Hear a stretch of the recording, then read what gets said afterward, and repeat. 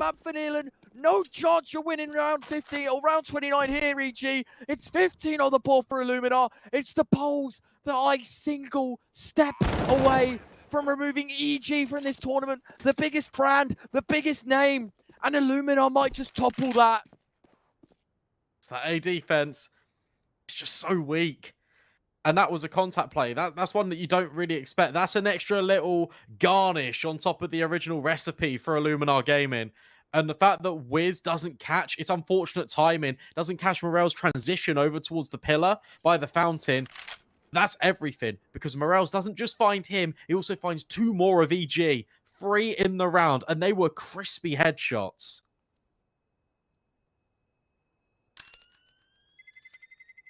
$15-14, map point and series point Illuminar. EG's life all rests on the weight of round 30 of map 2. Illuminar have taken all the right steps. What a sick, sick piece from Morales. You know what? I'll say this game right here, right now, he's had the most impact of the lot. I think he's had a really, really amazing game. And this is it. This is the chance to put the cherry on top. Get EG done in 2. EG need this round for overtime, at a bare minimum.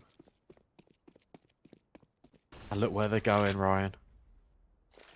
You wanted to see the A play. I think you'll get it, Brandon. 4 players start charging in. Toal, he was the man that was lacking behind, but this time they're confident. Straight through the smoke. Morels wants the entry, has trust in his teammates' utility. Look at this. Molly towards brick, Molly towards stairs, smoke towards glass, and 1 towards heaven. EG are locked out. Now you have to work back from a post plant. The boost, I don't mind it, but Morels makes them eat lead for their actions. The nade blasting Nealon down to half, and that AK, while it goes loud, EG, information falls on deaf ears because they will not know where this Illuminar side are or 5 position ready for this retake. Geared to the teeth, and we focus on Morel. Finds your first, finds your second. Hexter's trade, free from the heavens. Your FAMAS removed, and it's only the MP9 left. And Illuminar have pulled off quite possibly the upset of the tournament because they've just knocked out EG in their own backyard in a tournament that you wouldn't even thought they would be playing in. But instead,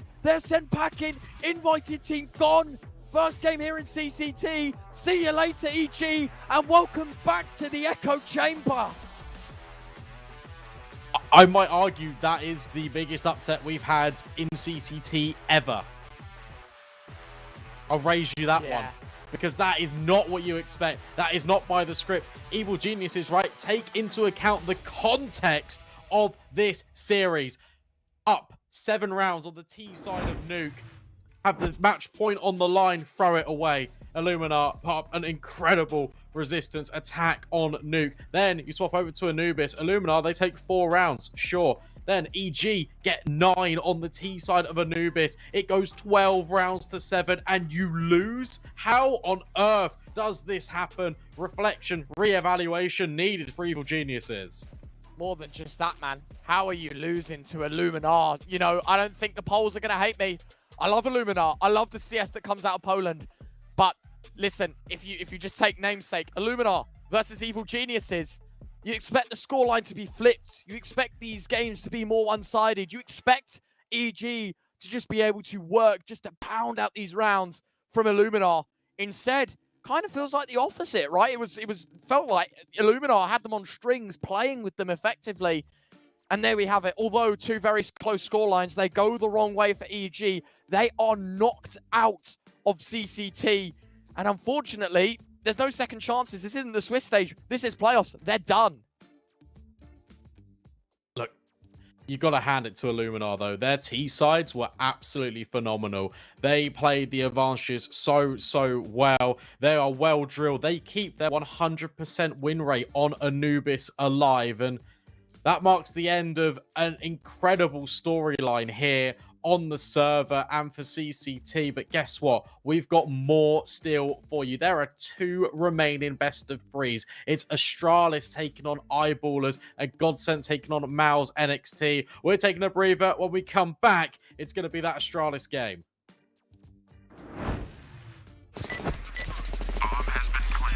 I have very complicated job, but I love simple things so much.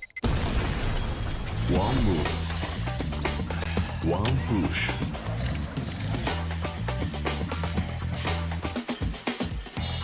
One touch.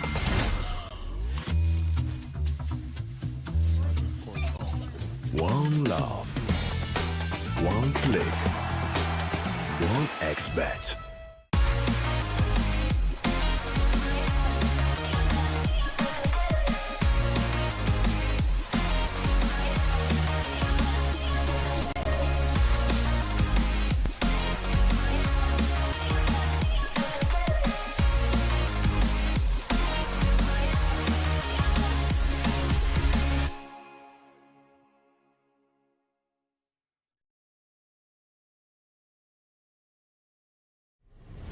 Win up to $1 million with your CSGO esports predictions. Simply guess the kill scores of the 10 players in a CSGO match. The more you guess correctly, the bigger the prize. You'll need at least 2 correct predictions to win a prize. Guess all 10 correct and win $1 million. Experience the exciting new way to add a little prosperity when watching esports tournaments. And register now to receive a free entry ticket upon sign-up. Predict kills, win millions, prosper. You look into your inventory and there's only... It's time to forget about this garbage. Here you will find everything to play with really cool skins. Open top cases. Upgrade dropped skins and turn your junk into a cool gun using the contract system. Every day, thousands of people upgrade their inventory with us. Hellcase.com. Look at yourself in a new way.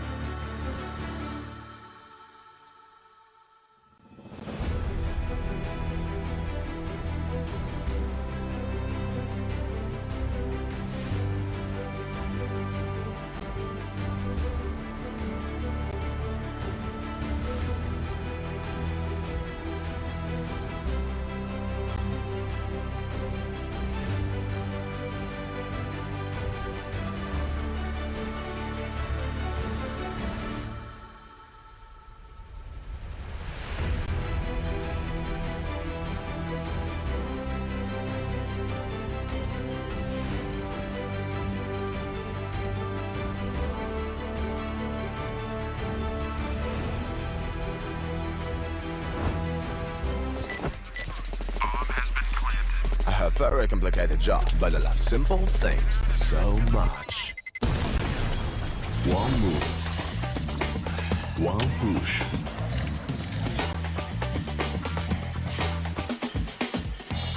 One touch.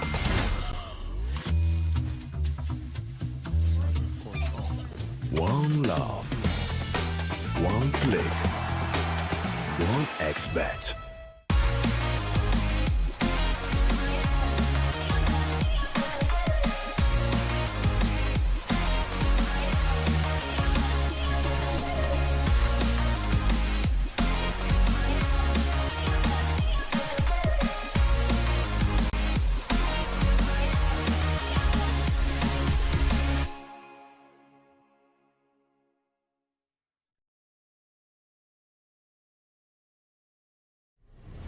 Win up to $1 million with your CSGO esports predictions.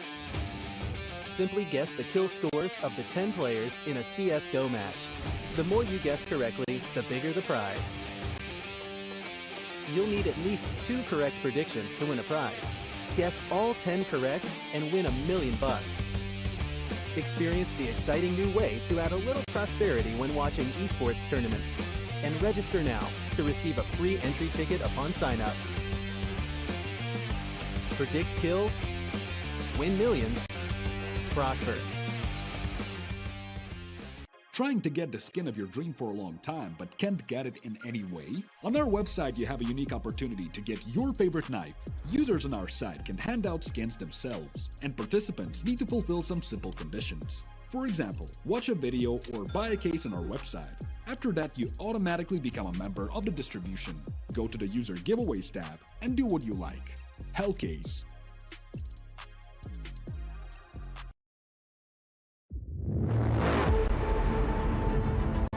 The hunger for glory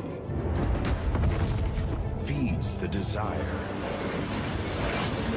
the courage to look for a challenge, to feed your ambitions.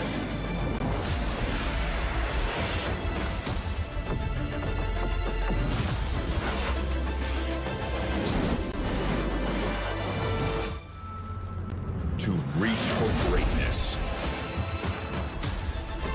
To become the champion of champions.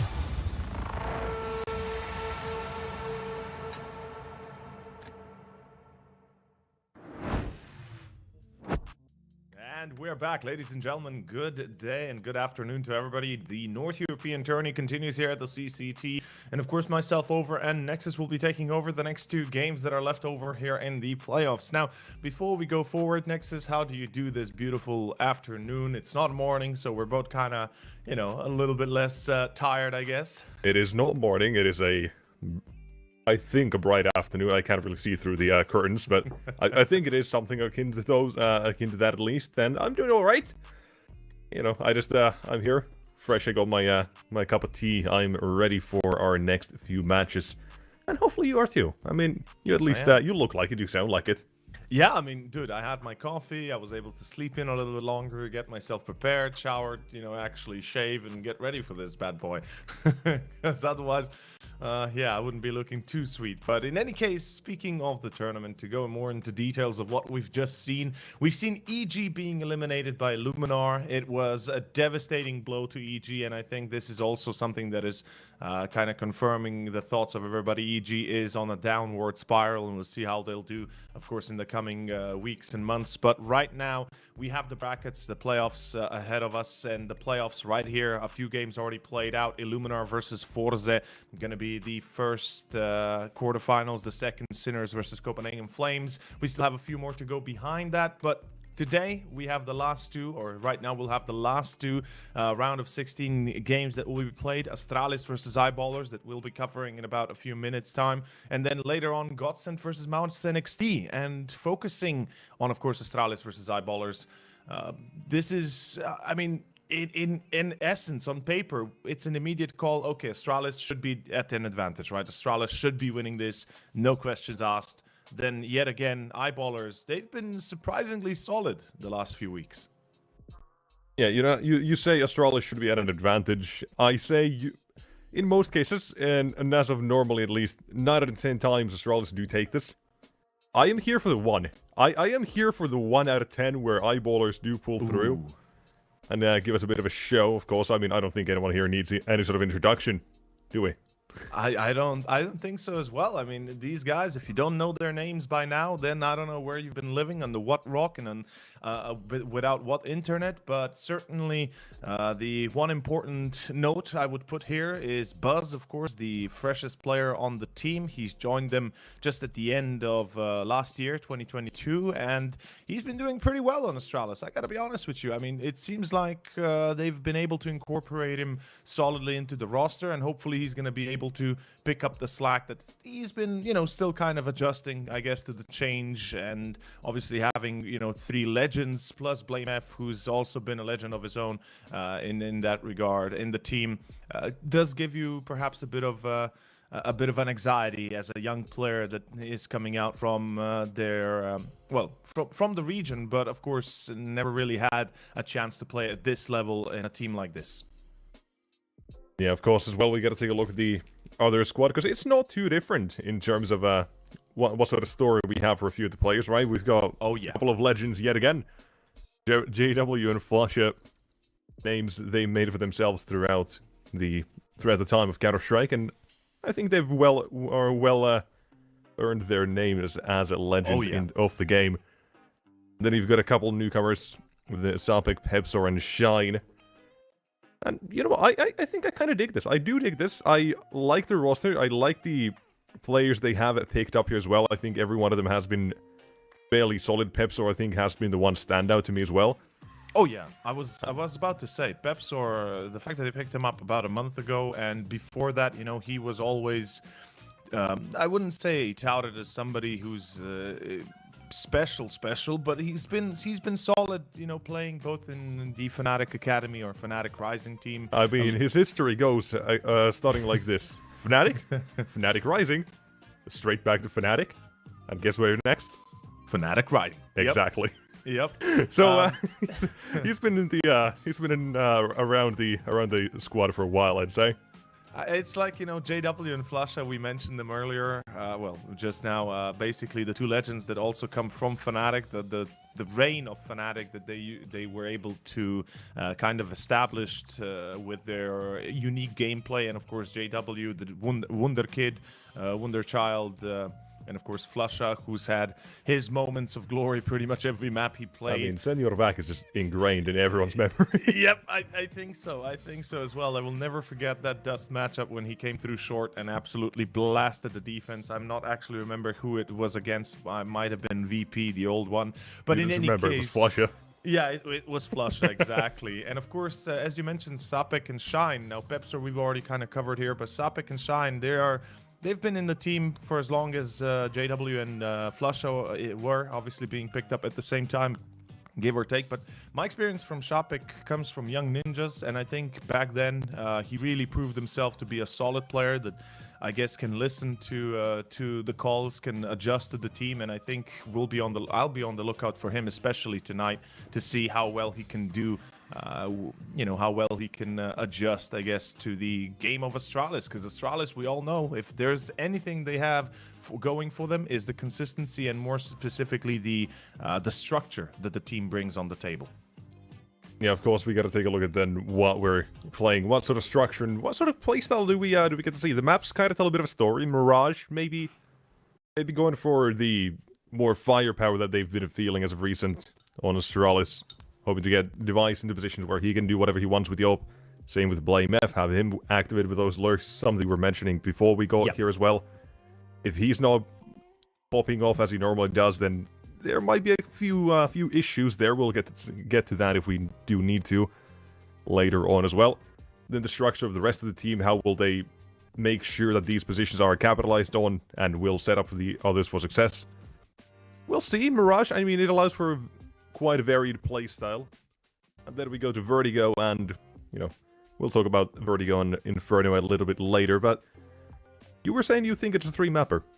Yeah, I feel like it is a tree mapper. Mirage will be difficult. You already kind of pointed it out. The first map, obviously, the hardest. But let's wait and see how the pistol goes. Ladies and gentlemen, it is going to be Eyeballers versus Astralis. The second to last playoffs match here of the round of 16. Winner, of course, takes it all. Moves on forward to the next stage, facing off 9. And we are about to find out how the pistol goes. Astralis on the T side, their map pick, of course. And meanwhile, Eyeballers on the CT. And Eyeballers, they already have a bit of a different setup than you would usually see on pistols. 3 players towards B, 1 towards window, and solo A. So they're banking on that AV take, but Pepsor accurate, but quickly taken down by Glaive. And we have a take through short towards the B site. Now wasting any time, the setup will be tested here as well. Nido's entries and Buzz with the P250 will at least find the first, and now they can take those long range duels, and against short, against device, it is working out so far. Bit of a tough position for the T side to deal with at the moment, even more so now that they know where the last man is. Because as well, taking a bit of a beating, but let's see. Clutch Minister rolling back the years, perhaps, to look close by, but what? Alright. Well, for a second, Shine was the one getting the jump shot, but it doesn't matter. Round's done, Eyeballers take the pistol. Took a bit of a gamble with what you said, the 3-man B setup, but it did work out, and quite tremendously so. It is a gamble, that's for certain, but I guess they made the right call. They definitely read this perfectly, and we do have Astralis now going on for a full eco. I respect that. You know, too many teams we see forced by in rounds like these where they don't get a bomb plant, and Astralis obviously having the experience, having the knowledge, they're perfectly well aware there is no need to throw away a round. Additionally, if they would, you know, force with a few pistols, maybe a Mech 10 or so, and an A play attempt, Pepsor with a hold, beautiful triple, that's gonna lend him another $12,000, excuse me, $1,200, not 12. 1,800. Yeah, thank you. Took you 2 tries, you still didn't get it right. No, wait. 6 times 3, right? Yes. 1,200. 18. No. 1.8k. Oh god. You are an old man. Oh, my maths don't work. Never do maths First, live on stream. he gets 1,200. Nope, that's correct. Gets 1.2k. Yeah. Yeah, my bad. Maths don't work out. That's why I failed at maths. But, you know. Yeah, so you were saying you're well rested, you feel good? Yes, that was a brain fart there. Never mind. I'll correct myself in a moment. Guns out for the T side. I thought that's interesting now. Yeah, let's see how they roll with this one. They've got the C4 in pit. I kind of like this. They seem to be eager to go towards A. And if they can get this drop on middle, yes, Glaive will find Flusha. Buzz has been taken care of, though. And that will... Ooh, that nade could do some serious damage. Luckily, Zipix is not in the position to take it. Blame F finds JW as well, and the CTs are in trouble currently. A little bit of relief towards mid, perhaps, and it will deliver with another one, but all that relief has resulted in the A side being taken here. Bomb can be planted. The device will play the post plant from Palace. A little bit of utility to go on him as well. How does he make use of that utility? Even will. CTs will be approaching 2 Molotovs, though. This could get real dangerous here for the CT side and T's alike. First Molly will not be connecting to anyone. Now as well, with the time so low, they still have a kit on Salvik. Need to get towards the site, and here we go. Walking on in, but Zipix will deny. Didn't take a while. It did not take a long time. Astralis already on the board. Yeah, good start here, not gonna lie. And certainly I want to first point out that Astralis had the right idea. They took mid control. Basically that first kill on short pretty much forced Eyeballers to either react fiercely and try and retake it by force and basically sacrifice everything they have for it. And they did. JW got caught next. And afterwards, Astralis already had 2 in the bag by the time they got onto site. They might have lost Buzz in between, but they were able to handle it. And Zipix, obviously, as we could see in a 1v2, he was able to handle it perfectly. Blame F device, this time straight A take, no problems. That shall be a second for Astralis as they easily take control here of the 2 rounds. And I love this. You know, they keep Blame F out on middle. He's, as we spoke about earlier a little bit, he's the heavy hitter in my mind, and I'm definitely going to be eager to see him perform out of his mind today, if he can, if he's going to be able to. And specifically, his lurks are also quite legendary. Legendary in their own way. Got a lot of people separated, divided. But from the sound of it, you're a Blame If believer, is that correct?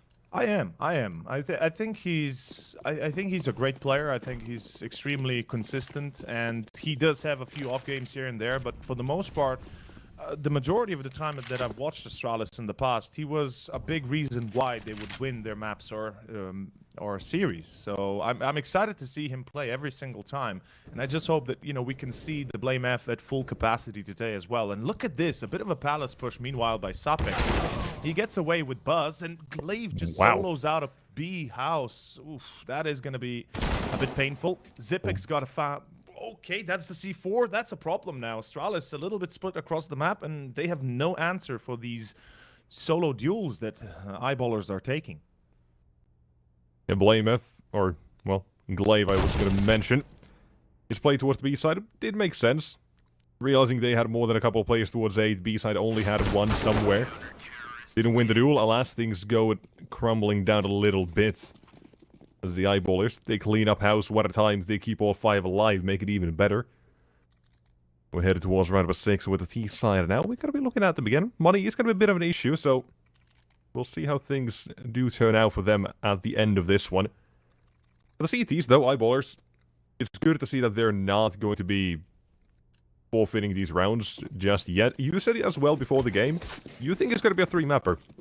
Yeah, I really do feel like it's a 3-mapper, and most probably wouldn't agree with that, but I feel like Astralis, they have had a few slumps lately.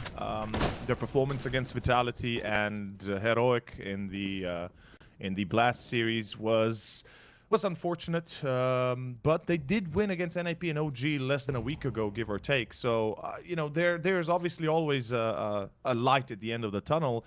But alas, again, I feel like it depends on both Device with the AWP hitting his mark and Blame F being, the heavy hitter we know him to be. And likewise, when we were mentioning Buzz earlier, this guy, the youngling, I feel like he has ample opportunity now to show his worth and quality as, as the newest member of Astralis.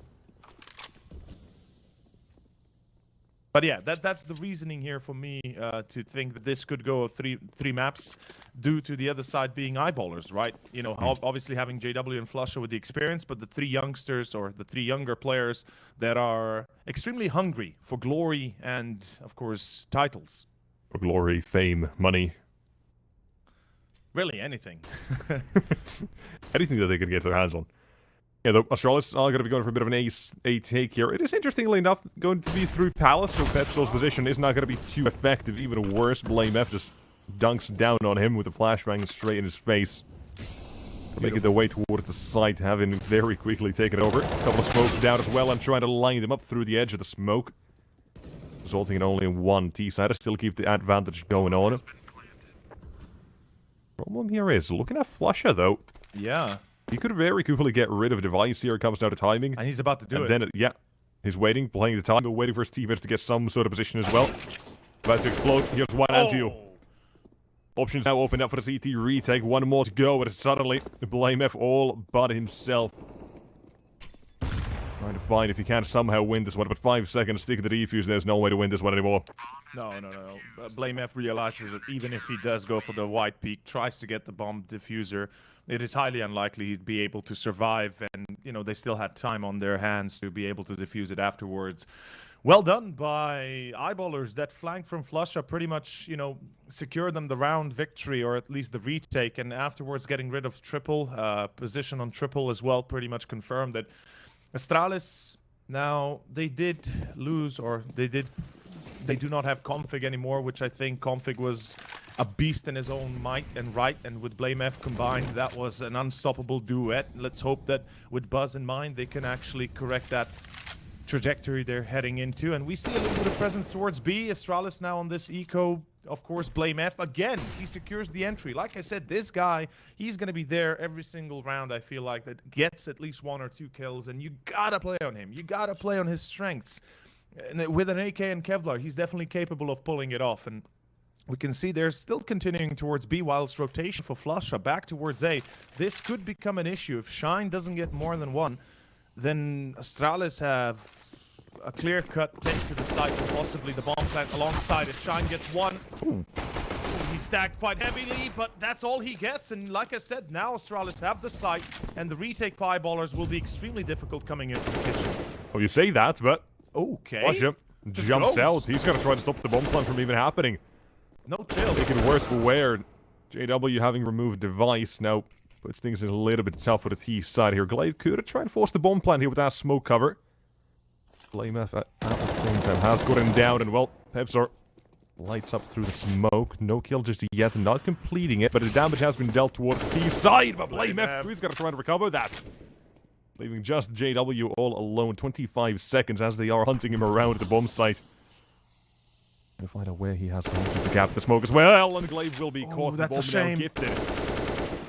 JW only has to play the time. That I he's love smart this. play, 200 IQ. Round Yeah. he goes. BlameF clears this though. Has to start thinking about it and has very quickly realized the possibility, but JW, he's already here.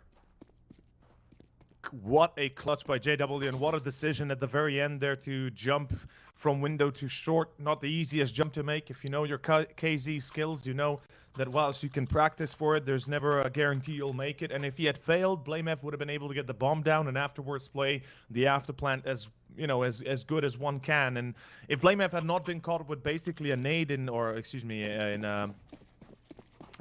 C4 in his hands, that would be quite disastrous for possibly JW. But in any case, Astralis, that's a good eco, man. We got to consider the fact that they played with pistols only. They were able to bring down 4 players of eyeballers and really make them pay for that W.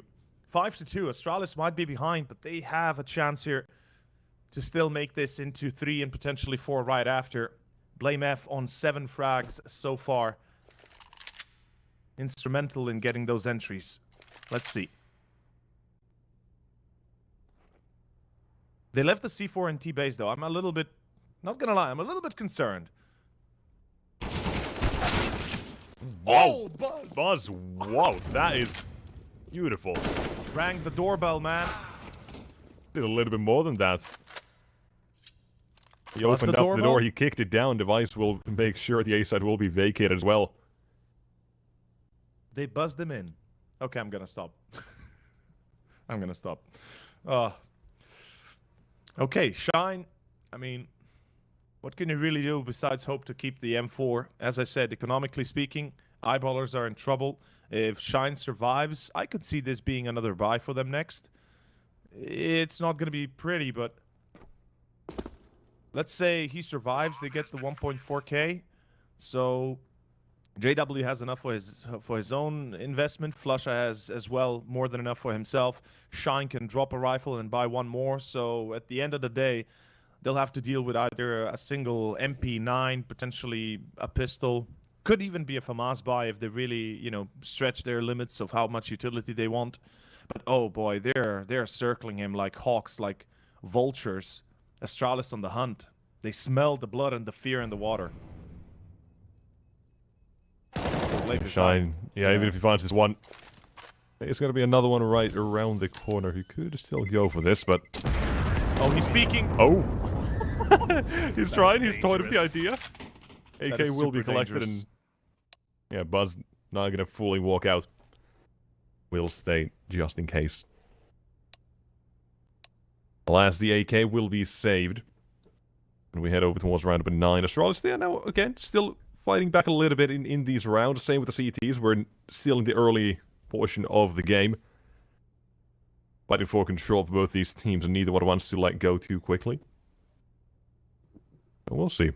How does this continue going? If there's going to be an AWP just yet, because I don't see one on the CT side. They've yet to buy one. La livraison est maintenant offerte gratuitement sur l'appli McDo.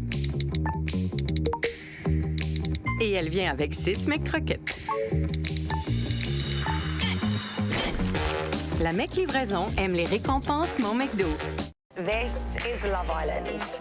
New host, new villa, new islanders. Hello, boys. Don't miss the exclusive new season of Love Island, coming in hot from the UK. utility, wanting to make sure that they can stop any sort of early attempts.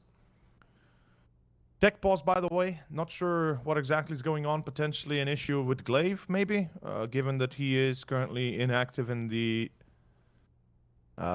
spawn. But let's overview what we've just seen. So a great start for Eyeballers with the pistol victory. Astralis quickly kind of retaliating, finding themselves to be back-to-back 2-2. And then, you know, all of a sudden, Eyeballers run away once again. You know, 3 rounds in a row they pick up. They do lose a lot of players, and I think that eco really made it possible for Astralis to now start the grind to not only tie the score back, but actually take it out of the hands of Eyeballers, or at least the advantage. Because Eyeballers, they've lost a great deal of money that they otherwise were able to spare up, and they're on their last leg when it comes to buys. Let's see how this one goes. Mid control, 2 players there for Astralis and 3 towards A. They're going to be going for an A split, it looks like. Quite committed to it.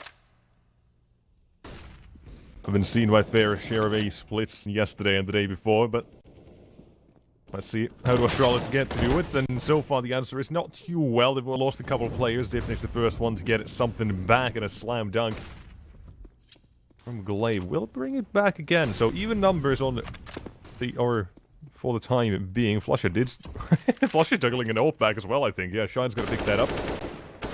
They are gonna at least have one for now, but the retake, is it still gonna be happening? You can't take that away. Decent nades, good damage so far. Glaive as well has to watch out to not get too far spotted. Flusher has seen Buzz across as well. The question is just where Glaive was hiding. Now revealing himself and out from connector into the blender. Walk on in, Buzz and Glaive, they will welcome them. Absolutely they will. Absolutely. And Astralis, this is what I was talking about. They set the stage. Now they're basically playing, you know, the angles, basically playing the play. I don't want to say script because that's going to sound wrong, but they are making it work, and lovely stuff for them, because easy 5th should be on the board for them. Whilst for Eyeballers, obviously an eco, I'm not even sure they're going to have enough money for an AWP. There should be $2.9 thousand loss bonus, give or take. This would be their 3rd round lost. So we'll see if I'm calculating correctly or if my maths are off again.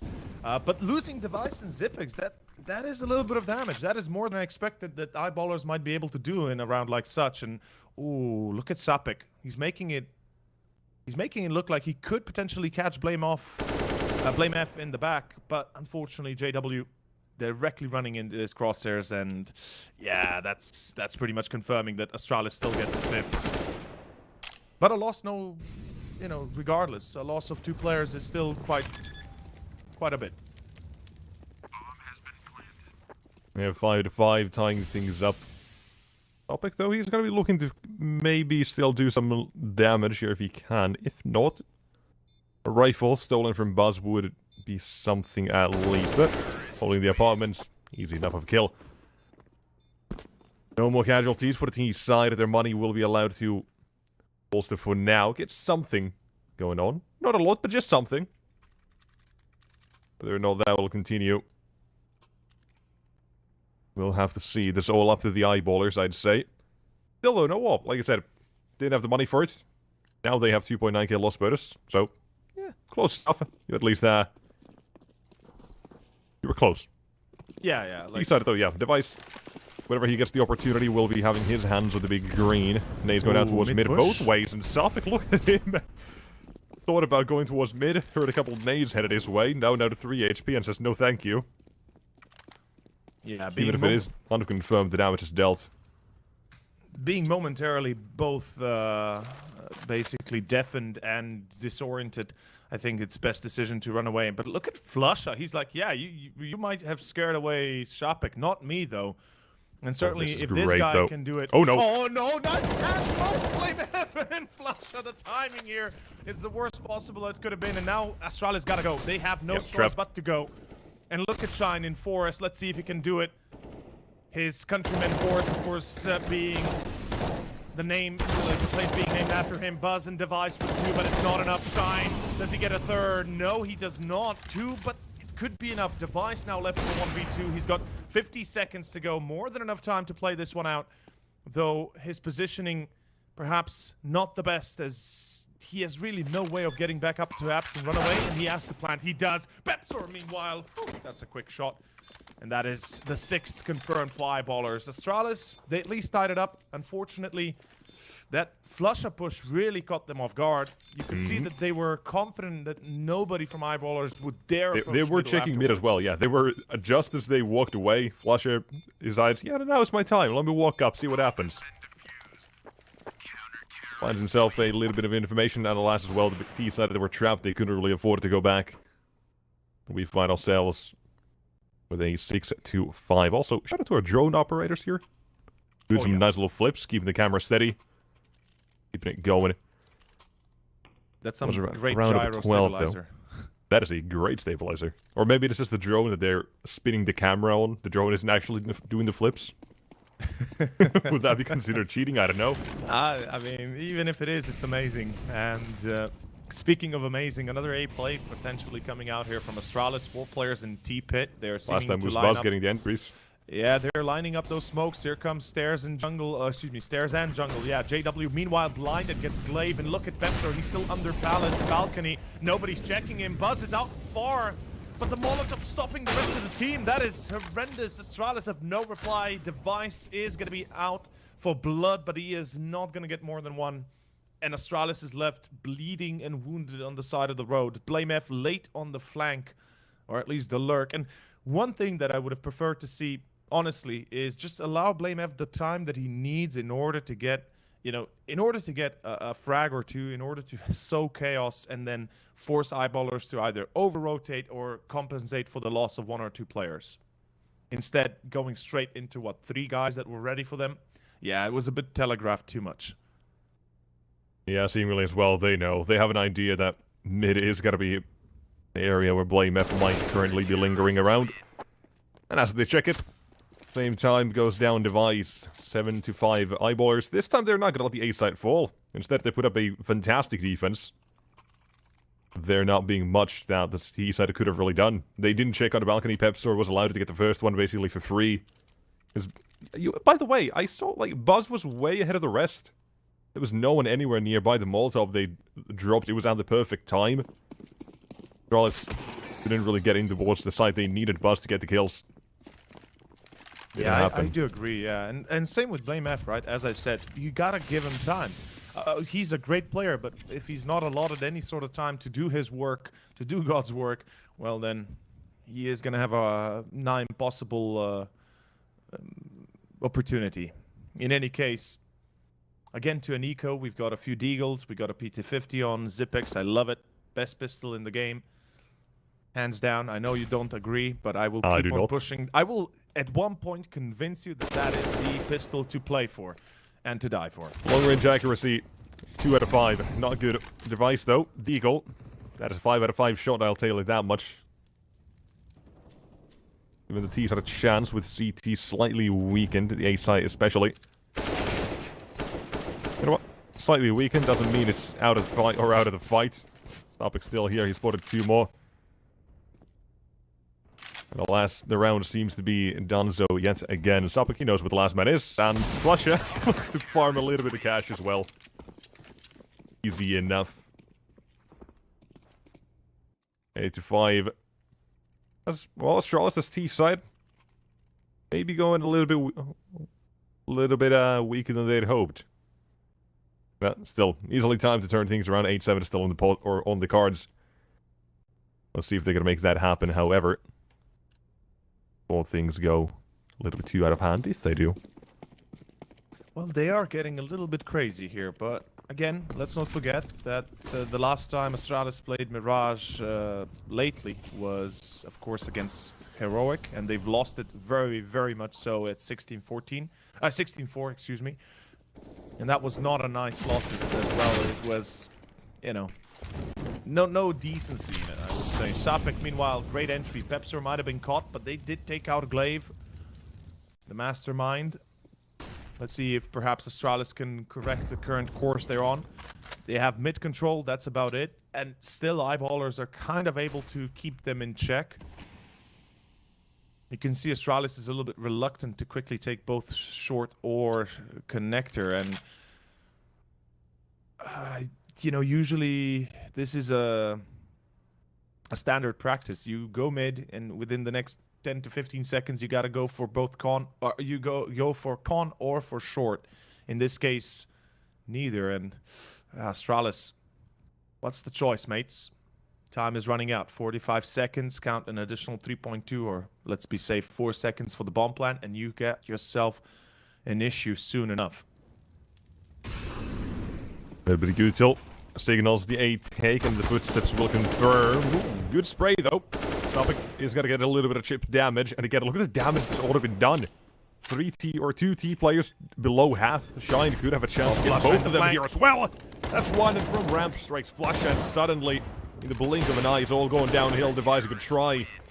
The one shot missed is gonna be costing him his life.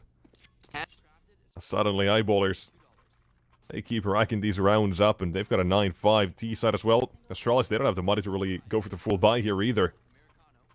And Eyeballs, this is a bit of a surprising or a CT half for me, but it is a well-deserved one. Their defenses have been great. They haven't really been breached anywhere. There haven't been any huge gaps that have been exploitable either by Astralis so far. And they were pretty much aware where Astralis is coming from, since JW also pushed Pit, right? He had all the info needed and was able to also prevent the bomb plant, really putting Astralis on edge. And now the line is being drawn, and Eyeballers on the verge of picking up the 10. Ooh, a little bit of a good flash there. Pepsor still finds Buzz. Glaive replies. It is not going to be that good for Astralis. It looks like still continuing at an advantage of Eyeballers, but Device at least brings it back for one. The Galil helps out a tiny bit. Oh! JW! Now that is trying. Let him cook, man. Let him cook. The Eagle pulled down, and last man as well. Down for the count at 10-5 at halftime, and what a half. Oof. Yeah, that is gonna hurt a little bit. I mean, Astralis, nobody's really playing too poorly, right? Everybody's having frags, everybody's having at a time of day, but they're not getting anywhere with it. Their attempts seem to wither just at the final crossing, at the final stage. Like, I would like to draw back to that A attempt that they did where they left Blame F in lower underpass B, and instead of giving him more time, they went for it. They got killed, and by the time Blame F was able to help, it was already over. But let's forget about the first half. Let's see what the second one brings. 10-5.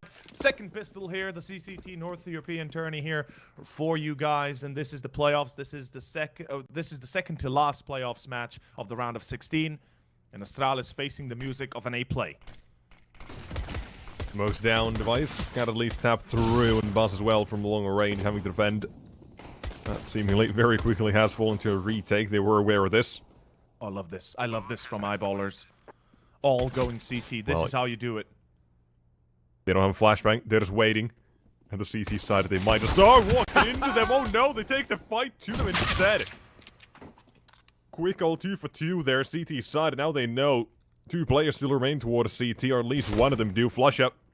Has spotted Blame F, makes things a little bit easier for them as well, and now all they gotta do is make sure the retake will be completed easily. Device turned his head away as well, but now the spam in the smoke has found its target. That's it. Delphic might have just saved his team, and I think JW is there to conclude the round as well. Damn. I mean, if there's Explosive. something... Yeah, very explosive, and also I love the conviction here of Eyeballers. They're simply not giving a damn. They go A, and they do not care about both jungle or stairway. They're running CT, and that is how you play this. When you take A site, when you don't have an intention to go, you know, around everywhere, just go CT. Take CT. You force your opponents to take fights that they otherwise are uncomfortable at, and you don't give them that retakeable position. The CTs need, you know, a jungle and CT together, or any other spot, be it Pit or Palace, when they attempt it, and yet denied one, and all of a sudden Eyeballers on 11. And I gotta say, Astralis, they were known for their CT sides, they were known for their quality as the CTs. Let's see if they can pull something off. This force buy not giving me too much confidence though. Let's see if it gives to Astralis any. Nice idea, though. A little bit of utility towards mid. Glaive, I think that's the second or third innate kill of the game so far. Going back the years, Astralis, when they were the first ones to really get the utility going. Oh yeah, the godfathers of the current usage. of the current-ish meta. Yeah. Not the I mean, things have always keep changing, especially with the droppable grenades. Things have been changing again. But well, in this round, I don't think there's gonna be much change with the CTs. Like as well, the force spike came out, and right now with the bomb being planted, basically, if they don't get a kill in the first 10 seconds or so, they don't have to save. If not, it's just the USP's next round. But, you know, as much as I say that, they're still looking to punish this, and, well, Zipex has been. Eagle picked up, Device headed to a vacation. Glaive is going to join him in Couple's retreat. 12 to 5, though, Eyeballers. This is quite the start to this one, of course. This first map, Mirage being Astralis map pick. Eyeballers putting up this much of a fight. I told you, I'm here for the 1 out of 10. I know it. I know it. Like, that's what I'm also a little bit perhaps confused about their map veto.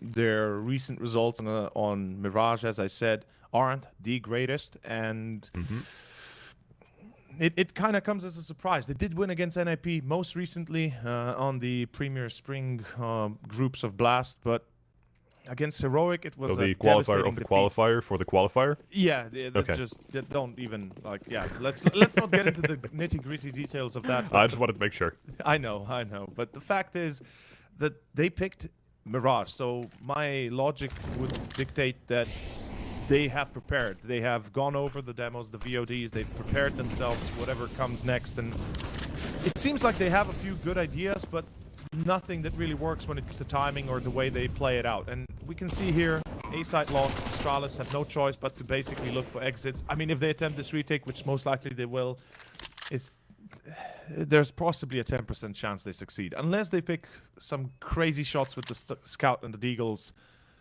I see this going... I mean, Astralis has been putting up a bit of a fight in their recent matches. Some of them at least to make some comebacks happen, or at least happen, or give them a fight.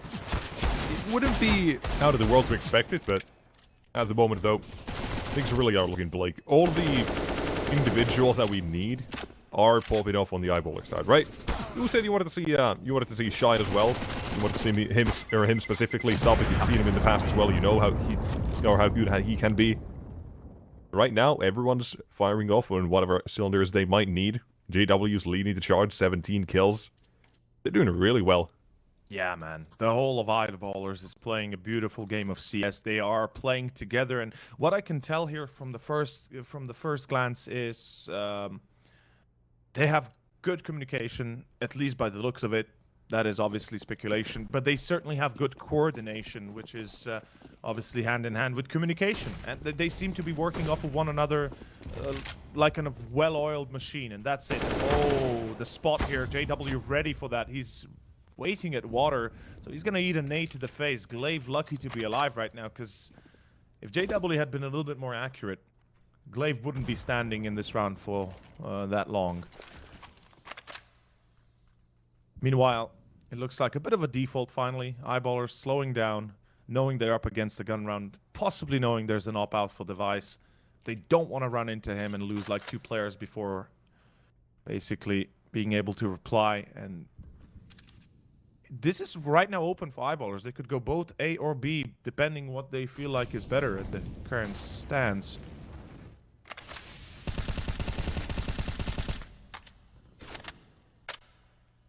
Control very quickly taken as well as Astralis. They are making a rotation here, and seemingly might be a bit of a risky one for now. Looking at the position where every single one of these T-side players are. Rotation will be made to cover for B. Science Epix will be holding all alone for the time being as well. Doesn't really have anything to do anything with, and was not ready for that. He's already up catwalk. They had no information. That's a round decided. That's 14. And that's why it's so important to have somebody either in con watching that short cross, or somebody in both ladder room or short itself to basically keep an eye out for the B defense, and unfortunately by the time they were able to react, Zipex had been flanked, Shine getting that kill and securing the round victory with a single shot fired, basically. Astralis, they have no reply as of this stage. They have nothing to really work with. Yes, they keep 4 players alive. Yes, they have a bye next. But we have seen how much this bye has done for them, and that is, well, nothing really. Not even a single kill. 14-5, and Astralis, slowly but surely, we're drawing a close on Mirage, and it seems like this is the Astralis we saw against Heroic just not 2 weeks ago. Yeah, I think it was about 2 weeks ago, I believe. It wasn't that long ago, yeah. Yeah. The 21st of January. So that would make it exactly 2 weeks ago on a Saturday. Yep. Exactly. Wow. Astralis, though, with his high amount now. That's a late one, but better late than never. Better late than never, though. Vertigo, I think as well, by the way, I keep bringing this back to what you said before the game. I think you said Vertigo, Astralis have a chance. Mirage, you were unsure of. Am I misremembering things or no? Yeah, I mean, I wasn't sure of Mirage, absolutely. Vertigo, I'm definitely sure that Astralis will give us a much better showing. Like, if nothing else, against Vitality, they pulled overtime. And I watched that game. I casted the game in my mother's tongue, aka Slovenian. So I had first-hand experience of how well Astralis can play when they put their heads together and actually focus. So I hope that that's what we're going to be seeing here from Astralis on Vertigo. But alas, it's been picked by eyeballers, and you know, I haven't seen them play a lot as of late, so I'm not sure what to expect. But given what we're seeing here on Mirage, usually these are telltale signs that they are not exceedingly prepared for the current matchup.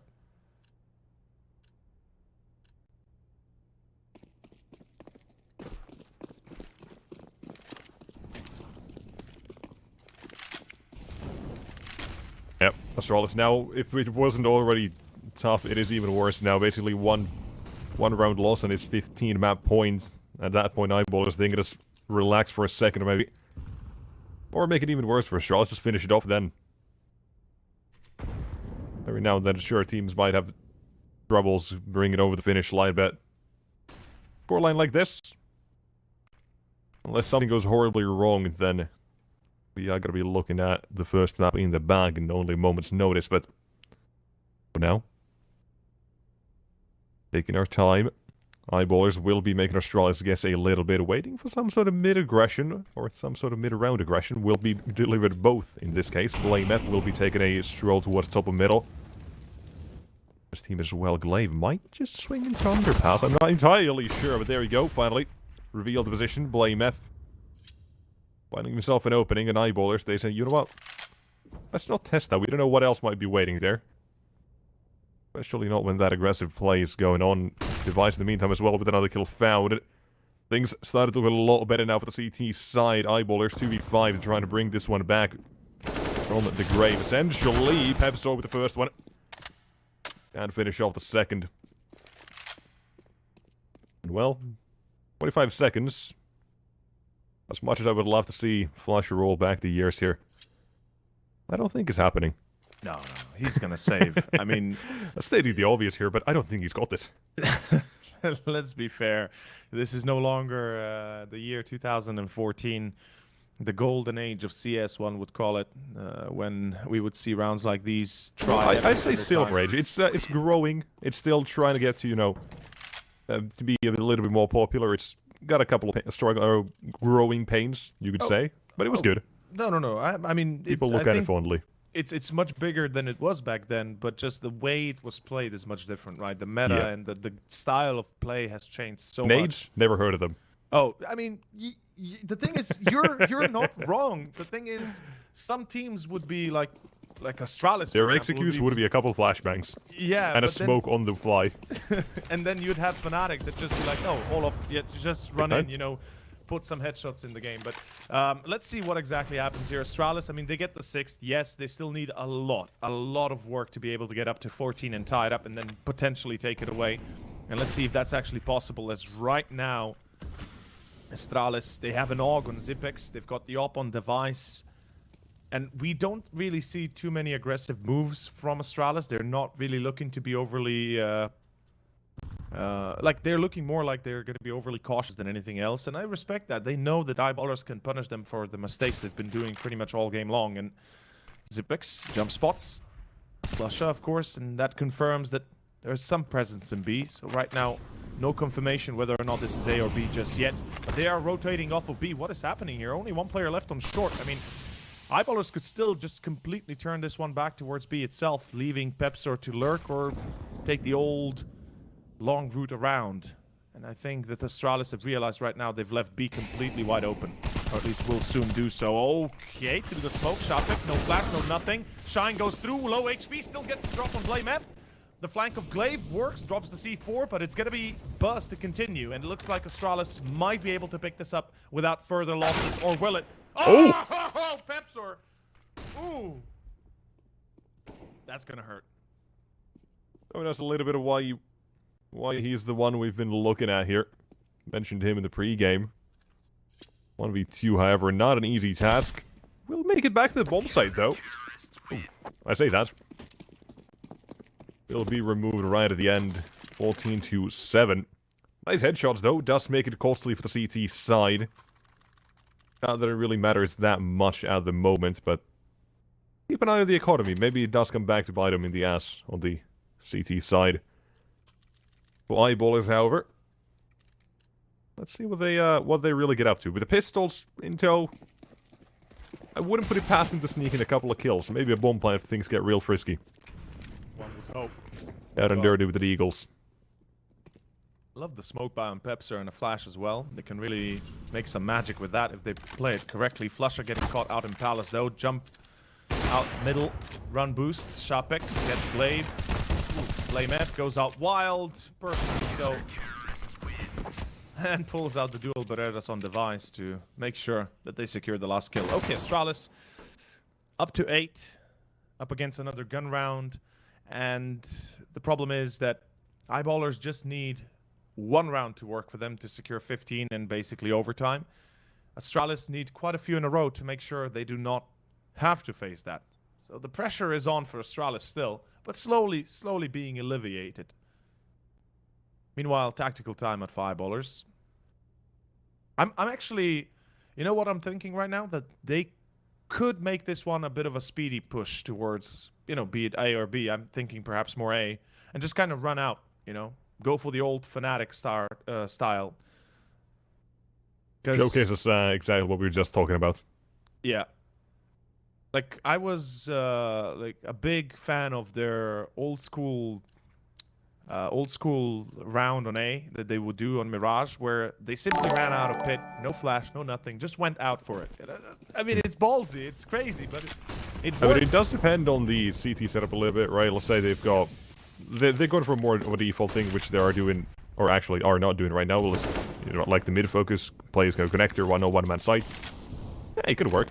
We're not seeing that, but it can work. Instead, we're seeing it towards the B site here, and Device, the missed shot is going to allow them to get out here. Zipex will be removed. Bomb will be planted very quickly. Move to an after plant position as well, with 2 plays for eyeballers currently in middle. This will make things a little bit difficult for the retake, but maybe not so much anymore. Buzz and Glaive one apiece. 2v3, Suppic and JW hunts for 15. Good name. Now comes the rest of the CT side as well, grouping up from the same position. Glaive, the man of the utility. They've got a kit, no worry about that. No crossfire for the look at JW sneaking in. One found smoke on him, but swings back out. There's nearly finding another one. But Suppic, it's on the site. We don't know where he's at, but this is a huge problem, and so is the time. No kid on Buzz either. This is done. That's 15. Oh, I mean, look, I was worried for a second. Eyeballers didn't have a crossfire, but the fact that JW is allowed to enter both into kitchen and actually get a free kill on device is unacceptable. Astralis had nobody looking at the door entry. They were all focused hard on window, thinking perhaps there is a cross, you know, from couch to short or something, or to side, but no. JW took matters into his own hands, decided that he will have to make a play that gives them the advantage, gets device, tags onto, I believe, even Buzz at the end, And unfortunately for Astralis, they had no response, and Shapik played it beautifully. He knew time was on his side. He just played it as one would imagine. Not to mention he catches off the player with a a smoke in his hands, trying to smoke off the C4. But a 1v2, that is going to be the 24th round now being played, and they play coming out of pit with a few flashbangs. Shapik burns Buzz, but a double for him beforehand. That is perfect for Astralis. Now the stage is set to potentially take the 9th. Yet still a lot of work to be done. Just trying to bring it back, same as last round. JW and Flusha, the legends, but I think their legend in this round ends here. Device will be here to shut it down. 15-9, Astralis up against map point. They don't care. Eyeballers though, they did try try something really frisky there. Headed towards the A side pretty easily. But well, it didn't work out. They got towards the site easily. They didn't get out on the site. Instead, we now again look at them with the pistols in tow to see what they can... Well, what they can do, or what sort of damage they can do against Astralis' economy. Because surely not the pistols, right? No. That's a saying that's never gone wrong. Yeah, that's a saying that we've never said before, and yet we were always right, so let's see. Surely not the Glocks. No. Ain't happening. No chance. All good. Yeah. All good I love in the this hood? push. All good in naps, yep. One thing that, I have to point out is eyeballers were banking previously that, or in the previous round, that Astralis wouldn't Molotov pit, but that's something that's become pretty much the standard, the gold standard of Mirage these days for CTs. Every single time you have a single player on A or two players on A, you would always molly pit just to make sure nobody can run out and give you a bit of a loving tap on the head. And yeah, eyeballers, they were really banking the round previous on that, but regardless, 5 to go. Let's see if Astralis can push to that overtime, or will eyeballers be able to close it out and secure themselves the first here on Mirage, the choice of Astralis, pulling us on to Vertigo. No AWP for eyeballers. No money for it even. Utility kind of lackluster as well, I guess. Where does this now take us? Already we're seeing a lot of mid-control CTs. We're talking about what sort of setups there might be. This is not a heavy mid setup, and you can see as well, it is being punished a little bit here by Salvik in mid. Pepso, though, has gone down towards A. Thought there was more of a chance, thought it was a more mid-heavy setup on the CT side. Alas, was not. As well, they are shifting their defenses. They are so worried about middle, they want to shut down this initial play. Even if they need both plays to do so. Another smoke towards connector as well, buying a little bit more time. Now the corner still checking some of these angles here. T side waiting to make their play, but it is towards the B side. That's where Glaive waits with his AWP.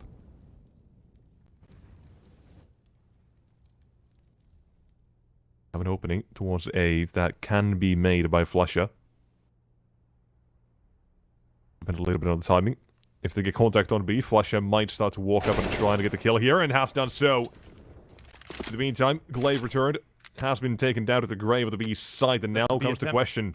Are they going to try to run back towards A or B? Flusha still making noise. Dipix on the B side, while Flusha in a little bit of trouble here. Bomb spotted in a 2v2. It's JW and Salpik. Again, you're asking these two to clutch out and finish off the game here as well. Finish off map 1. Device is there as well. They have a kit. Time is no issue. Yeah, Device having to switch to the AK as well. Tells you how important this is, obviously. And yeah, the smoke confirms the Device now in trouble. Shapik doesn't even need to pick him. Nope, they know where he is! Okay, Device! Now that was beautiful. 1v2, he pulls it off, he even got Flusha earlier. Technically a 1v3 almost. Oh my lord. Now that is what you call a great clutch. And Device, he checked Shapik like it's... like... It was the only angle he could have checked and hoped he would have been in. Damn. Well played. Well played. 3 kills And lucky that Flusha didn't get the drop on him, because then it would be down to Buzz, and, well, a 1v3 for Buzz. Well, he didn't even get past the first one. Yeah. And look at the buy here for Eyeballers now. With the bomb plant, they secure themselves at least a few Mech 10s. A Tech 9, a Deagle. Looking like they want to hit B slowly. Because Astralis have been readable in the department of how they hold B. For a little bit, they have 2 players, then they kind of switch off and put, leave only 1 there. But luckily from Edward, Zipic's able to get Sapek. The op of device connecting as well. That is pretty much 12 on the board. Astralis making this happen. As said, they've been known to give a couple of fights. They've been known to make comebacks happen. Maybe not always finishing them, but giving us a closer show. And this one as well seems like it might be now. As it was, what, 14-8? 14-5, I think, actually. Oh, you caught me on that one. Yeah, 14-5 it used to be. It was, yeah, 14-5. You're correct. Quite convincing. And then 15-8. And now, of course, 15-12. 3 more to go, and we go into OT. Ladies and gents, what a game this is coming out to be. Astralis, like I said, their CT side historically been one of the most dominant sides we've ever seen. And they seem to be drawing from that once more as we go into round 28. Full buy coming out for Eyeballers, and op out for JW. Shapek in trouble. But he seems to have pulled back to safety. Tagged a little bit.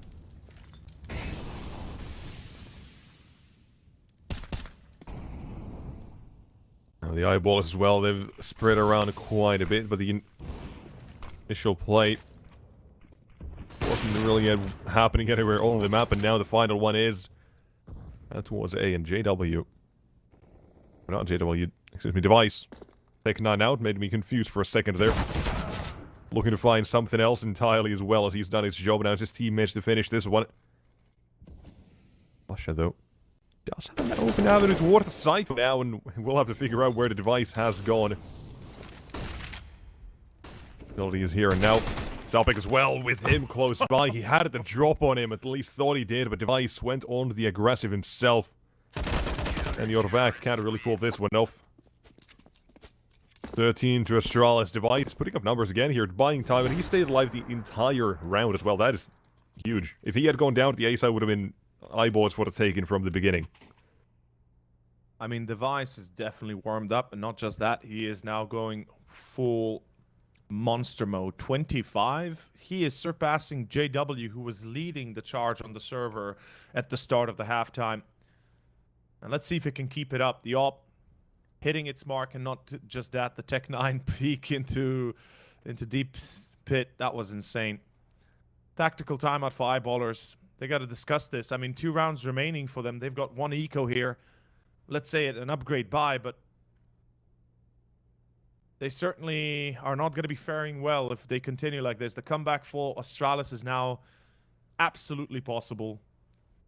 And the belief is, well, they might just pull it off. Let's see for certain. As we go into round 29, Tech 9s, Deagles, and Utilities, and an A play with maybe a bit of an attempt through Connector as well behind it.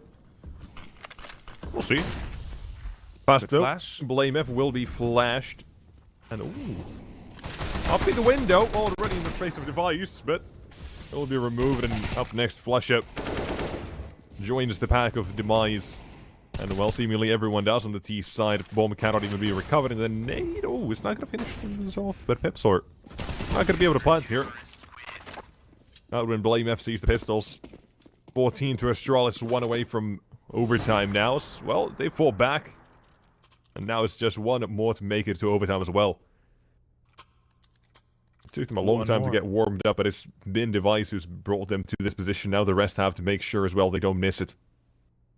I mean, we can't pin it all on Device, but certainly he's been a big part of it. 1v3, he's been getting, what, yeah. I think 2-3 kills, basically whenever he's been tested.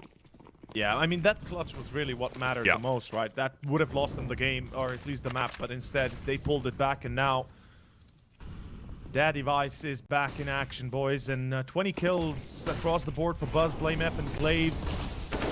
Zipex lackluster a little bit behind, but not too far. Likewise, and here goes an A attempt. What is this? A split? And Shine finds Buzz. Okay, a start is good. Cheeky. Nice little boost, finding Pepzor. 3v3 as Flusha replies. Flusha is in dire trouble with the HP. His left bomb going to be planted. Now this retake has to work. Astralis, they came so close. Surely they do not let up now. And nope, Device does not. 28 frags. The man is popping off as JW finds Blame F. It's a 2-on-2. And deep in the pit bomb is plant, though. Flusha. Yeah, the bomb plant is horrendous. JW, he's gonna you can finish defuse it. this. Does he get it? No, he stopped defusing! Zipex, no! 16-14, no! He got off it. He got off the defuse! Oh, no. Oh. What do we say about that one? Oh. That hurts. That hurts me. I can't imagine how much it hurts. Of course, Astralis coming so close. What a comeback. 14-8. That is close. Oh, yeah. That was Self-fulfilling uncomfortable. prophecy, man. I told you, Astralis. They make these comebacks happen, but they can't get it over the line. They make it interesting in the end, but map 1, it is Eyeballers that take Astralis' map pick. I am just taken back by the performance here, and I mean that kill on Blame F was so important by JW. It really put a lot of pressure on the last players in CT. They didn't have 2 angles to approach for, but Astralis still had the bomb plant in their favor. They were the ones that, it was planted behind first box. It was basically almost a given round. Unfortunately, at the end, it didn't work out, and that is going to be map 1, 16-14. Astralis cutting it close. Let's hope they cut it even better here. Coming up on Vertigo, the next map choice of Eyeballers. Ladies and gentlemen, my name's Over, joined by Nexus, and we are, of course, watching the second to last playoffs match, round of 16, here, of course, at the CCT North European Championship number 3. We'll be back after a short break.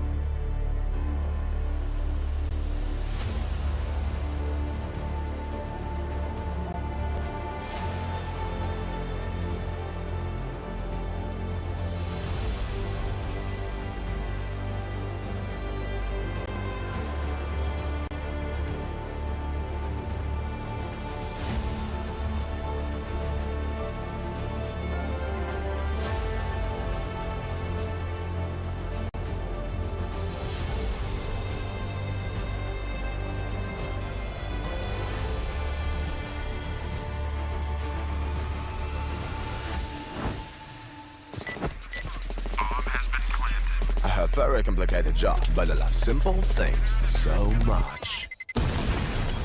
One move. One push.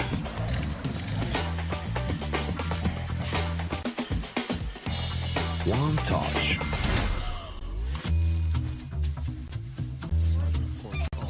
One love. One click. One expert.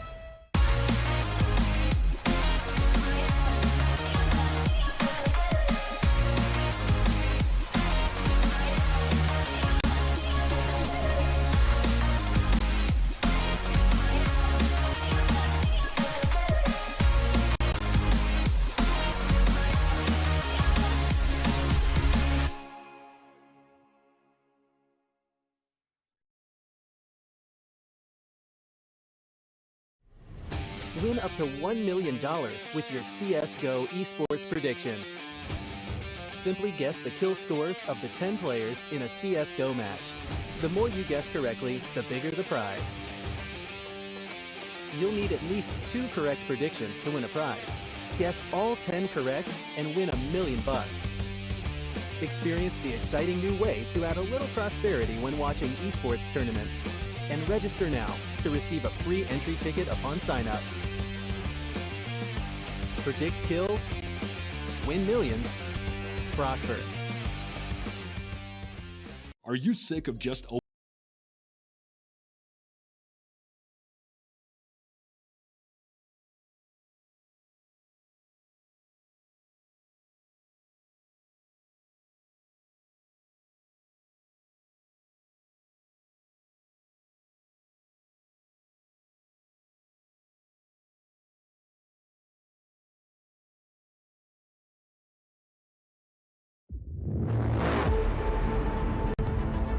The hunger for glory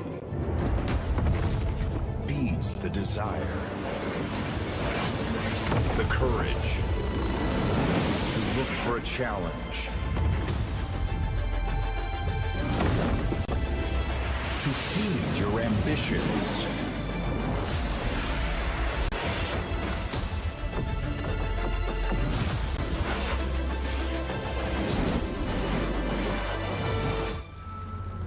To reach for greatness.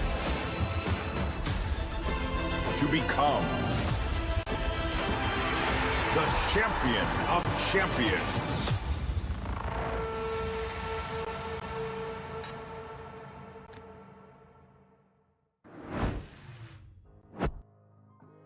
After a bit of an oopsie-daisy on Mirage Astralis, they dropped the ball and eyeballers. They headed towards Vertigo with a 1-0 and looking for the 2-0. My name is Nexus, and I'm joined by the wonderful Seart, I think, right here. How you doing, buddy?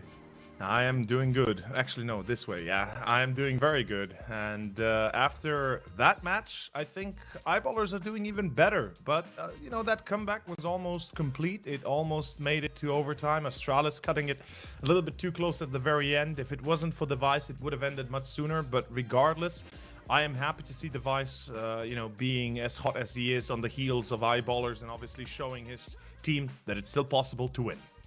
Yeah, now as well, head over towards Vertigo. Map 2 begins as the Eyeballers. They've been waiting for this opportunity now. They took it on the first one. Now let's see if this will go towards the second as well. So, starting on the T side, Eyeballers. 2 sets of utility is telling me it is going to be a bit of an A take for them. Well, I'd say the 5 players outside of A ramp as well do confirm that. Molotovs to get rid of these players' positions. A couple of flashbangs, but a couple of CTs going for the fights as well at the same time. And damage dealt against the CTs, but they're the ones who've getting the kill or getting the kills so far. Now slowing down. How long? That's the question. Yeah, I mean, they've used all of their utilities now. Smoke dropped the last one. Device finds Flusha, and it seems like we will continue in the same manner we left off earlier. This is looking to go towards Astralis, and it will be so. Astralis pick up the first pistol of the game here. They at least get, you know, a little bit of leeway their way. CT side for them always going to be a bit of a favorite one, better one. So let's see if eyeballers can throw a curveball in there. Of course, being an eco here shouldn't really be the case, but alas, how many times have we seen Glocks win? I say too many. A few too many, I think, is about the right amount of times. Right boost? Yeah. Hey, there we go. Making it in towards the site now, Buzz. Well, he's got an M4, does run out of ammo, but it doesn't matter. Has a teammate with him. A very quick round over. Well, eyeballers, they were hoping for something to happen. Nothing did. Instead, they move on to this one. They have the rifles out, the AKs. Utility will be somewhat lacking, but it will be enough to take over the site. Just makes the post plans or whatever a little bit rough. Or at least it can make them. Let's see. What's the approach here? Are we already going to start to see eyeballers heading towards the A site to fight for ramp control? That's usually one of the most important parts of the map, or not usually, it is always the most important part of the map here. If you don't fight for it, things get a little bit rough, but they are sending just one man there. Rest are outside of B, so this is interestingly enough gonna keep the CT attention at least, hopefully, towards this site for the moment being, but not that long. Instead, finally headed away towards B side once again, plays the same position this time. Only good for the widest teammate will be tested against in Zipex. A little bit of trouble. Goes down to deploy, and they'll find another one. Suddenly, it is all a load onto Zapek. Bomb needs to be picked up as well at the same time. Can at least secure that money. We'll be going for it as well. Nades coming through might be enough to finish him off. Not completely, instead. Taking a duel, and Blame F won't let it slide. Okay. Bomb plant for eyeballers. Great. At least not they a bad get start. something going. Yeah, not the worst thing that could happen. They did get 3 kills as well, so they're able to diminish at least a little bit of the economy of Astralis. But a 3-0 start for Astralis can only mean one thing, and of course that is that they will continue their successful CT performance. And I was worried about Vertigo, not gonna lie, a little bit more than I was about Mirage. But then again, I do suspect that Astralis are going to be more consistent here, given, as I mentioned earlier on Mirage, that their performance against Vitality was commendable, and they certainly cut it very close and almost actually made a victory out of that series at the Blast Premier Spring Groups.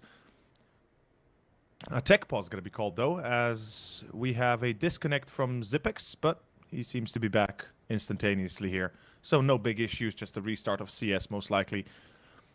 Meanwhile, eyeballers, Tech 9s, Deagles, P250s, and a little bit of utility. Actually, quite a lot more than you would usually see in rounds like these. I'm eager to see if they actually go for a B rush, or will it be something else entirely. Also, the camera work. I mean, look, it really reminds me of the good old days of Unreal Tournament and Quake. Just absolutely sexy. We've been trying to sneak in a couple of those callbacks every now and then. I mean, look, I'm an old guy. I can't deny that. You know, I'm still living in the age of 2006, 2007. Rotary phones and all, I think, right? Oh, dude, I actually used... yeah, I'll get to it in a second. Let's first see what happens here. But funny enough, that's what I used to use back when I was like 12, 13 years old. So, yep.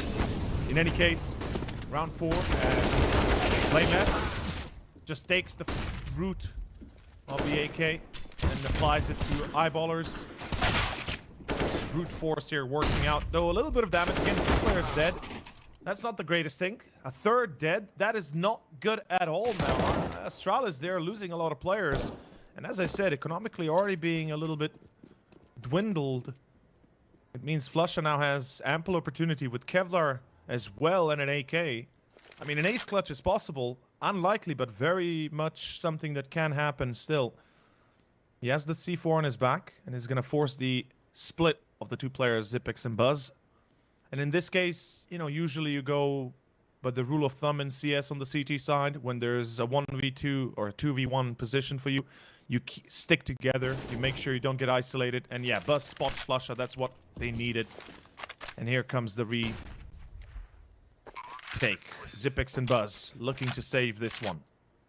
Not the round, but save this after plant. Getting there eventually. Flusha, though.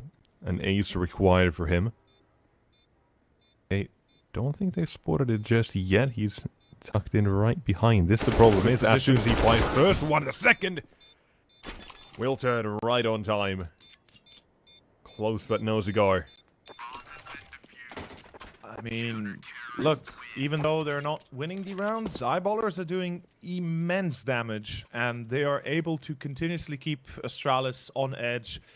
So all it takes is one round victory, and all of a sudden, Eyeballers are, you know, potentially forcing the CTs onto an eco afterwards. 4 rounds in a row for Astralis means they get minimal loss bonus, so the loss would be devastating. In any case, we continue. All out for Device, all out for JW. Full set of utility for both teams. And let's see how this one is played out. 3 players towards ramp, as you called it earlier. The most important part of the map here on Vertigo. And Shine with the early entry. Great start. What is the answer of Astralis, though? How do they reply? Well, quite simple. They keep themselves right here.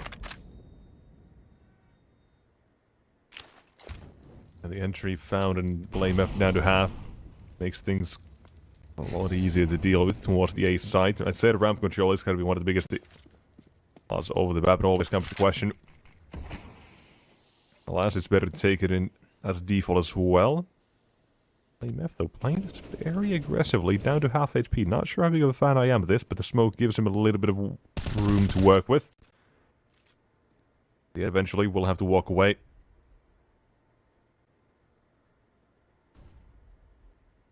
I mean, it's a smarter choice. Once the smoke starts to fade, you're really pretty much out in the open, free for the taking. And yeah, Astralis realized themselves that they cannot afford to lose a player here. If it does come down to an A take, they need really, you know, quick rotations. We've already got Zipex close by. Nade. Decent nade, yeah. Second one as well on the default bomb side. Bomb. Flusha. Gotta be a little bit careful now. Nade going out. Flusha's gonna eat it in the face. Yep. Well, he can eat it all he wants. He's not gonna go down. No one is on the Eyeballer side, and not yet at least. Maybe the bomb will take down one. The round will be going to the hands of Eyeballers for now. And yeah, this is the culmination of damage that is coming up, yeah. Exactly. And Astralis, like, I love this smart choice, but like, this is a smart choice by them. They realize, yeah, we could try a retake, obviously, right? It could be attempted. It's a 4v5. It's not impossible, but we risk losing all of our weaponries and utilities. And then the next round, if we lose it, we are forced onto an eco. So in this case, Astralis, they're keeping the level-headedness, and you know, this is what you need to do. You gotta accept the fact that sometimes it's just better to count your losses and keep on fighting when the next round comes around. The Eyeballers, their first is here. It comes at a cost for them as well, but alas, not too big of a cost as round 6 continues. Op out still for both JW and Device. And we have a standard default from Eyeballers taking ramp control once more.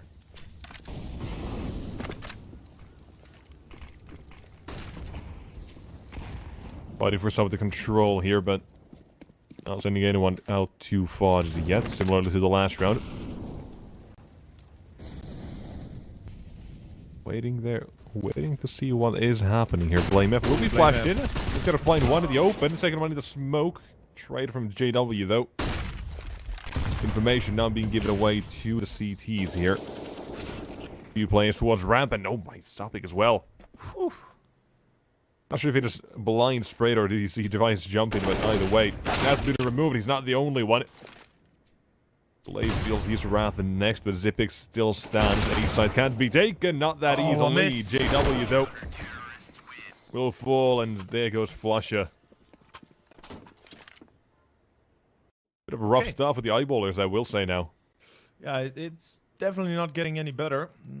But luckily, they kept 5 players alive the previous, so they have the money to rebuy, absolutely. Astralis, meanwhile, you know, they lost quite a few players once again, so they find themselves in a similar spot as earlier. they have to rebuy, they have to reinvest, keep themselves at a very low amount of money in the bank. But a timeout for Astralis, love it. Discussing this, how should they approach, you know, where's the mid presence, where's the B pushes. Usually from the CT side, when you start realizing that A ramp is a little bit hard to take or fight for, you kind of try to put your pressure on middle or B ramp, or both if you're really feeling lucky. And to be honest, it kind of works a little bit like Inferno Banana on B. You know, if you take that stairway spot, if you smoke it off early on, and Molotov it, prevent the T's from getting in, you can leave one player there and the rest can focus on the other sides of the map. And it makes for a much safer hold of B regardless. As we can see, it's going to be Buzz's job to make sure that B is held. Yep, there's the molly into lower B ramp. Meanwhile, eyeballers seem to be convinced that A is the way, as once again, 5 players grouped up to try and take the ramp. Afterwards, possibly just hurdling themselves onto A side. Oh, yeah, a lot of info. Nade as well is going to be more than fantastic. Here they come, they're around the corner. More nades, more utility, more damage can be dealt, and now CCT having to define how an A side defense would have held, but they got to save. Astralis got to save. Like, no other option here. And once again, the culmination of the damage dealt to them comes into play. I mean, a 2v4, it's useless to try and retake this when you have minimal utility and no money, plus the op, right? The op really doesn't help out a lot as well. And maybe they would have thought about it if there was another kill, because... Yeah, but right now they don't really know what's happening or how much damage they've actually dealt. It would have been doable, but they want to play the numbers, they want to play it safe for the next round, they want to have some sort of weaponry again. And moving on to the next round again, Eyeballers are going to put up a second one, so... The early start does begin here. I was just about keeping that up for both these teams. More specifically for the Eyeballers, given that this is still their map pick. But... You can still go anyway. Doesn't have to stop. Now they can still, they can still give Astralis a little bit of line here. It's just more about getting enough for the second half, I would imagine, at the moment. If Mirage is anything to go by, Astralis and their T side, not the prettiest. Yeah. So, keep that in mind for the second half. And for the goals of the first half of Eyeballers. Buzz this time, interestingly, didn't drop a molly on towards B ramp, yet he's still going very aggressively towards it. So that's a bit of an interesting, important note to make, because this could tell Eyeballers later on, yo, let's try B ramp. There's no molly this time. You know, let's see if there's somebody that's gonna bite the bullet.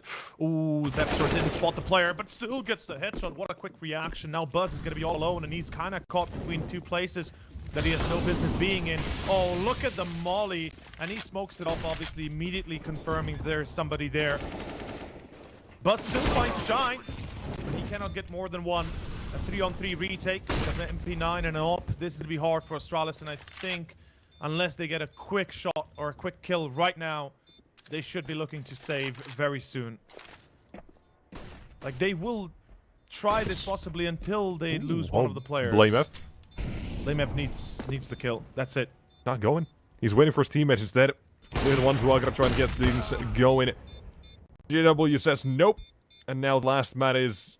That's it. Last two, yeah, Device and BlameF. There's no time. Yeah, I mean, they don't even have a defuse kit on them. And honestly, that's why I said immediately that I would have preferred to see them save already before they even attempted that, because they just lose another player for nothing. And luckily, both of the two last players survive still. Yet again, an eco is a must here.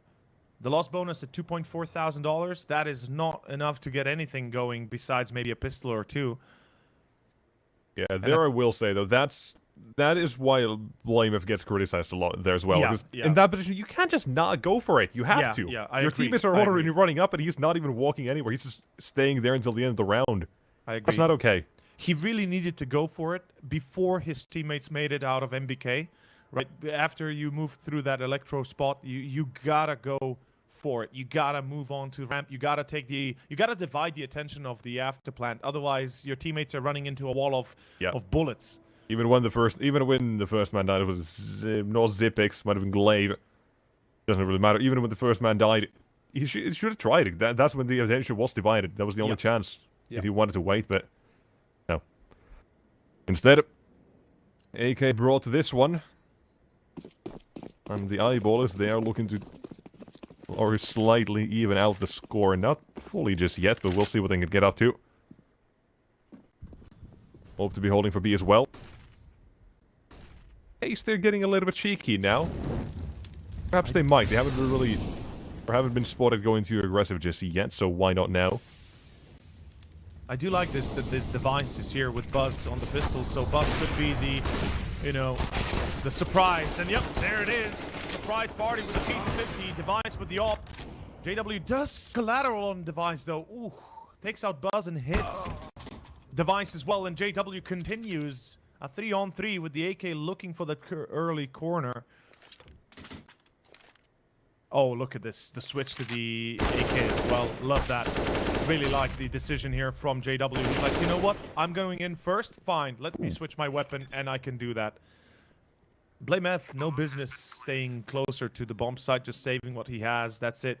That is the fourth for Eyeballers. What a turn of events here, as Astralis, you know, they are paying for their loss of life in the earlier starting rounds.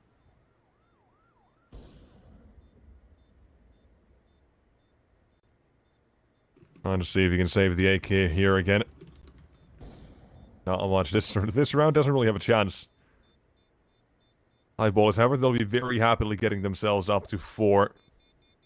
And JW, good stuff for him as well, by the way. Triple kill shot as well, finds the most important one in, I believe it was device around the engine. Could be wrong, but either way. Getting rid of the players on the site itself. Eyeballers are getting themselves now on to 10. Or at least round 10. Imagine that. Win a round, get 10 rounds, huh? That'd be nice. Well, that could work. How about that? But jokes on the side here, Astralis, I mean, I called it earlier that, you know, this Eyeballers will recognize that there is no utility thrown onto B ramp, and they abuse that. They start to abuse that even more, and I love this aggressive move by Buzz. It will work momentarily. So far, Eyeballers seem to have the right idea. Somebody is there, something is there. Glaive finds Sapik. That's a great start. Pepzor, meanwhile, finds device. That's going to be a problem for Astralis because that's mid-lost, and now they have to rotate one player, at least one player, to that corner. Pepzor, careful about not opening himself up to 2 angles at the same time. He's kind of sticking behind the corner, but he's about to die. Zipix, the surprise. Oh! What? Pepzor turns around. Zipix can't do anything. Okay. JW. He's going to go on the angle. Yep. And look at this. Oh no, Glaive didn't check it. Glaive didn't check it. Oh, he's gonna check it now. Yep.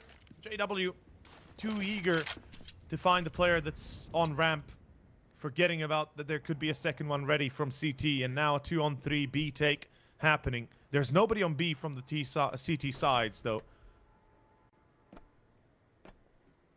Currently open as well, like I said. They are going to be just walking their way in. Buzz, he's the first man who does get close and does have Glaive behind him as well. Single smoke from Buzz. Could buy a little bit of space to maneuver, but instead, going to the duels and Shine will remove. Bomb down. Plenty of time to work with here for both these teams, and Shine as he tries to get rid of the next one. He'll find himself on the losing end instead of this fight, and Glaive holds Pixel. Just wanted to buy time for Blame F to get it, or get closer. And if going for the push will deny. Round of a 10, it goes the way of Astralis. Oof, that was beautifully played by Glaive, by the way. 4 kills for him. Not only that, the way he positions himself on Con here. Basically expecting the push from Flusha. Reading it so beautifully, really just brings a tear to my eye. Unfortunately, though, it's still not a massive improvement for Astralis. I mean, look at the money right now. They can barely go for weapons at all. Yeah, they're going to have M4s. Yeah, they're going to have an MP9. They save 1 AK, 1 op. Sure enough. It's enough to at least drop 2 more rifles. But alas, They're back where they started. Lose this and you're back to square one. Device spotted the player. Good pop flash. No, it's going to work out wonderfully. But no kill. Only tags up on Device. Now he's got to pull back. He realizes if he stays there, there's a good chance a refrag could be happening. Glaive, meanwhile, gets caught by JW. That's a smoke kill. Although the smoke could have bloomed just before. No, there's a gap on the left side. Never mind. Blame F, meanwhile, this is a risky play of the day. One and done. I mean, to be fair, if he can get 2 kills, it's going to make it work. And he gets 2.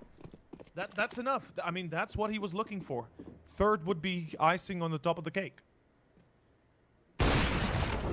Oh, no. Ooh. Bit of a whiff, but now Utility trying to force Device out of position. Flashbangs are decent as well. They've done a lot of damage. Buzz will do a little bit more.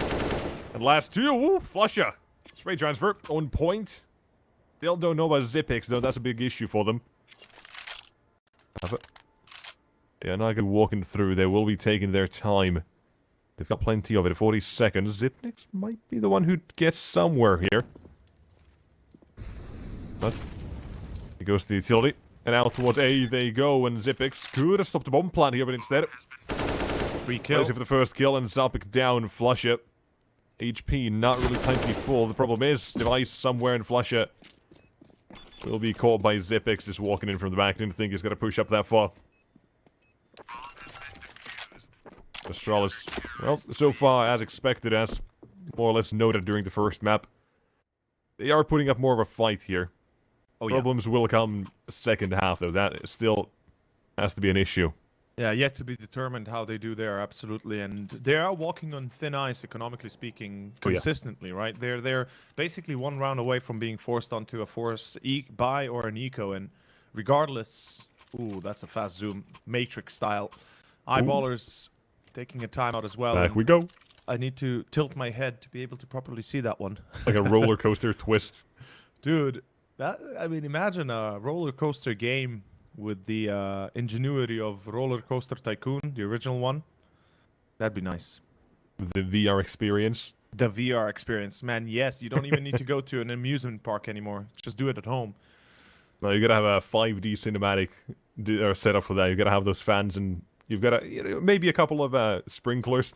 Or you have the budget version, somebody shaking your stool when you're sitting, you know.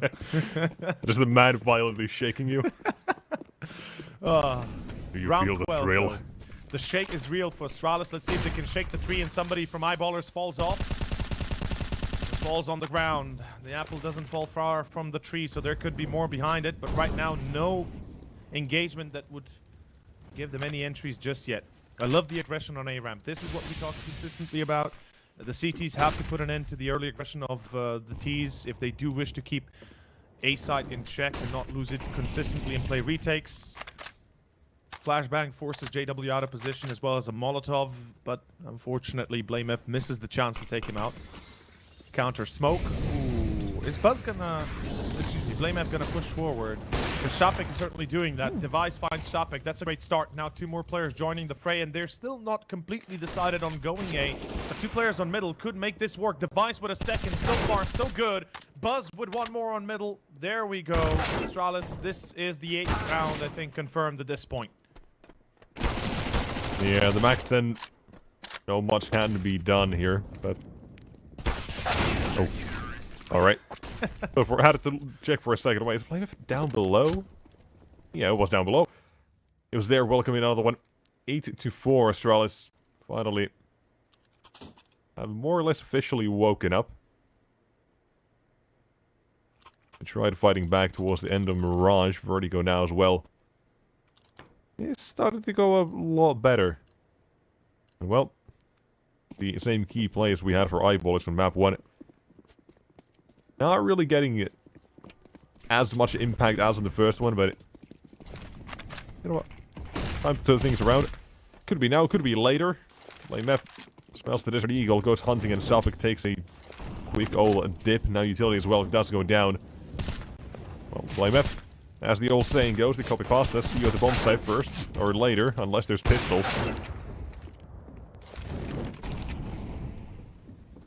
This is looking okay. Astralis, I mean, if they keep it at 1 player loss, it's all good. Like, they can handle that. We're coming up to the end of the half slowly, and shouldn't be too long before Astralis reach that critical point, economically speaking, that they don't need to worry about losing players at all. Zipix, the flank set. Perfect. 9-4, round 14, and Astralis, this is a turning point for them.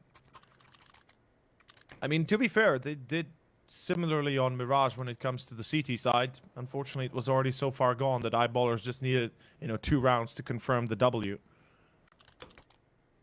Here, at least put themselves ahead. And perhaps ahead of the curve is what they need. Round 14, full buy, no op for JW.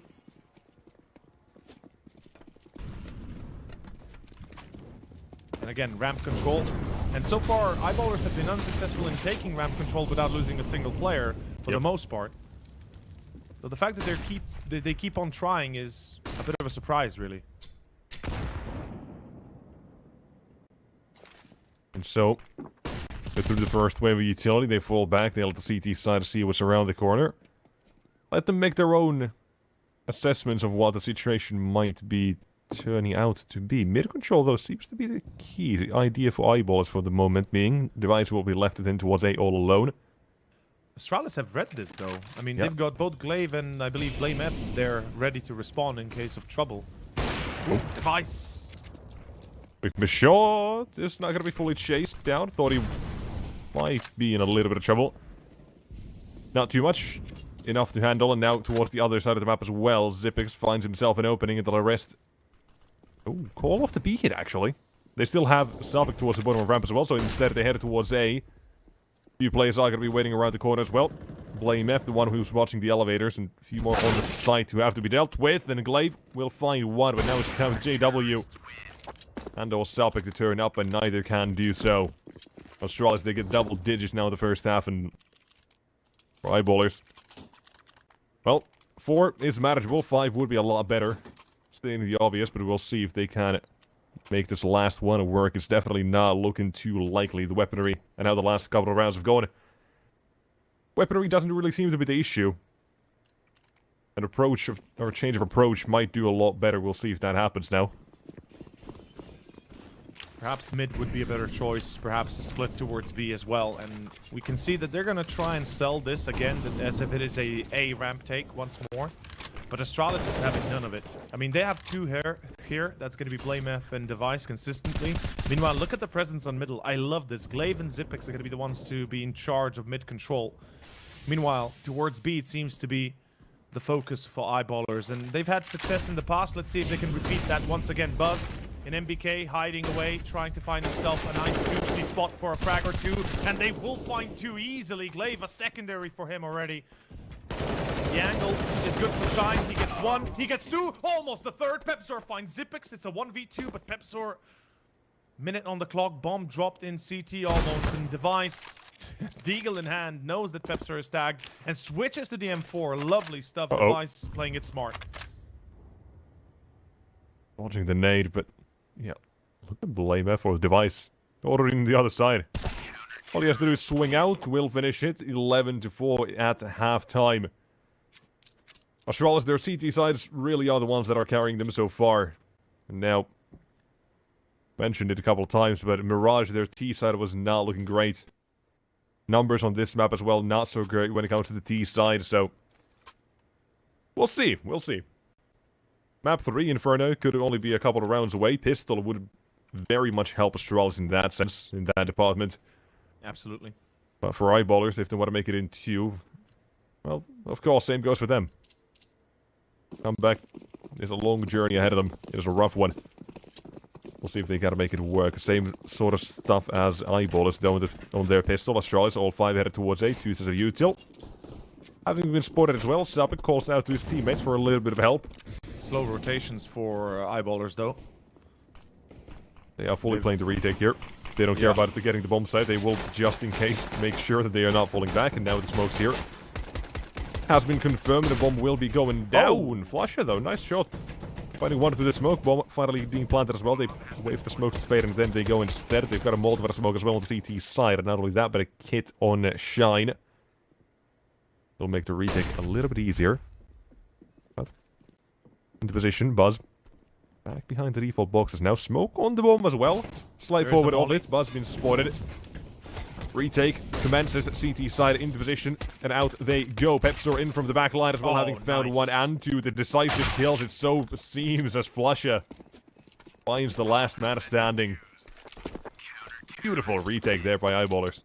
Yeah, and it all starts with Flusha finding the first kill. Afterwards, basically, a few duels that gone a little bit wrong through the smoke early on, and then that flank by Pepsor pretty much sold it for Eyeballers. That's what gave them the chance to go for this successfully.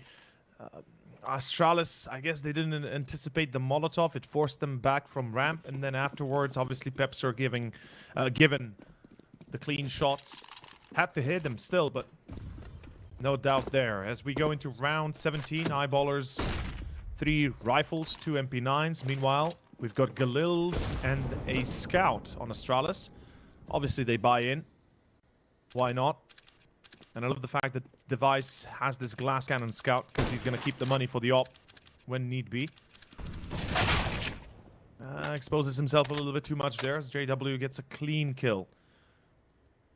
And this should be now a lockdown for a ramp. It's hard to see how Astralis could do anything on ramp itself when you've got JW from afar that's kind of keeping check and basically putting attention on himself. The rest of the team of Astralis possibly thinking he's the only target early on. But Shapik waiting behind that corner. The best hope is flashbang. They're going to check it still. No! Oh no! Oh! Some struggles for Shapik. Now instead, they're happy just removing that presence from the ramp, this T side. They're going to walk back. However, they're not going to be falling back from their B setup. Same as a pistol round, they'll be happy playing a retake if they have to. JW keeps getting info towards A. Flush and Peps with a single smoke between the two of them. They are going to be holding this, and now they spot them headed their way. Smoke not going to do too much, but it will at least put Zipix in one. Now, last man is blame F in a pickle himself. Yeah, and Flusha risking it a little bit with that jiggle peek, but at the end of the day, you know, he's got an MP9. He's trying to keep attention on himself. Pepsor, meanwhile, goes the distance. JW the flank. And the round 2, Eyeballers, 6-11. 5 more to go, and they tie it up. Astralis, Eco, no bomb plant. So, yeah. Things are getting a little bit hairy here. And we said it, you know, we mentioned it a few times that their T side does need a lot of work, especially on Mirage. It was a bit of an eye-opener, and here on Vertigo it might be no different, albeit their performance against Vitality is nothing to be forgetting about, because that was really something else. And let's see if they can channel the energy of the good old Astralis of the ages, as Device is currently on the lowest amount of frags on his side compared to the 28 he was able to get on Mirage. Surprisingly, everybody's playing very well, though, from both sides. I mean, Eyeballers, given how few rounds they have, nobody's really lagging behind too far. Sapek maybe by a few, but even that is, you know, 1 or 2 rounds away from closing it with the rest of his teammates.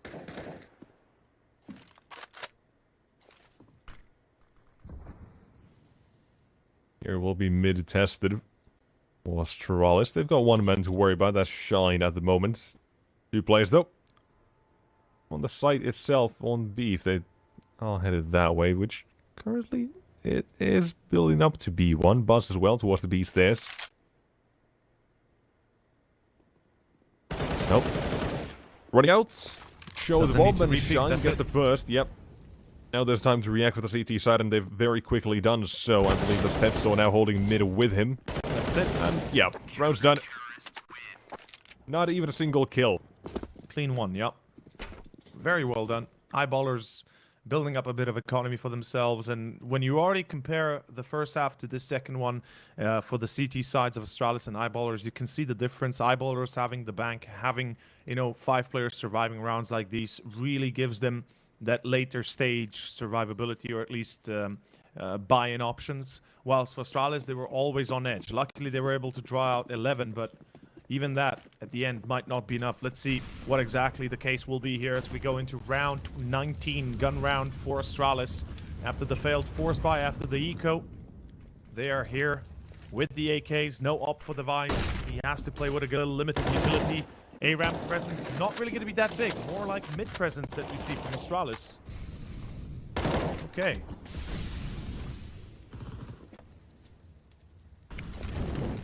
And out towards mid they go, and well, again, same as last round, they do have Pepsor holding for this play.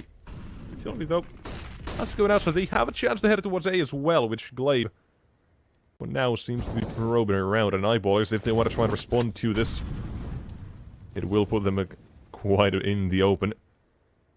As for anywhere they might want to head to. For now, though, Device, the man who does open up the kill feed, will attack a quick old double for him. Suddenly, bomb site belongs to the side of Astralis now. Eyeballers, troubles somewhat for them. The sense that they can't really be afforded to lose too many rounds when, well, this one as well. Now they just decided to go for the save. Yeah, smarter choice in this case for Eyeballers. I mean, even if they have a little bit of money saved up, it's better to keep themselves in gun rounds rather than, you know, buy the next, lose it as well, and then having to play an eco with nothing effectively. Astralis 12-7. They successfully open up the B side, get the bomb planted, Device with a double, and already putting Eyeballers back to where they started off. Let's see what is coming up next, though. There shouldn't be an AWP for Astralis. They don't have the money, and yep, indeed that is the case. For Eyeballers, a bit of a different story. If they really want the op, they could go for it. Flusha has the money, so JW could be attempting some shenanigans with that. But no, oh, Flusha, okay. MP9, look at this guy. I kind of respect that. I mean, if he's playing close range, it kind of makes sense. But it is a risky choice regardless. A-ramp control. A bit of a fight, exchange of hail of bullets.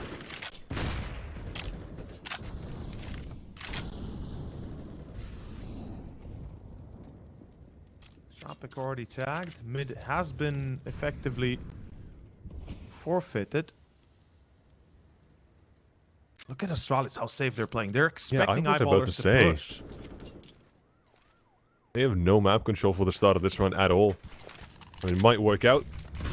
We'll see, though. Again, two players. They're very much prepared for rounds like this on the B bomb side. And instead of mid at this time, they just straight up ramp hit. Well, through the stairs. Ooh, this as soon as those begin to fade, things might get a little interesting. But Device boosted, having found Flusha in the open. Now the next one's to continue. Pepsor has to find at least two here to make this worthwhile for the CT side. But close Device, full blind, still finds him. Headed back towards A instead. That's where rotations have been made away from. But JW. Oh, he's hearing. Might get overlooked here. Oh, JW is getting a triple. He's going to get a triple. No, I jinxed it. Sorry, JW. I thought he would have some trigger control, but he doesn't. Shine and stop and make their work happen. But JW, no trigger discipline. I really thought he's going to be able to pick up at least 2 or 3. Because it looked like that was it. You know, they ignored sandbags. They ignored that position that JW had ample opportunity to abuse it. But unfortunate. 13-7. Eyeballers down to the last buy now. This is where reality hits home. Because you lose this, it's 15 for Astralis. There's no denying that anymore. And the comeback on for Eyeballers as we go into round 21. Op out for JW. Deagle for Pepsor. MP9 for Flusha. An aggressive move towards B. Love it. Flusha tried that previous round. Didn't really go for it. Now he makes do with Buzz falling apart. Oh, blame it. Playing the one ways. Master one way now. Not sure I like the sound of that. You didn't. Oh, okay. Never mind. You know, trying with bat. No, I'm not even gonna explain it to you. Come on. Fair enough. T side though. Again, playing a little bit slow. Blame F got the entry. They have left him for now as well. Seemingly headed towards the B bomb side. Device with the bomb on his back. But Eyeballers Minute left on the clock. They think that, you know, if we are going to stack somewhere, let's just get the information at the same time, and they will find out in a second or two. Ramp has been vacated. BlameF, the last man who was there as well. All the way, but flash it. Information found. Molotov. Not sure if that's going to be enough to stop the bomb. The AK? Something. Now, first one found. A CT side. Retake is on. Ability punch over as well. Zipix close by. Flashbangs coming its way, but a CT side trapped behind smokes. That's an issue for them. Trying to get away as well, but Pepsor walks away, walks into Zipix. Now, with 20 seconds left, this is looking less and less likely. They don't even have a kit. And God. No. Oh god! Oh god. Close your eyes, ladies and gents. Pretend you didn't see that. It feels like this round falling apart. Oh.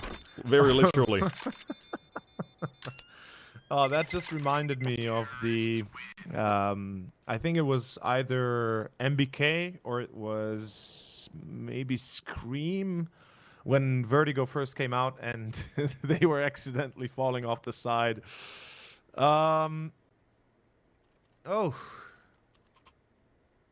Yeah, eyeballers, I mean, it's tough. I already in a 2v3, I thought they might want to save, and then they still attempt something crazy like that. Not to mention those solo attempts jumping out through smokes and such. I just don't get the reasoning behind it. I mean, yeah, you want to get a kill, you want to get some leeway into the positioning, but I mean, why not wait for your teammates? Why not wait for some sort of reinforcement as BlameF finds Sapek pushing short? Yeah, I think we know where this is headed. This is 15. Like, there's no doubt there. And I think this is also the end of Vertigo. Expected that Astralis would be playing far better given their recent results in Vertigo, and they're just confirming that. Yeah, Mirage did come out as a bit of a question mark overall, and I mean, it makes sense, right? If they want to practice a map. Oh, yeah. If they want to see if Mirage will work. Elsa or Eyeballer said nope. Instead of forcing to Vertigo, where, as you mentioned, Astralis, their results have been a little bit more consistent, maybe? I don't know. I mean, you could argue that either way you want. But now that it has really hit here. 15-7. 1 round away from Inferno, map 3. Similar to a couple other maps, Astralis, they've got themselves a bit of a weaker one on it, but results have been very close, so we'll see. I'm sure of it at this point. I love that mid-hold. Yep, look at this. Zipix, no issue getting Pepsor for free. And it seems like right now, eyeballers seem to be a little bit lost in their own heads. No coordination, and this is the exact opposite of what we saw on Mirage from them. It seems like they kind of gave in to fate here. As soon as they started losing that first half, things were a little bit concerning, and then, you know, 11-4, they win the pistol, they make a little bit of a huzzah back in action, but the damage seems to be too much, and yeah, this is 16-7. I mean, Shine at this point, he's just delaying the inevitable. Might as well jump off the block here, because that's as good as you can do. And No way! No! Oh, twice in a row, man. I mean, I called it. Might as well jump off, and I guess he took me literally. I mean, fair enough. I guess that happens. I don't know. I mean, am I a wizard or am I not, Nexus? You tell me. I don't know, man. That's just... Oh. I don't know. I really don't know. It is funny. It is a great ending to this map, though. It didn't go the way of Eyeballers at all. At least we get a laugh out of it. At least we get a laugh out of it, yeah. Eyeballers. But just to quickly kind of put it into perspective, Astralis starting off the game with the first pistol 1. They took quite a few in a row, a little bit of a back and forth, securing the 11-4 half. And after losing the second pistol, it looked a little bit dangerous, right? It looked like Eyeballers would have been potentially able to make it into some sort of a comeback. But then, bam, we have people jumping off the skyscraper and kind of just ending the whole routine. Yeah, trying to be super mad about things went a little bit south. Didn't work. Let's see if they, you know what? Let's see if they can land this home, however, on map 3. Because Inferno, it's coming up after a little bit of a break. Eyeballers, they have at least more games on it. They've got more practice. Astralis, they play different caliber teams. We'll find out what way that third map goes after a short break. We'll see then.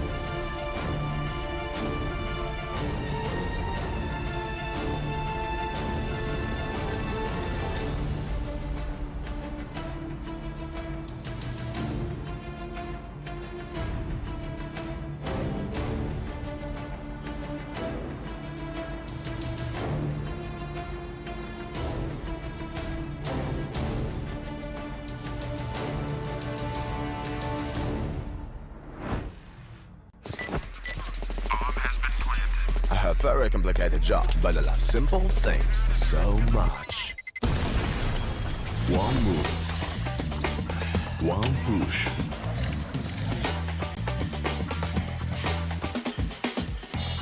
One touch.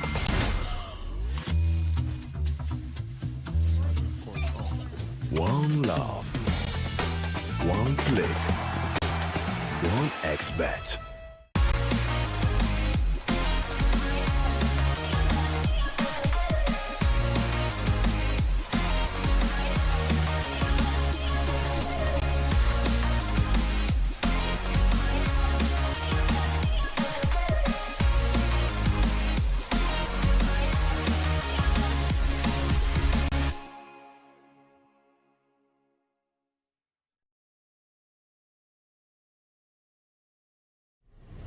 Win up to $1 million with your CSGO esports predictions.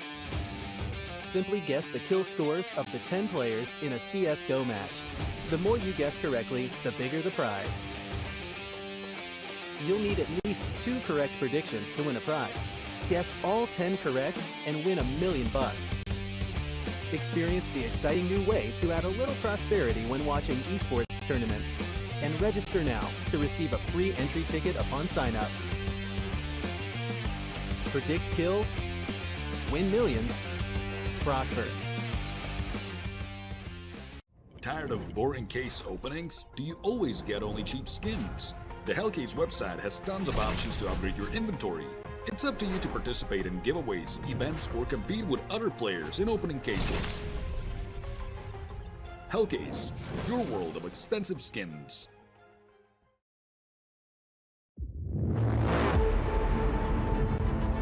The hunger for glory feeds the desire, the courage to look for a challenge, to feed your ambitions.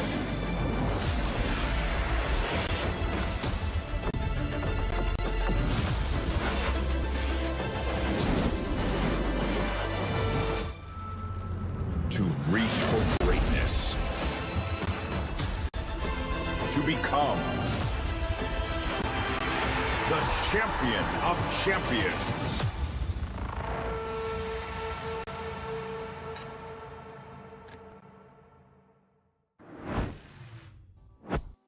And we are back, ladies and gentlemen. We are ready for our third and final map here between Eyeballers and Astralis. And what an ending that was to our second one of Vertigo. I'm still not sure if that was, if that was just me being a magical man or if Shine just took it a little bit out of context. But either way, it is Inferno next Nexus. What a game, huh? What a game. I mean, Inferno, it is the one map to decide them all. It's the ring of power of maps here. We again get to see what it has in store for us today with Astralis and Eyeballers. And I mean, you predicted it. You predicted a 3-mapper, and here we are.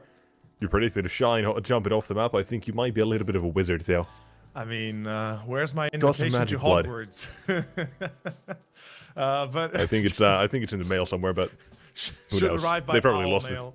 Yeah, the Owls lost it, man. Not many left over here, but jokes on the side here. With Inferno, our third and final map, I am expecting this to be the closest map of all. No 11 4-halves, no 10 5-halves. Let's see if it will be the case, Nexus, as we jump into our third and final of Inferno. Headed towards it now, and well, it'll very quickly give us an idea of what to expect. Astralis start on the CT side, and well, Inferno. There's a map that, as mentioned during the ending of the previous match, Astralis success not so great, but a lot of the games, especially every single one of them, coin flips that close.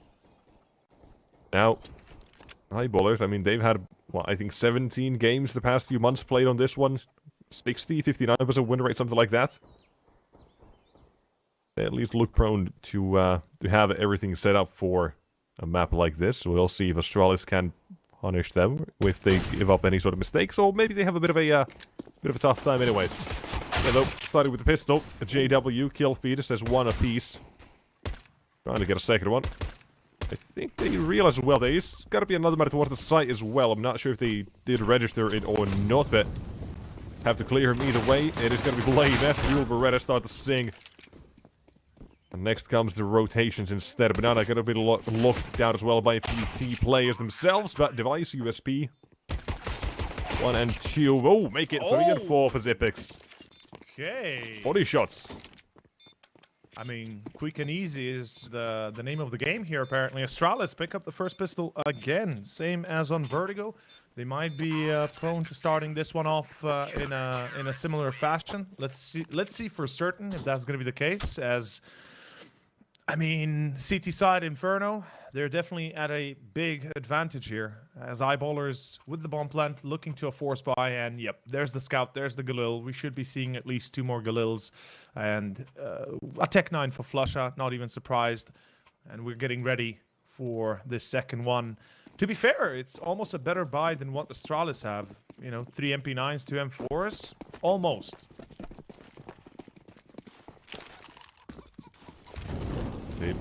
What do they really get with I like this? Now, already playing it a little bit slow, but seemingly it will be a bit of a B hit later on. Just got the players towards the A side to make Astralis think, or potentially open up some sort of an avenue. If Astralis were giving away any free kills towards the apartments. Right now, though, Banana seems to be the real question. The potential avenue, but Flusha will be removed very quickly.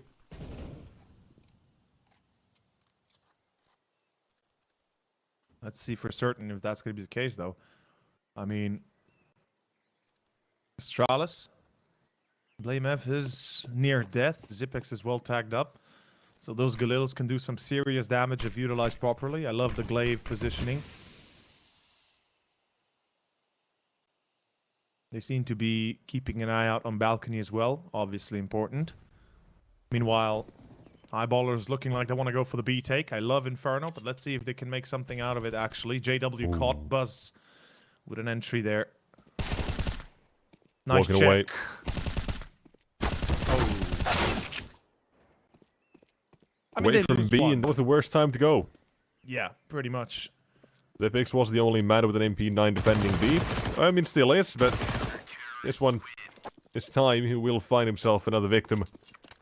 Even picks up the Galil. Slightly better weaponry as 2-0 does hit the scoreboard there. And well, the force buy, I mean, how much can they do? The question is not a lot. 1 kill. That we look towards right before for eyeballs to fully fight back. Not against the pistols getting a couple of kills. Maybe even a round, you know, if they get real down with it. I mean, if they are able to get more than 1 or 2 kills and a bomb plant, that'd be perfect. But even that, as you said, right, it's not impossible to pull off. Glaive just pushes down middle. Pepser ready through second. Actually able to get the refrag in. And look at the damage on both Buzz and Device. It's already quite severe. So eyeballers, we might be onto something here, thinking that not only a few frags, but potentially even a bomb plant later on. Oh, they catch Buzz. Oh, they catch Device. No way, Buzz, you can't be doing this to me. Surely not the pistols. My God, that's one of the first full ecos we are seeing potentially being won, right? Being won, like well, at least for today, yeah. I mean, at least for today, right now, yeah. It is a win as well. Xyp9x is back. Dolly has no health. Yeah, I mean they've got boys, to lose. That's just shine. 2 kills for him, 2 kills for Pepser as well. But those 2 to open up the A site, absolutely crucial. I said that we might have to look towards the towards round before instead, but I am now being given away. Round with eyeballers here, so Weeds on the board.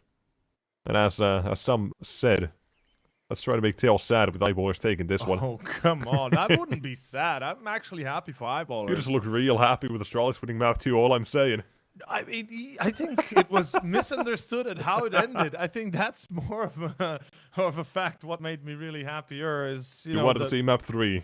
I You wanted to see a good that. game. Yeah, exactly. And I've been saying this, you know, as it is, that it's possibly 3 mappers, and it is. And obviously with Inferno being my favorite, obviously I'm going to be happy. Inferno, all-time favorite of mine. And it's a difficult map to play. It requires the most intense amount of coordination and communication to work out for both T and CT, especially T side. And I'm excited to see if Eyeballers can repeat that success of Mirage, right? Their T side on Mirage was quite convincing. Well, CT more so, but T regardless as well. And I'm really happy to see Eyeballers play at this high level as well. JW and Flusha, you know, the old golden gods, we could say. And Flusha right here finding Blame F, even with a pop flash flying from Xyp9x, not enough. Momentarily blinded, but not enough at all. Oof, Blame F. Excuse me, Device, not Blame F, pardon. Glaive though, doesn't care about anybody. He's gonna go for a triple potentially through the smoke. JW walks, but is prepared. Xyp9x there. And that is gonna be a third for Astralis. I mean, Flusha at best he can do maybe a frag, if even that.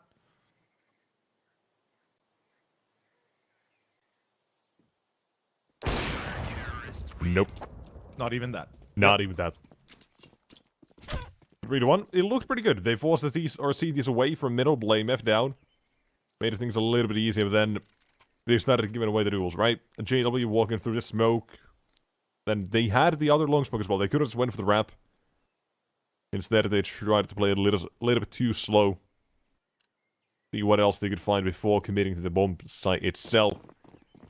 And here we are, we find ourselves in a 3-1 situation. So even if a little bit of damage was dealt, the round goes straight back into favor of Astralis. This one with the pistols again, you know, pull off another devious lick, maybe they can do so. Oh, Device already finding Pepsor.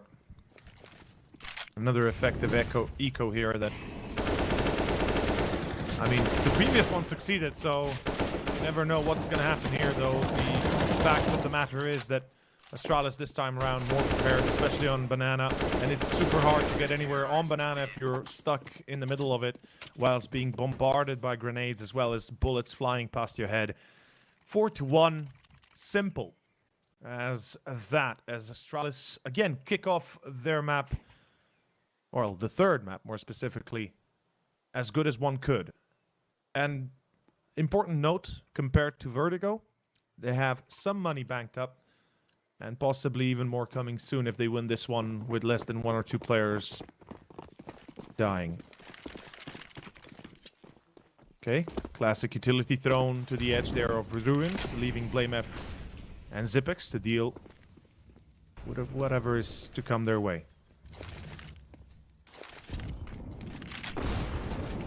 Low Banana take for the T side though, so utility won't really be getting too much for either team, and as he mentions, well, Blame F was dropped a little bit of utility himself. He's got to go ahead and collect that back.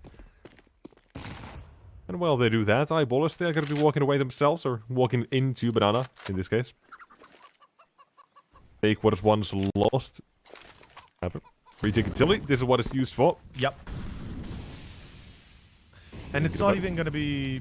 Like, it's not even like they want to go for the Banana take. Like, they just want to make sure that Eyeballers lose precious time after losing utility to it.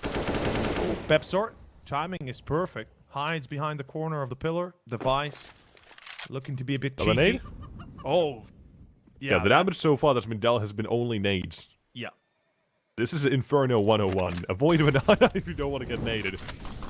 Absolutely. And here comes the attempt. Exactly. They know the risks. So do you, so does everyone else. Banana, though, very quickly vacated. A-side is empty. Yeah, Pepsor's out balcony. An over-rotation. A bit of a mistake, I guess, on the side of Astralis, absolutely. And I think they're just saving this one straight out.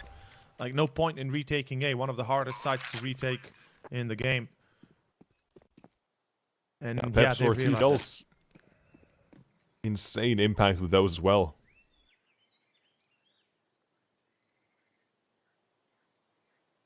Well, bit of a similar start to Mirage, I will say, with starting off going a little bit back and forth. JW though, Look at him. A gentleman closing doors behind him. Zipix, there you go. I mean, he forces his way through the door. That's an op to pick up, though. That's really good for Astralis, and they desperately need that op for Device. Although Zipix tries Denied. to angle into that window, yeah. Denied, saving both himself and the weapon. And that will prove to be a bit of a issue later down the line. Let's see, Astralis, they're about to buy in fully.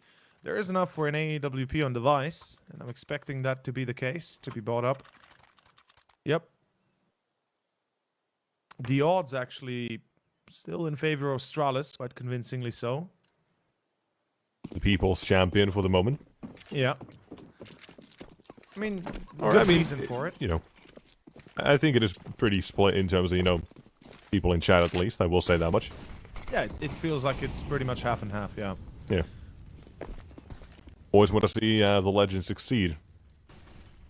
And, you know, you could make your own argument which which side of legends you're talking about. That's true. I mean, both teams have legends of renown here, and Sapek, great Perhaps some pick on future Buzz. legends as well. Possibly, yes. But there's a lot of work to be done before they get to that stage. Oh, this beautiful, beautiful bit of gap in the smoke allows Zipix, if nothing else, to tag on, to shine. Flusha, Easy. man. He's just pulling Senor Vac moments there. Just like Flusha. And let's see. Sapek Oh, wow. goes out long. Nah, Glaive is ready for him. Even with the flash. Quickly finding success. Also, I don't think it's going to fully spread towards Zipix, but doesn't matter at the moment. As AW opens up the avenue back towards A, with Device now gone. Vlamef waiting in pit as well. Glaive hoping to do something about this one. Cannot do. The M4, I don't think... They haven't seen him. They've completely ignored Mini Pit. Uh-oh. Big mistake. Playmat is going to make them pay for it. Unfortunately, he's not expecting a player to be in chain, and Pepsor just instantaneously refrags. And that is a confirmation for Eyeballers. The third is theirs. Let's see if they can tie it up afterwards. The money is gone for Astralis. I talked about it just not a round ago. How losing more than one or two players will impact them. And, well, they will have to go for an eco next. Loss bonus going up to, if I'm correct, to $2,400. So 2,400. Let's see if that's the case. Nope, 1,900. Okay. Wrong yet again. I mean, it's simply math is not for me. I should just give in at one point. But to be fair, this is not consecutive 3 rounds for Eyeballers. It was one round they got on round 3 and then lost 2 and then win again 2 here. So yeah, it's my bad. It was 1.9. Yeah. I'm out though. 30 seconds, if my memory serves me correct, for Astralis now to talk about the future of this next round. I mean, I won't be forgetting the time. If I'm honest, Glaive could go in for an op. Like, they could try something really dangerous and really risky for the overall first half. Like, you know, crazy decisions sometimes work. You can surprise your opponent when they're thinking you're down and out. And bam, you've got an op in your hands and Device's hands more exactly that can devastate the lines of Eyeballers. Some tic-tac-toe, perhaps. But of course, Astralis is not going to be putting that risk in just yet. Not worth it, really, at the end of the day. They're thinking themselves.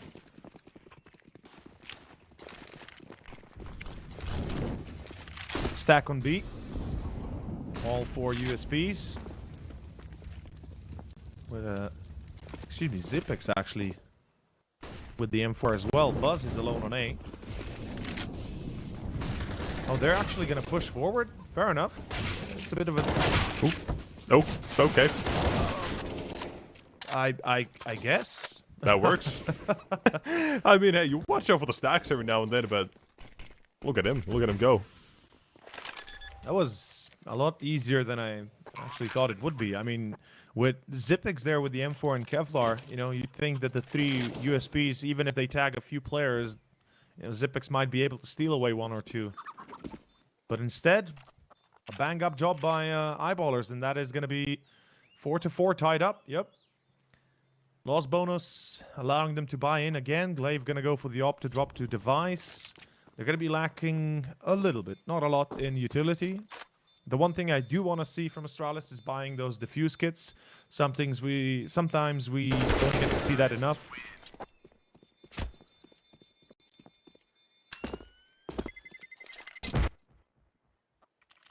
Let's see for certain. Also, I'm going to be on the lookout for them to buy no helmets, because you need that money.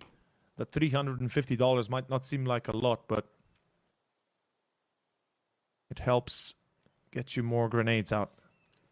And yeah, Zipex has the defuse, perfect. No op instead. Interesting.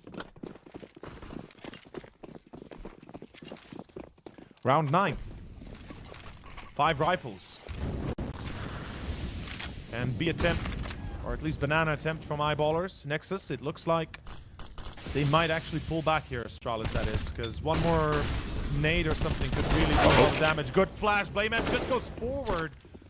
Ooh, that's going to hurt. That's going to leave a mark. Glaive holds the line, but not for long. Zipex retries, but it's not enough. Flusha with the refrags and a 3v2 all of a sudden with the bomb already making its way to the site.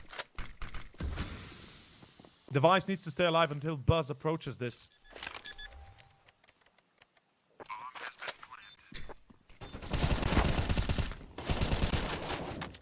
He's close. Ooh.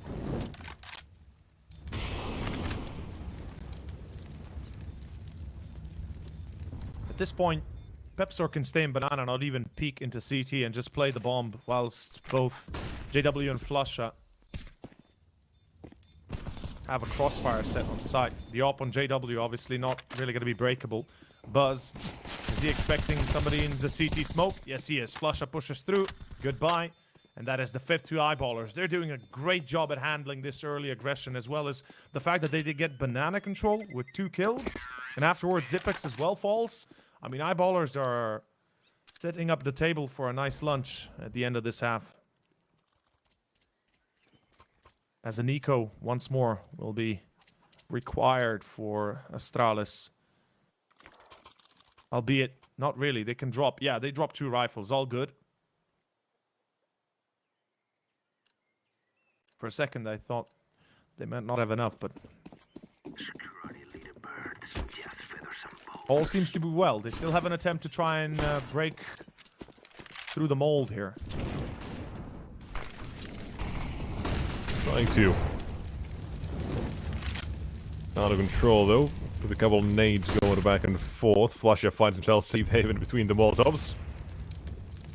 Nades, Molly, nothing will touch him for the moment. But CT side, I'm gonna try and take a little bit of control, and Flusha says, not for free, you have to get through me. Poke another one down now as well. Oh, wow. Do it, though. Right, escape can't do so. CT is Astralis, they're happy with this for now. Right, 8 out at the moment, it has to be dealt with somehow. And they are patching up the hole as well with having 2 more players rotate towards A. Left to anchor B. Smokes and mollies, though, are going to be doubted. That does take away the information from the CT side a little bit in how much is actually happening towards A at the moment. 45 seconds, though. Eyeballers are running out of time. They could still head towards B from this, and potentially might do so. If not, JW. His position towards Banana comes a little bit questionable. The next few seconds or so. Back to be instead as a group, as a unit. Lima, right on time, has made his way back. 20 seconds now. Utility, 1 smoke, 2 smokes out of flashbang. Both now spent as well. What can they do? Bomb, if it gets dropped even once, it's round over, but there you go! Damn, not only the bomb, but everyone. Lame F.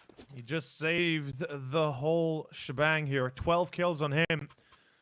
And Zipex, he was pretty much prepared to die there. And Blame F just decides to push through the smoke and ruins, gets the triple, and secures the 5th for Astralis. Now that is a saving grace if I've ever seen one. As we have a rebuy for Eyeballers, they still have some money left in the bank, so it shouldn't be too much of an issue.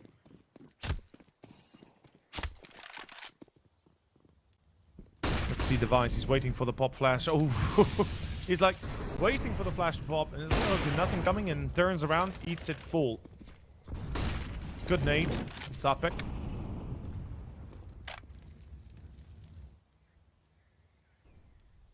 Eyeballers seem to have their attention turned towards A. This is a dangerous endeavor going with 3 players through apps, but the fact is 2 players are on long, so this could work. This could work like a charm. Glaive with the first buzz, and oh, buzz a secondary, and a third as well. Perfect set.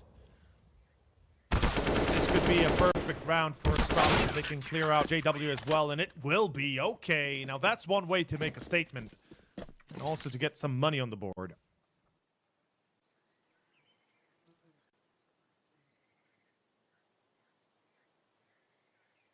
Shutting down Eyeballs in a round like this will be important for the CTs. And as you said, perfect round as well, so their economy gets a slight little boost as well on top of that. Let's see if it continues or not. So far, we are seeing a good start to both, or to this map from both teams. Eyeballers, though, they've been one of the ones that have been a little bit back in these rounds. Fighting off the back foot. Oh, wow. Don't know how that did not hit. Well, he's surely wondering the same question himself. Not for Eyeballers again. Grouping up slowly. Something I'm already seeing here as well is that they are taking their time before they decide where they want to actually go. They have Sapek or Shine lurking towards A every now and then, mainly Sapek. He's been the one towards the apartments boiler quite often. I think if you can create an opening or two, perhaps. Was B, more or less as a unit, but Flush has been the spearhead of that one. Now, 12 minutes, brackets, 50 seconds remain. They've only got one man to take care of as well, that's Buzz. And Smokes are locked down, the rotations locked him out for now, and Buzz, unfortunately, doesn't really get anything done. Not even a single kill. I don't think it did even any damage. Even if you did, it's not enough, yeah. Yeah, unimportant, and a shame that Astralis did not have anybody close by to help him hold that, because even if he has a second longer to react, you know, and the second player there could make life a lot easier for Astralis, potentially finding a multi-frag, denying or at least delaying the death of Buzz, allowing him more time to react. But unfortunately, it doesn't happen.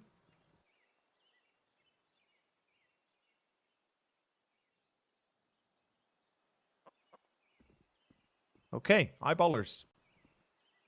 Once again, tying it up. And with all 5 surviving, both teams seemingly getting a bit more healthy when it comes to the economy side.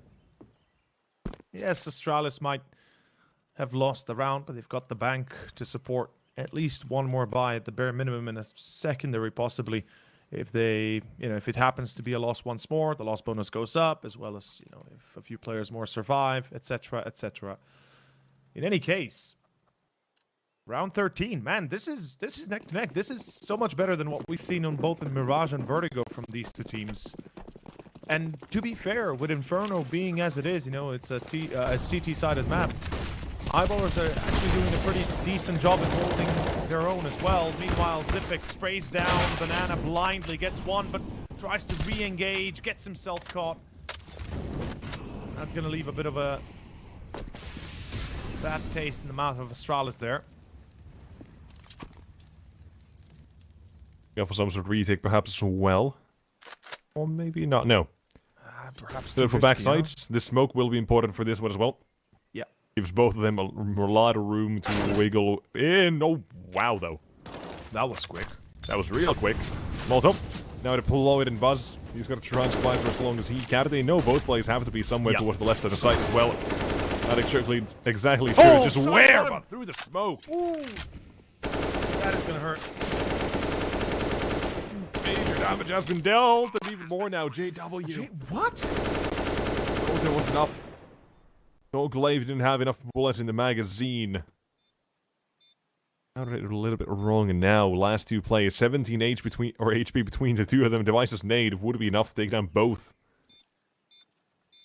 I mean, you cough in their direction and they die, and oh, the first one to fall right now, because through banana, no way, Device misses that. Yep, there we go. And going out wide from dark, Pepster just gives himself up instantaneously. And I mean, yes, I see where you're coming from with the JW attempt, but I mean, it's a 3v2. All of your teammates are damaged heavily, even you yourself when you push through the smoke. And I feel like that was too much of a risk to take in a position like that. If it was a 1v3, then I could see that being an okay choice. But in this case, failed attempt that lost the round effectively. I mean, leaving both on site with no HP whilst having no banana control as well. Mistakes were made and eyeballers are paying for that. Luckily, they have money to rebuy, but this is round 14 and we are going into a potential... Well, the potential closest half we'll have in this game so far. Actually, it will be, regardless of what the end score is, 9-6 or anything else in between. This is the closest half that will be played. First half on Mirage was 5-10 in favor of Eyeballers. Second half on, well, Vertigo, first half was 11-4 for Astralis. So it just shows to tell how prepared these guys are for Inferno, regardless. Ooh, Device tries to re-peek. First rule of thumb on CS, never re-peek when you have no support. Throws his life away. One of the many rules. Here's one more. Don't peek into Buzz. Hold from pit, another smoke deployed. He buys himself a new lease on life. Can't really get rid of him that easily. Towards the site, though, they do expose Ace and mid pit at the same time. Now, the next problem is you've got to worry about Blame Method at the same time, though he's being dealt with at the moment. One being planted as well for Library, and see these two plays from the pits begin to work their way towards the site itself, where Shine has to try and fight for survival. Having done so, now comes timing in question. Works out for Zipix on the first one, and two more to find. Positions are fairly decent right now for the T-side as well. They're holding it for the top as well. Even if Zipix had to go and Shine, there was no way to get Peps, or surely not, and alas, the round ends with a 7-7 scoreline. Eyeballers, they are making this first half more than competitive. Yes, they are. Yes, they are. This is very good for Eyeballers T-side. We know they had their issues, both on Mirage and especially on Vertigo. But we can see here Astralis on their CT, the fact that they only have 7 and potentially the 8 coming up, even though that is perhaps a little bit unlikely. I hope they have some plans for the second half, because they will need it desperately. Here we go. Banana control again, going to be contested for Sapek, taking a bit of damage from a nade. Mid push, am I seeing this correctly? Yes, I am. It's Playmat that just pushes out middle. Device will refrag, but that's a dangerous decision to make as Shine finds Zipix pushing down as well. In comes Glaive to try and refrag. He does so. Shine at, what, 10 HP? And a 3-on-3 now left over to Buzz to hold the line on A, as rotation is far away just yet. Opening was towards A now, though. They gotta try to make it a different way. Was long. They get rid of Device. Oh, they won't expect Glaive. No way. Leading up, though. Oh, no.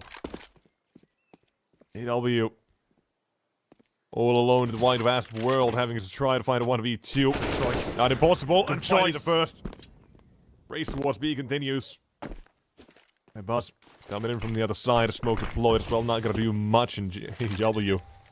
Back into the fact he's even shaking his mouth, saying, "Do not come around the corner, please let me reposition," and has been able to do so. Butt clenching moments right now, and Buzz counter Molly triple and goes out wide through the Molly himself, gets the kill on JW.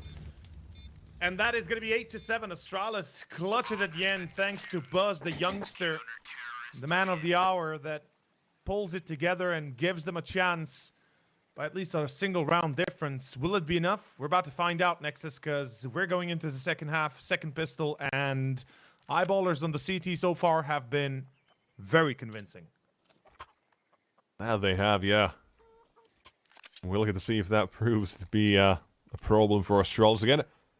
Because I am still worried about Mirage, but those worries, the T-side Mirage we saw, those were washed away mostly on a Vertigo. Yes. So now it is all about who's going to be stepping up. Right now, for the side of Astralis, Blame F, Glaive, and Buzz, Zipix, everyone, even Device, like every single one of them.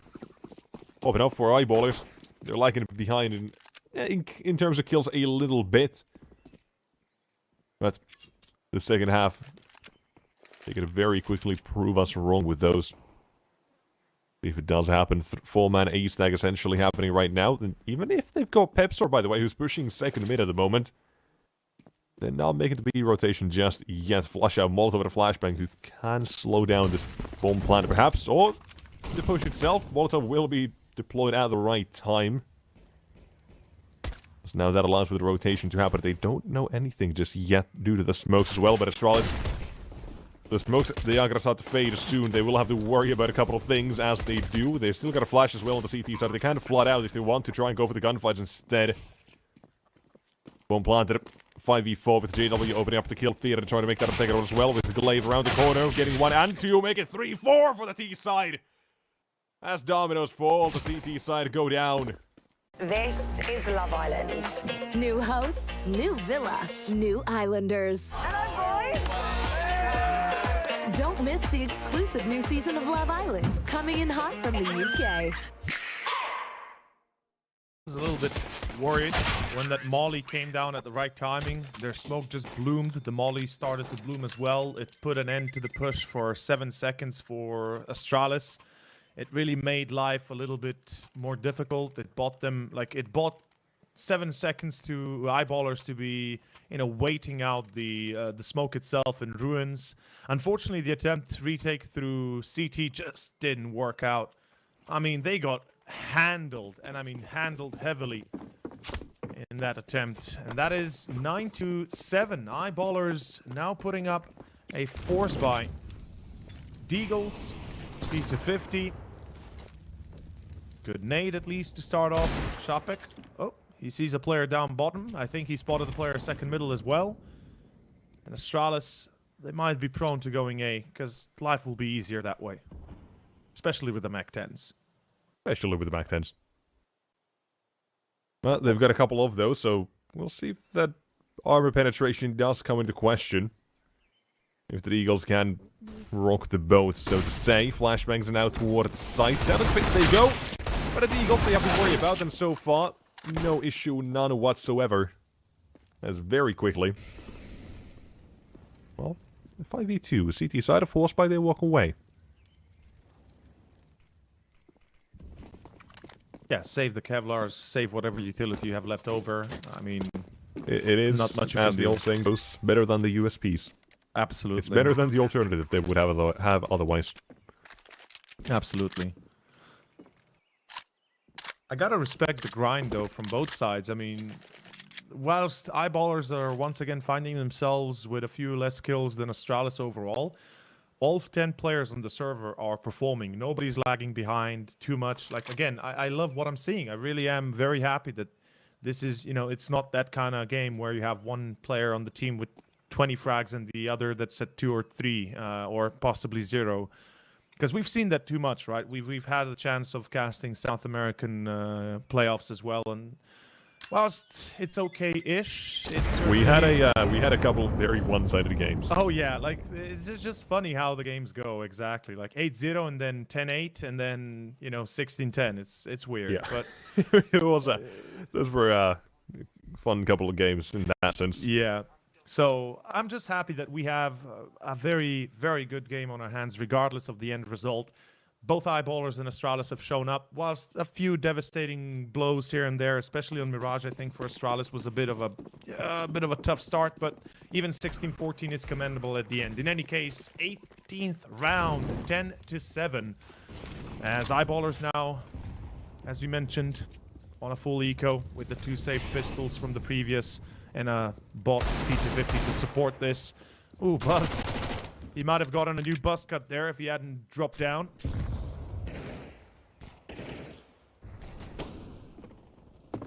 Bit of a slowdown.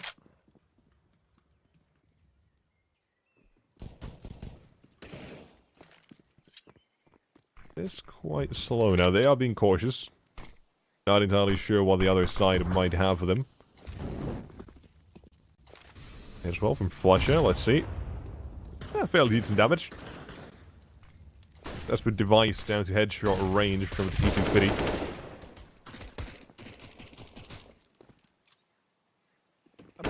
I love the... Wow. Ooh. I don't know if Flusha gets away with that one. Yeah. P250, man. You know it. You love it. It exists.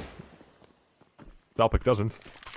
I was about to say how meticulous Astralis is in checking those corners and just being super careful about these pistols. Oh, Lead as well. Now that is a cheeky shot. One bullet in the magazine. Elite gamer. Exactly. You can see he has some time in the game, right? A I few mean, you can hundred see hours. his stats right now as well. Yeah, I mean, if we could see assists, I hope it would be 13-3-7, you know? Elite. Let's go, baby. I mean, it is. He has 3 assists. He has 3 assists? Yeah, he has 3 assists. Oh, okay. Okay, I Yeah. thought you were just, you know... No, look at that. Look at that. Sick. I see it now, yes. What about Glaive, though? Lovely. Eyes on Glaive, please. Eyes on Glaive, yeah, let's see if he has 3 assists as well. Come on, Glaive, you gotta pull the lead. Ooh. But, well, the lead currently in the hands of Astralis, though good refrag for Flusha. Still gonna be a 4-on-4 with a few players tagged up. Well, just the one. The man of himself. Zipex looking to find a bit of entry potential here on A. Basic, but a strong setup for the CT side at the moment as well. Out towards A. Glaive. It was. Down. You had the same stats, but Pep Soar 2 more for him. JW through the smoke! That's big. Push it down to the 1v2 very quickly as well, and now Zipex, as soon as that bomb goes down the CT side, they can very well put themselves into position. Run away, but above the smoke, he's found the first one. 4 to go, long range, that's connected as well. Now, that is what I call a beautiful clutch. Zipex, what a fantastic turning point for Astralis. Not only that, 18 frags on the man, and the fact that he pulls off a 1v2 after, you know, we see that smoke kill from JW securing the 2v1. It looked like Eyeballers might have been able to do it, but no, Zipex says, boys, ain't happening. And Astralis take the lead to 5 rounds difference. Beautiful stuff. And yeah, both Glaive and Device were lead gamers, and they still are. Absolutely. Moving on, there's the last map as well. What they can do, and look at that as well, a couple of entries. Pistols have been smelled, the turret has been avoided. At least mostly. They haven't taken the B side just in case it is a stack. We saw Eyeballers deal with one of these stacks first half. W though had a gap in the smoke, but he did think better of it. Eventually, walking on in, last man standing is Pep Sword. And just like the rest, will end up falling. There you go. 13-7.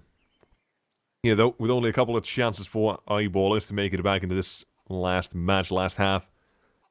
This one is the best one they are going to get. As obvious as that sounds, Astralis on a bit of a roll right now. Gotta be stopped as fast as possible, Eyeballers. They came into this one, either way, feeling like things were stacked up against them so far. They've given us quite a fight, quite a show. What's a couple more rounds? Beautiful performance.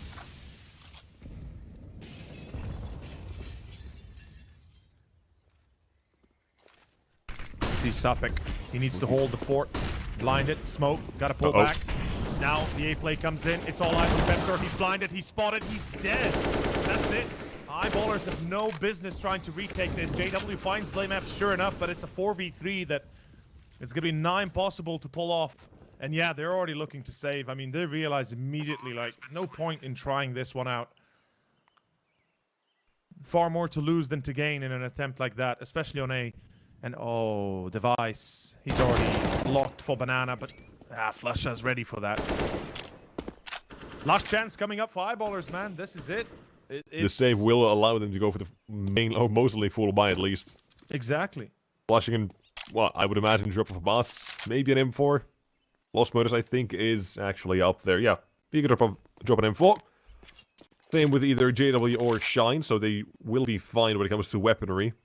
Now they just need to get the strategies, their setups up and running, getting started.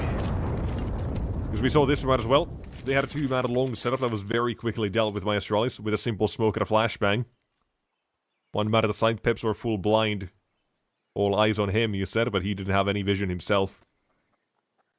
Yeah, I mean, they dealt with him without even firing a shot at him. And then BlameF took the advantage, jumped through, got him. JW replies, but the damage is already dealt. And afterwards, you know, what can you really do besides hope that it will improve within the second or two before the bomb goes down? Unfortunately, Eyeballers, they got to concede it 7 rounds now in a row. They got to pick up. Astralis looking like they've absolutely corrected the course of their T side, and they are looking solid here.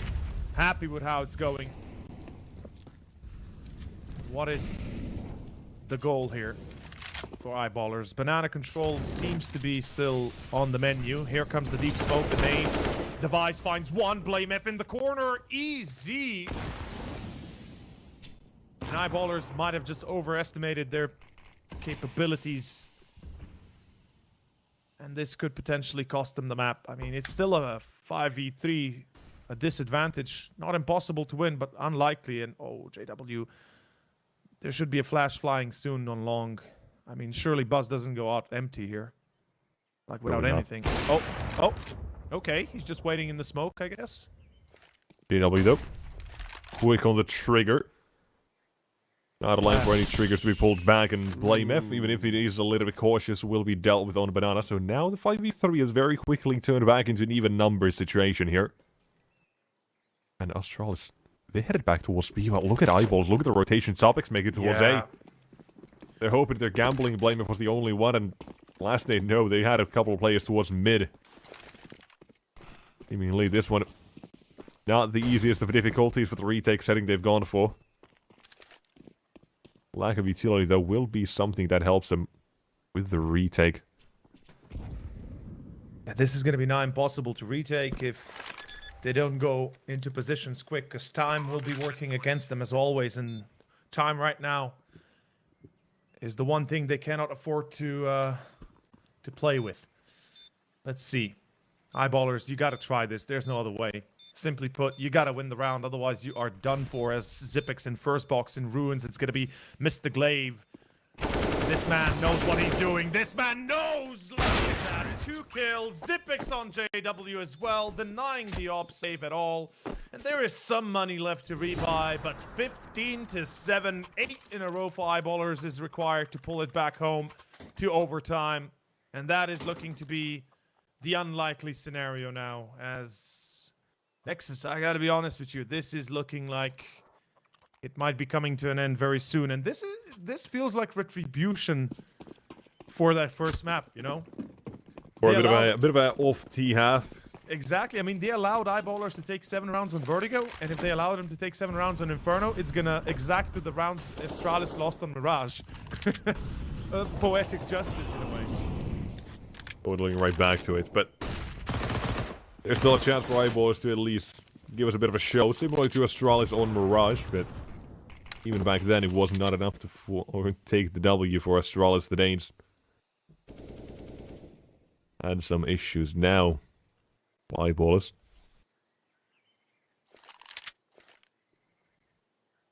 Last chance is it here.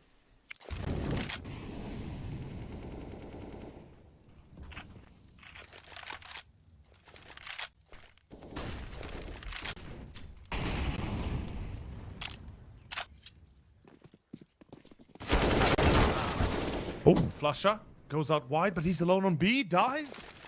Oh, Nexus, I think I know where this one is headed. It's gonna be a B retake, and look at the slow rotation of Eyeballers.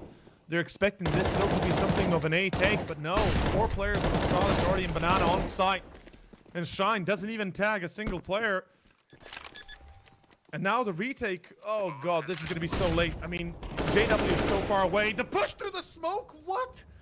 Uh-oh. Oh no, come on. It only gets worse as time goes on. Held by Device as well. Pepso's down next. That's it. That's it. That's That's G. it. G. And they do get Poetic Justice in. Astralis seem to have a feeling for the flare as they close out both map 2 and 3. So both Vertigo and Inferno at 16 and 7. It took a while, but eventually they do show us what they are capable of. And you know what, surprisingly, it wasn't Blame F and Device show. It was Blame F and Zipix towards the end of this one. Glaive showed up towards Inferno. And that's what we wanted to see as well. We wanted to see a couple of the players show up. Buzz had a bit of an off day, had a tough time, but overall for the series, it was here. Astralis, they are very much through to the next stage, the quarterfinals, where 9 will be waiting for them. I mean, I'm excited to see how that is going to go. Astralis seem to have picked up the pace after that devastating Mirage first half and then, you know, kind of gotten back into it. And I guess they just continued their momentum shift perfectly into second and third map, respectively. And yeah, I mean, to look at the stats, I mean, they seem to be pretty on par. You know, even Eyeballers didn't play that badly. First map, they took both pistols. Second map, they only took the second pistol. Astralis, meanwhile, you know, taking both pistols on Inferno, having a decent enough of a first half at 8-7, then kind of keeping it up at 10-7, and then just ending at 16-7. A clean ending here on this second half, and what an ending that is. Well played, kudos. And Astralis, if this is how they're going to continue playing, I am excited to see what they bring in the round of 8. You know what, all I'm asking for is they don't bring Mirage, because that it did just not have much for them going at all until the second half. But for this game, though, for right now, we're done. Astralis, they make it through 2-1 to face off against 9, as mentioned. They'll be playing, I believe, tomorrow then. But we have one more round of 16 game for you guys. That's our next one in about 5 minutes, 10 minutes maximum. We'll be back after a break, and that's when Mouz NXT Godsent takes place. And I will see you guys very, very shortly. See you then.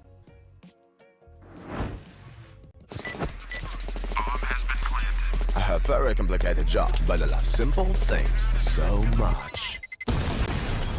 One move. One push.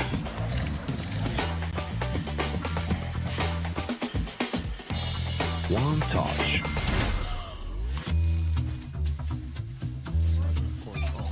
One love. One click. One X-bet.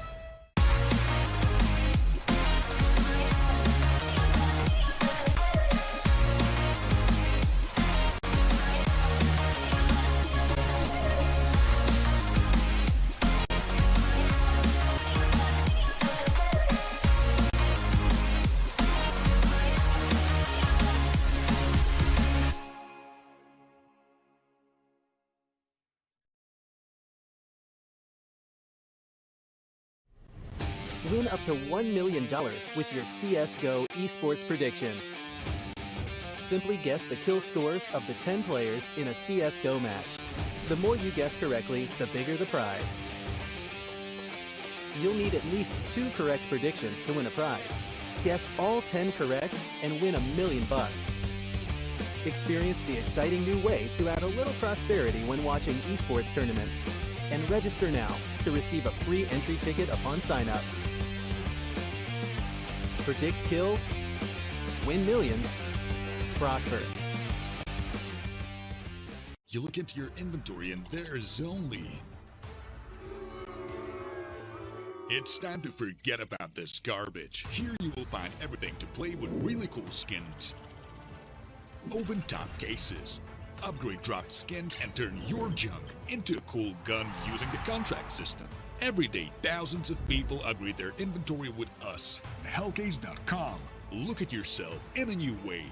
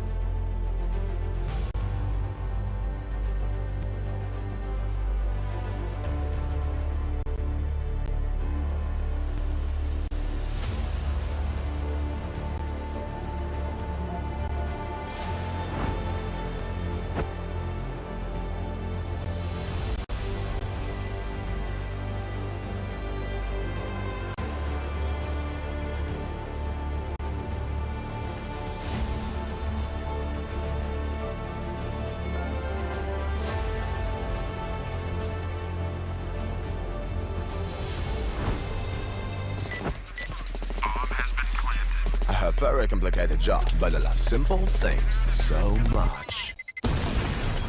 One move. One push.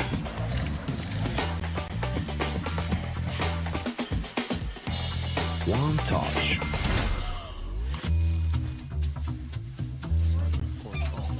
One love. One click. One X-bet.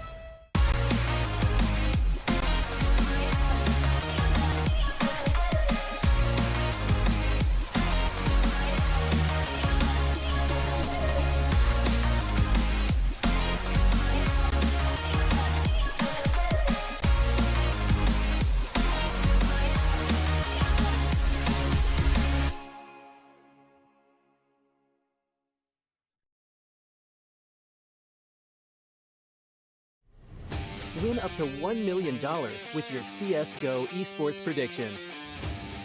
Simply guess the kill scores of the 10 players in a CSGO match. The more you guess correctly, the bigger the prize. You'll need at least 2 correct predictions to win a prize. Guess all 10 correct and win $1 million. Experience the exciting new way to add a little prosperity when watching esports tournaments. And register now to receive a free entry ticket upon sign-up. Predict kills, win millions, prosper. Trying to get the skin of your dream for a long time but can't get it in any way? On our website you have a unique opportunity to get your favorite knife. Users on our site can hand out skins themselves, and participants need to fulfill some simple conditions. For example, watch a video or buy a case on our website. After that, you automatically become a member of the distribution.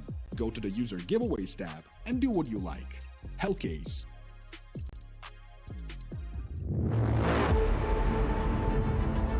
The hunger for glory feeds the desire, the courage to look for a challenge, to feed your ambitions.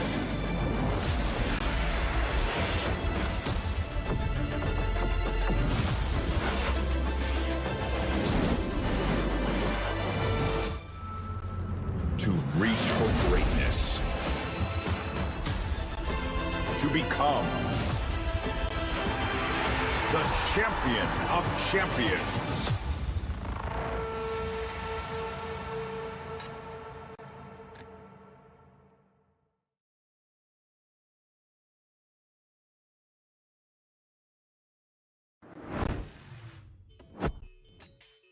Hello and welcome back, ladies and gentlemen. Headed towards our final game of the day, as we are going to be taking a look at what Godsent and Mouz NXT have to offer after a bit of a wild ride with Astralis and Eyeballers. I almost forgot the name. I'm a bit loopy, so getting a little bit late here. Excuse that, but all eyes focused on to the next one. I will still be joined by Overseer, but give him a moment. He's taking a moment to step away from his computer. We'll be here shortly, momentarily, no big issues, but taking a look at the game itself, though. As we mentioned, Godsent versus Mouz NXT. Both lineups that I'm actually pretty excited to see here. Because it's been a while since I've taken a deep dive towards either one of these lineups for Godsent. I mean, I said taking a while, but this roster has only been around for that, a while. About a month, give or take a week or so. Well, the roster itself consisting of Plopsky, Draken, ZTR, Joel, and Rusty, with Golden as the coach. So, it at least is filled with quite a bit of talent. I'm excited to see where this project goes as it continues going forward, as it continues to grow during the next couple of weeks or whatever. Or months, I guess. But the roster itself, very nice. I believe I hear some noises. How are you doing, Teo? Oh, damn. Okay. We're taking a look at the roster now. I had to go to the toilet. I apologize there. Yeah, the rosters. We talked about this earlier. Mouz NXT versus Godsent. Yep. You're catching up now? I'm catching up. I'm caught up. Godsent, yep. obviously. Now we can take a look at Mouz NXT's roster instead. I'll let you talk about that. Thank you. Mouz NXT, of course, on the other hand, being the academy team of Mouz. I mean, I've seen them time and time again. I think they've done a great job at building up the youngsters, right? Obviously, when we go through the whole of it, Jimfat, Krisen, QQ, Slend, Nexus, which I might as well call Nexus, and Tobiz the coach. To be exact, Slend being the freshest player on the roster, but also being the highest rated player. Yeah, they're recycling AWPers right now and trying to figure out who works out the best. Exactly. And I'm kind of excited, to be fair, because Slend, he comes from Hungary, and Hungary usually, whenever they have players at the high tier, they pop off. They really pop off. I mean, they get a couple of talents. Can't deny that. But yeah. Yeah. Moving on, of course, gotta take a look at who we're, or what maps we're going to and whatnot. We're, you know, a couple of minutes late, maybe, but don't worry about it too much. Just happens every now and then. Godsent, they don't like fun, they don't like Anubis. Mouz NXT, they don't like Inferno. Instead, we head up towards Mirage, as the Swedes are fairly comfortable with that. Right after, towards Vertigo. First two maps are the same we had on the previous video, and now then to the last one, Ancient. Yeah, I'm not surprised we see Mirage coming out from Godsent. That's a certainty. And then, obviously, with Vertigo being the second, I'm kind of excited to see what Mouz NXT is going to be able to do there. Vertigo has been their staple map for the longest since I remember. And last time I saw them play was probably back in... I think it was either... Yeah, obviously at the start of January at the close qualifier for North European Series, but also back in 2022 in November when they were playing the We Play League, where their previous iterations of the team actually, you know, were pretty much the dominant force. So I'm kind of excited to see how they do here today, but Godsent is not going to be an easy task to break. No, as mentioned, they've got quite a bit of talent on their side, on both sides actually. And all the players with the highest ratings so far, Joel and Jimpat. Not surprised. Too bad, yeah. I mean, Joel... Impact is through the roof, by the way. Yeah, I mean, Jimpat is just an insanely good player, I think. Last time I saw him, he really just, you know, kind of was an eye-opener for me. And I gotta be honest, with Joel as well, now playing at the highest levels. I mean, I've seen him in Striving Chaos. There was a Slovenian player there. Yeah, I've seen him in Galaxy Racer. He's also insane, but let's see how insane this series will be. Ladies and gentlemen, it is our first map, Mirage, the choice of Godsent, the new roster that's been signed under the organization 22 days ago. And now, of course, a first real challenge to see how they fare against Mouz NXT. Starting off out towards A with a couple of smokes, flashbangs, nades, whatever they might. Making their through. Joel's the one who's going to be leading the pack here. I'm trying to get control, but CT side right now not offering up an easy fight. Instead, they'll be having to play the retake as it is. And more stuff we saw in the on our previous Mirage. CT taken by Godsent, but now a couple of NXT players head their way. It's got to be turning out to bloodbath real quick. Plopsky makes good work at 2. The third one not so much. That's Rusty's third instead. He's tapping away with his Glock, and now comes the last few themselves. ZTR. Sneaky. He's gonna get it. He's gonna get the bomb as well. Insane for Godsent. ZTR, of course, another staple name in the Swedish scene. Used to be a part of Young Ninjas. That was my first real experience with him. That I casted him. A brief excursion into the main roster of NIP. I guess didn't really work out. Perhaps just not, you know, mentally prepared for the high tiers just yet. But I think he's found a forever home in Godsent if they can, you know, get this roster to be working together fine and beautifully. I mean, all of these names that we see are in some degree already at the top level, but we'll see if they can push the envelope and really reach the highest echelons of CS. In any case, great save, ZTR, hats off. That was beautifully played. Yeah, the NXT boys as well. I mean, go for the force bite. Maybe see if they can slow down the attack here. Make them a little bit concerned about what is to come later on. For now, though.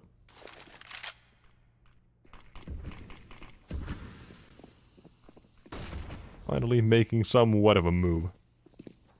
And well, as they do, it is towards B.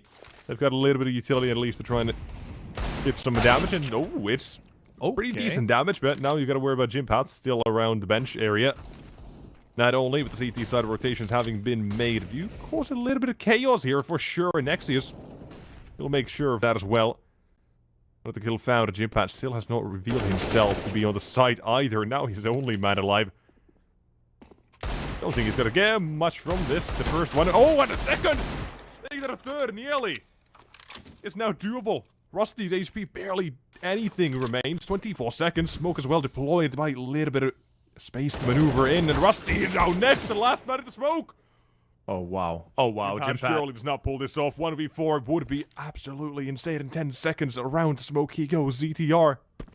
Has to tap that bomb any second. And Jimpat. That's it. He just goes around the corner. That's it! Can't be doing this shit. 2 rounds in. That felt better than it did on the toilet a moment ago, I'll tell you that much. Holy smokes, Jimpat.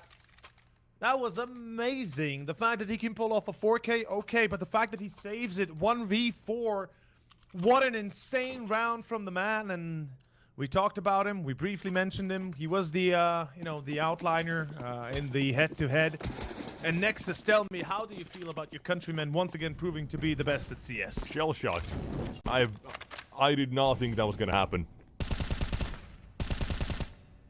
Oh You're my not the god. only one. That is insane. Now, towards A they go. The pistols have at least gotten a little bit of cover to work with, thanks to the smokes here, this T side. I'm gonna get the bomb down at least. That's a little bit of money. Oh, Dinks as well coming through. Damage has been dealt. But the CT side problem is they're trying to retake from a bit of a tough position at the moment, considering where the bomb is planted and them having lost the jungle control. This is now getting interesting here. Time as well down to half. They have a smoke. They don't have a kit. Not that I can see anywhere. And smoke as well having gone towards ramp. This is now getting very interesting, and I don't think they can even win this one. Need to get the kills instantaneously. Need to get on the bomb as well, but they don't have the time. They do not, and that is the round gone. Ladies and gents, that is going to be the second one for Godsent. They make a way, break away with pistols and Kevlar, with Tech 9 specifically. And Blobsky, he's not going to get the kill, but Rusty's there to make sure that the FAMAS is not brought on over. And Mouz NXT, after an amazing show from Jimpat, unfortunately, the next one immediately after is lost, and that puts them back a notch once more. Yeah, troubling times, troubling starts. Let's see if they can return the favor. Deagle's back again. And we do have round 4 being played here.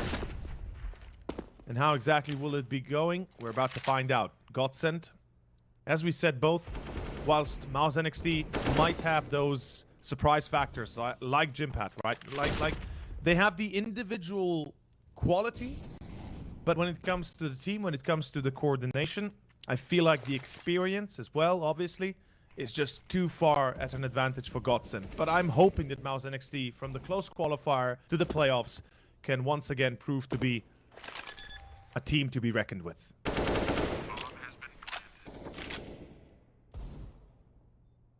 I think that's the missing piece as well for them. It was the consistent AWPer, and so far, Blend has been proven to be that in their past few matches. Results show as well, or show as much as well, I'd say. The playoffs has been a while since I've seen them in the playoffs here. It has, hasn't it? Yeah. Yeah, I mean, they've had struggles rebuilding their roster, but they're patient. They had the right pieces, they just needed one more. And at the moment, things look pretty damn good for them. Not for this round, but for the future. Things looking good. You know which team I really miss though? Like, just, this is completely out left field. Alright, here. give me a time frame. Oh, I'll take a guess. Do you want to take a guess? Okay, I'll give you an even easier time to think about, like an easier time to guess. It's from the Nordic countries. Well, northern European countries. It's a team that Jimp had played for briefly, but played for. Oh wait, hold on. You should know it. I should know this. You should know it. I should know this. You want me to tell you? You tell. I can't remember the name. It's Super Yumi. Super Yumi. Yeah, SJ. Yeah. SJ Gaming. Yeah, that's a team I really miss. I'm not gonna lie. I was a huge admirer and fan of theirs. It's actually the first time I've seen Yimpat play, albeit for a short while. But insane team. I'm thinking, was he on SJ? Because I don't remember actually. Yeah, even if it was a short while. Hold on. I'm doing like a little bit of research. Okay, yeah, it was there. Yeah, he for was a couple there, of months. But okay. Like I said, I had the pleasure of seeing him once or twice in that game or in that team. Unfortunately, not more than that. And since then, this guy has been on the rise. And I hope that with Mouz NXT, they can really do something great. As you said, you know, getting the roster going, making sure they're competitive against the other scene, the scene as a whole. I think Mouz, in general, a great organization that know what they're doing, and you know their main team obviously playing OG later today. In about 10 minutes. Yeah. Wish I could watch that match. Big Tortoise fan, if for those who don't know, very big. I remember when it was playing still in advance, I was casting those games. Oh yeah, yeah. He was impressing me then, still is. Even if the roles are a little bit different, or the positions he plays. But still. That's a completely different matter to this game. We get the guns out yet again.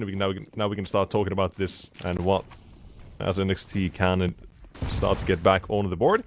Godsent, though, seemingly a very straightforward round for them.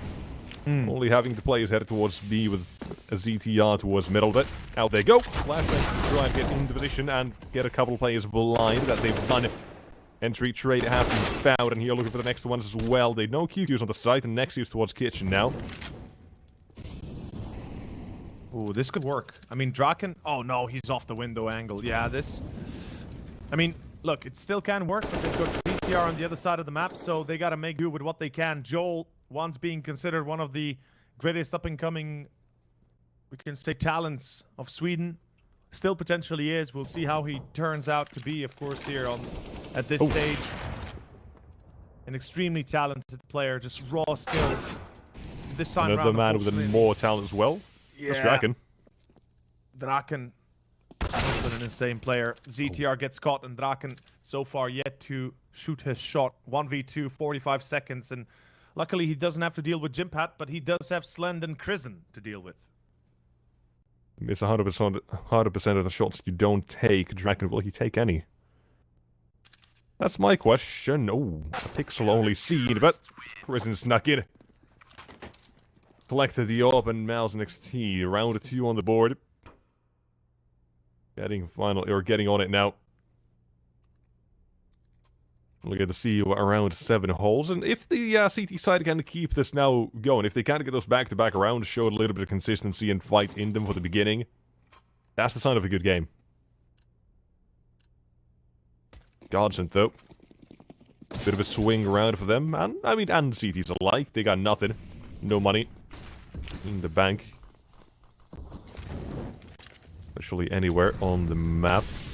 So this seemingly fast map control is coming to question. So if you wanted to roll back, a couple of hours, how much mid control was contested by Astralis and Eyeballers? This not as much on the CT side just yet, at least. Wondering if that will change when. Well, I nice like this though. Yeah, beautiful action. Krisen timing that flash perfectly with Nexius, and different approach, but it still works. Yeah. I mean, they get the kill. That's what matters. They get two-man advantage, excuse me, as Draken and Palace is kind of singled out, I guess. It's going to be a hard time getting forward here, or going forward. Though the angle... Ooh, Draken, yep. The angle for Nexius was ready, but he misses the shot. Plopsky coming out from Con as well. Somebody should be looking at that from Mouz NXT. And oh, Draken this time not putting Chris in my peak, and nobody from Pit helped him. That would be Joel in this case. 2v5. I think Mouz NXT will get the third. Highly unlikely to see anything go differently. Yep. Joel might be dangerous, but a 1v5 now. 1v4 make it. Yeah, even worse. They know where he's at. Yep. Well, he has an idea, but I can't find him. Now, the single solo will be found by Joel in the final seconds of the round. And, well, like I said, now Mouz putting up a couple of rounds back-to-back shows that we've got ourselves a good game headed for the next 40 minutes or so. Probably about 45 minutes. Well, let's see. How will this next round continue? What sort of casualties do the CT side suffer? That's the question posed by Godsent for now. So, well, the counter utility is going to be important. We're already seeing Nexus throw the Molotov last round of this round again. Might be something they want to do for a couple of rounds as well. We'll see if that, or how that affects the approach for mid by Godsent. Approach to mid. Still there. Low, but it is there. What a great timing for him. Just as ETR jumps up and looks to his left. The timing is impeccable, really. Couldn't be better. And I mean, at this point, Godsent, they might as well group up and try and hit something, do something, anything, really. Draken has no weapon. Okay, now picks up the Tech 9. There we go. For a second, it looks like he had no weapon at all. And does Nexus repeat window? Surely not, right? Because that would just... Yeah, he's content holding angle. Knows they've got the pistols. He's expecting Draken to jump, gets him, now peeks it again. There you go, he did peek it. Yeah, I mean, the first time he got Draken, the second time he's like, yeah, you know what? I get 3 kills, I'll try again. I'll farm. Last man left to be farmed. Nexus collects 4k. Eco frags and all have been found. Easy pickings is what they can call that. Another one in the bag. How many more? We're about to find out. Another one bites the dust. Give me your guess. Right now. Numbers only. Give me your guess. What's the scoreline going to be? On the end of the map or the halftime? Correct. End of the map. Okay. I'm going to say... Honestly... In 500 words or more. 16 to 8. Or 16 to 9. 16 to 9 for Godsent. That's my prediction. I'm not giving a lot of options here to Mouz, I know. And I possibly could be completely wrong. But I still trust Godsent, and their experience will drive them home for the victory here. For Mirage. Fair play. I'll take that. I'm not too sure, but I feel you. I feel the vibe you're going for right now. Godsent. They did show us a very good couple of first rounds here. Mouz NXT at the moment, they are just fighting back when the guns back out now for the T side as well. That Mouz NXT, you gotta be a little bit careful. Plopsky, though, beautiful entries. That's all will be vacated as well, just like that. Putting the T side back on track for 5. And Bomb Planter will secure that. Like, you know, I know it sounds weird when I put it like that, but I truly trust into the skill and the experience of a team more than I do of the raw talent. Because raw talent is great and all, but you gotta mold it, right? You gotta shape it, you gotta focus it. And I think Mouz NXT have a great team. In my opinion, some of the best youngsters you could pick up in a way. Especially, you know, with Jimpat and Krisen. These two guys are really solid. And we see Nexus is doing a great job as well. But there is a lot of work to be usually done. as well, a little bit more supportive, but even so, I mean, I know people in the Benelux scene have, you know, have been putting him up on a bit of a pedestal for a while, and I think well-deserved so far. Oh, yeah. No. Nothing to take away from the lads. It's just the experience that you gain from playing higher level tier teams it really is invaluable. And Godsent, besides Joel, and even Joel for a little bit, mostly the other 4 had been at that high tier for the last 2 to 3 years, if not longer. And I think the experience is where they can draw their victory from, even if they do lose duels in a way. But let's see for certain how this goes, as we have the gun round coming out from both sides. We have the attempt from Mouz NXT to try and take ladder control. They will boost in Jimpat there. And it looks like Godsent is prone to going for an A execution. I like that. Nexius, meanwhile, gonna clear out on the window. Perfect. Oh, if Plopsky turns around, he sees his weapon. I can guarantee you that much. No, he does not. Kristen finds Rusty as well.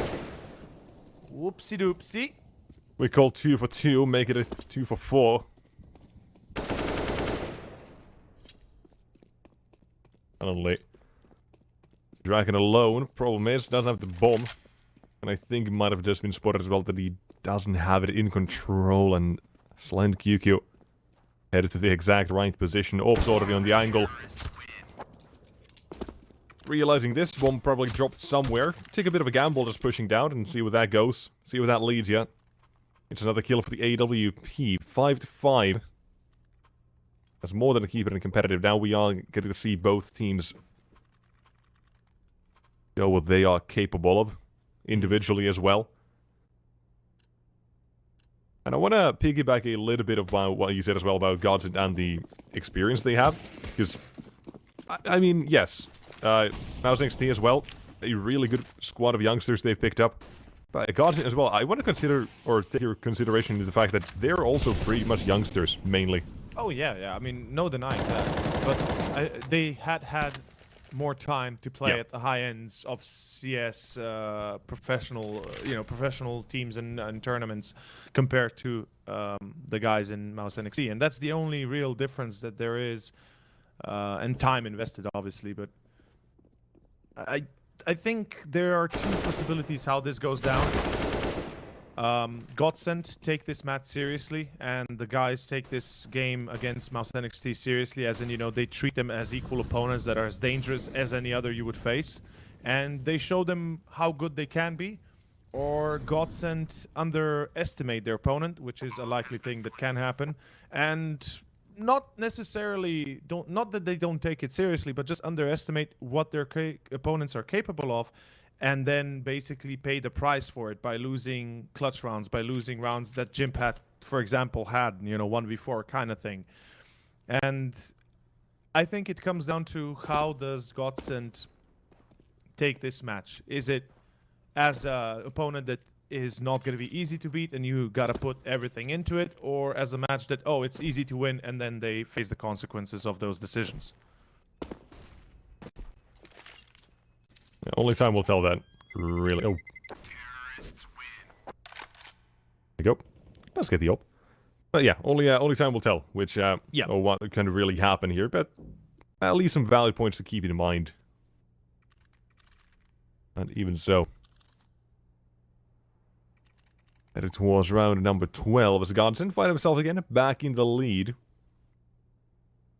We'll get to see where.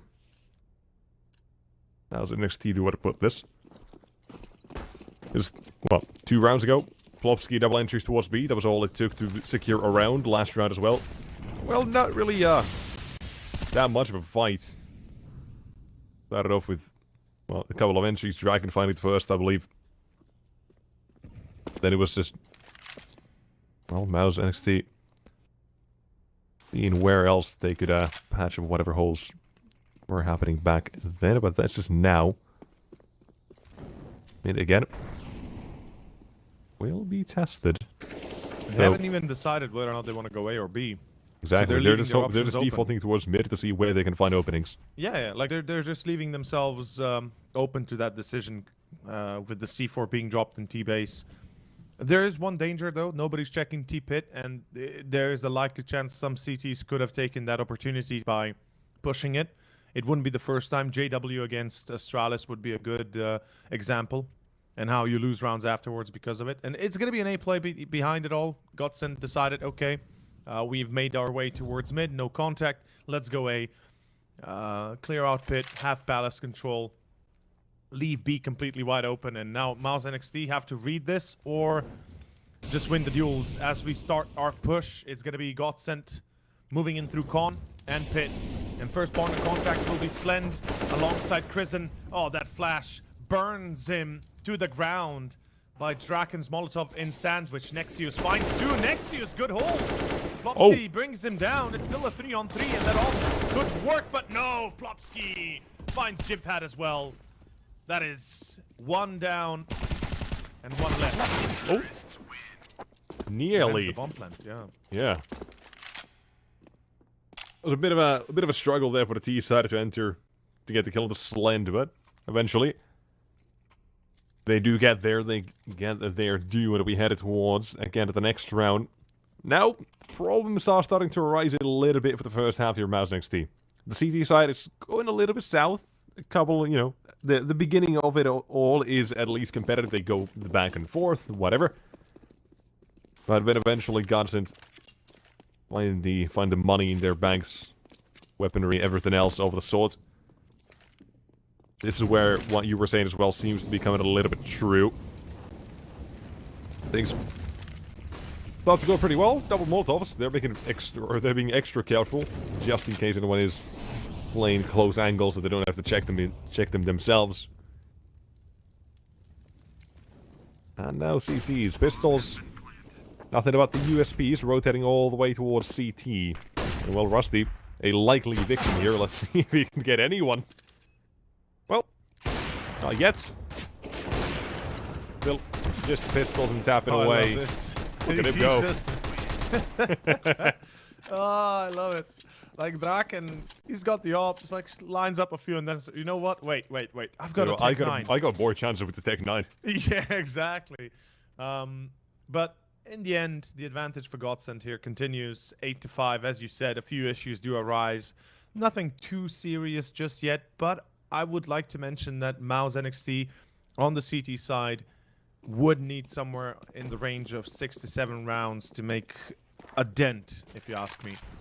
Well, let's find out for certain, shall we? Round 14 is live. Short push, or at least short take by the CTs as well. That would be Jimpad. It's ready for it. Let's see. Joel deciding, you know what? Maybe I shouldn't peek out too much. ZTR, meanwhile, loses against Nexius. Dude, Nexius is really consistent. I was about to say, he's been really good so far when it comes to mid control. Like, every firefight he takes, he is just accurate and consistent. And again, finds Rusty ready, on place. Both of us will be pretty decent to stop the bomb plant. Blow it down at least. Plopsky, though. He's the one currently in possession of the bomb. I have to watch out for Connector, though. The smoke, I think, did miss a little bit. And there you go. Impact through the edge of it, through it. The smoke, as it begins to fade, we'll find one of the CT side. Still a 5v3. Gotta watch out for Draken. Still at the back of the side as well. Will swing out a little bit too wide. And Joel, 1v4. Let's go, baby. Let's see what you can do. I will swing with the CT side as well. He's expecting it. He knows it's gotta be happening. Just waiting for his own opportunity. The smoke locks him out, and that's enough as well. Calls it quits. Oh! Let's get what? Didn't take the shot. He had the lineup. Oh, no bullets in the open. Tech 9 won't connect. Oh, you had that lineup. Had he had more bullets in the magazine, I fear what could have been. Ooh, yeah, that's Joel for you. Like, I think Joel is the biggest, how to say this, the biggest anomaly on the scene currently. Like, okay, not currently, but in general, especially in the team like Godsent, where you kind of know what to expect out of a player like Plopsky, Draken, Rusty, or ZTR. Joel is the guy that you never really know. Is he gonna go absolutely insane and drop aces, or is he gonna, you know, tilt and just lose his cool and start pugging more than, you know, scrimming? So, Joel, I have high expectations of this guy. He's young. He's gone through the rough works, you know, of the lower tiers. Now, reaching the upper echelons. Hopefully, we'll see more out of him, and soon. And look at this beautiful pop flash. Goes out to repeat. Will be refragged by Jimpad. But it's a 4-on-4. Yeah, Slend has to watch out a little bit here. The timing did favor Slend for now. Has not been seen yet. He's gonna unscope. I'm guaranteeing you that he's gonna unscope. Never mind. Just jump. Oh, Draken! That's a big miss. That's a big problem. Retake is on ZTR. Him as well towards connector as soon as they realize, wait a minute, it's not just Plopsky who was there. What is happening? That works. The CT's Mouz and NXT, they are just running through the defense here. And Plopsky, he'll be the last in the line of many to fall. A second or even half a second to spare. They had to stick that if they did. I mean, that is well played. Well played. Nexus with 4 frags. Is this you, Nexus? Just younger? What is this? It's my brethren. We're all connected. Long lost cousin. I mean, it would be very long. It's like other side of the continent. Not even. There's a whole goddamn ocean between us. Or not an ocean, but a sea, you know. Yeah, the Baltic Baltic big Sea. pond. It is the Baltic Sea, right? Yeah. You're making me think too much. Hold on. You gotta think. Come on, you should know this. It's your background. I should know this. Yes? Okay. I think so. Well, whether or not it is or not, Godsent... It doesn't matter. Doesn't matter. Yeah, Godsent have 8 rounds. CT side now for them. And I feel like this is where things can get very, very wrong very quickly for them. It's going to be Draken in window. Excuse me, ZTR in window, yeah. Draken playing on site ZTR. He actually doesn't get a kill. He's stacked quite heavily. Draken, meanwhile, finds Krizen. And it's going to be an A attempt, but look at the defense of the CTs. 3 players ready for that jump pad, jumping in Palace as well, making noise, trying to prove that somebody is there potentially. Draken keeps an eye out, gets one more. Somehow still alive. QQ replies. Plopsky back to back. And it's going to be a 4v2 now left for Nexus and QQ, and this is a difficult job. Rusty. Well, he's anything but rusty as he finds 2 and secures the 17th round, aka the 9th for GSN, aka Godsent. The dual Berettas didn't even come into play. Actually, no, he just bought them. Never mind. No, he did. No, he bought them on the pistol. He just didn't use them as he bought Kevlar or helmet right now.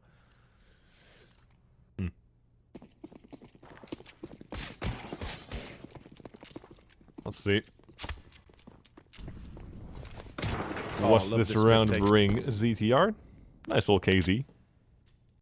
Yep. This one. It is a slight risk in terms of the dual Berettas, but seemingly no issue. None whatsoever. Nice burst usage. He doesn't use the burst of the FAMAS, but he uses his own, mental... He wants to control... Skill burst, yeah. He wants to control the burst. Yeah, I mean, that's how you have to play the FAMAS. You can't really spray because it's going to go all over the place. But bursting exactly, like the spray that, changes every time. Yep, it works. It works. And the FAMAS, I know you hate it. It doesn't work. It's a horrible weapon. Don't even bring it up.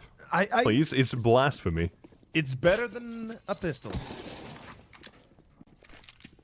It's better than a pistol. You can't deny that. Depending on the situation, perhaps. Sure. Only at long range. I'll give you that. Okay. Well, 10-7 long range. We're about to find out an A play, and let's see if the long range Palace jump can work. Because there's only one player really defending. That's Draken, and he's highly exposed from triple. Oh, this could be disastrous for Godsent. Although, look at Draken. Relocating. Seems to slowly realize something is off. Smokes into Palace. And Draken. Ooh. Oh, no, they're thinking this is B. They have something towards mid, some information to push towards T-Spawn as well. Yeah. Palace completely gonna... overlooked. This is just about timing and nothing else at this point. Yeah, this is just going to affirm GSN's or Godsent's opinion here that this is a B play. But look at this. They're clearing B house and they're still staying. And now out of Palace they go. Mouz NXT, they didn't even need to do anything, literally. Godsent kind of fooled themselves with the push and pit. Oh, ZTR though. That is a very quick headshot on Nexus. 5v3 retake of A. And given the lack of utility for Mouz NXT, they have to take good positions. And I love this CT spot. They've got 2 flashbangs. Let's see them use it. Don't peek dry. Why you peek dry? Oh, man. Come on. QQ has a flash. You have a flash. Please use that pop flash for yourself. QQ finds one. Jimpap left alone. but he can't do it all by himself. Dude, they had 2 flashbangs. If only they had used that for the CT check, possibly we would have survival in the hands of Nexius. If only. What if? Didn't happen. Bottom line of it all, Mouz NXT. Yet to post up rounds of the second half. Not a huge issue. It is still close. You can very quickly come back. The problem is, if it continues going on like this, for Godsent, they'll be happy if it continues like this. Oh, yeah. Because right now, I mean, Draken and Plopsky, they're having a good time. Looking at them, 18 and 16 kills apiece. Yep. Feeling good. On the other side, I mean, you've got Nexus and Jimpad who are trying to match that and bring their teams over to a similar position where they can feel happy and right about what things are happening right now. Play towards A is going to be made, though. In the meantime, again, mid is heavily focused on here by Godsent, which not as much by Mouz NXT, which you can see during the first half, but somehow, though, things have gotten a little bit interesting. Nexus has delivered 17th. 18 waits in CT, his name is ZTR. Position given away. That's as well, but flashbangs. Oh, look at ZTR. Oh, that's huge. Trouble. That is huge. Draken now gets the kill on Nexius. That was important to channel the energy of Krisen as well. Gold Berettas of Draken, though, do get it. Holy smokes. Now, what the hell? Damn. Aye. That is quite the round.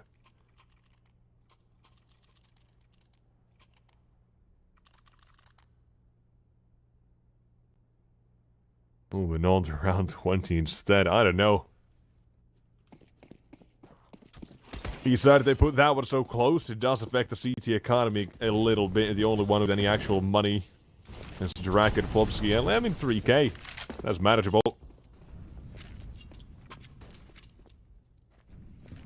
But where does this bring them? We're about to find out, man. We're about to find out. Mouz NXT, they can't afford to lose this round, I'll tell you that much. Slend, good start. Plopsky's gonna be caught on A. You take a peep into pit, and well, the pit looks back with a 50 caliber bullet. Oh, the timing as well for the mid push.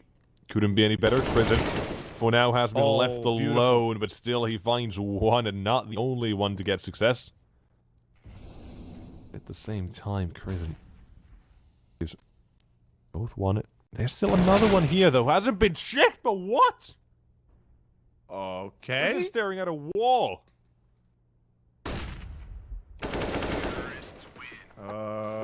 That is insane.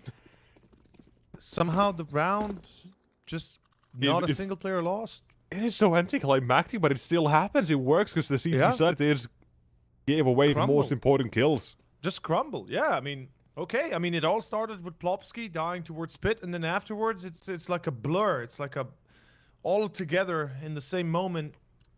Kudos, Mouz NXT, 8 rounds to them, and it will be a force buy coming out from Godsent. Let's see if they can put an end to this.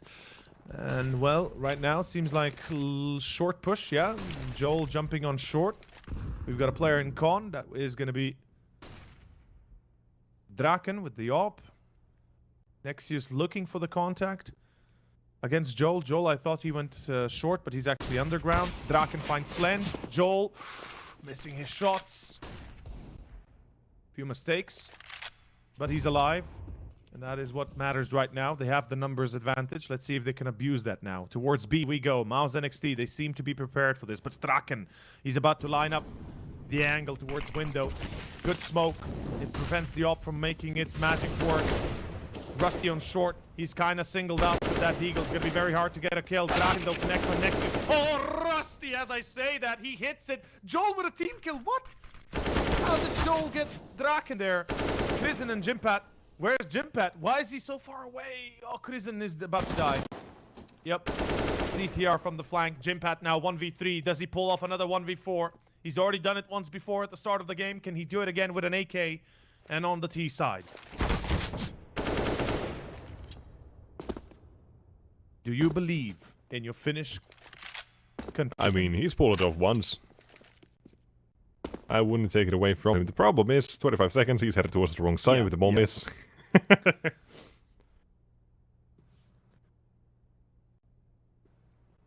Either way. That was NXT. They put up the last round. It was a beautiful one. All pieces fit together, but this one, not so much. Even with a team kill in the mix. That was not enough that Mouz could do. Their B push was stopped by Draken and Rusty just dancing around the McDonald's arches, as some people like to call them. Undigs Ops delivering. And Mouz, well, they were delivered an express ticket out of that one. Okay. 13-8. An attempt here by Mouz to try and break the mold. Oh, towards A, it seems.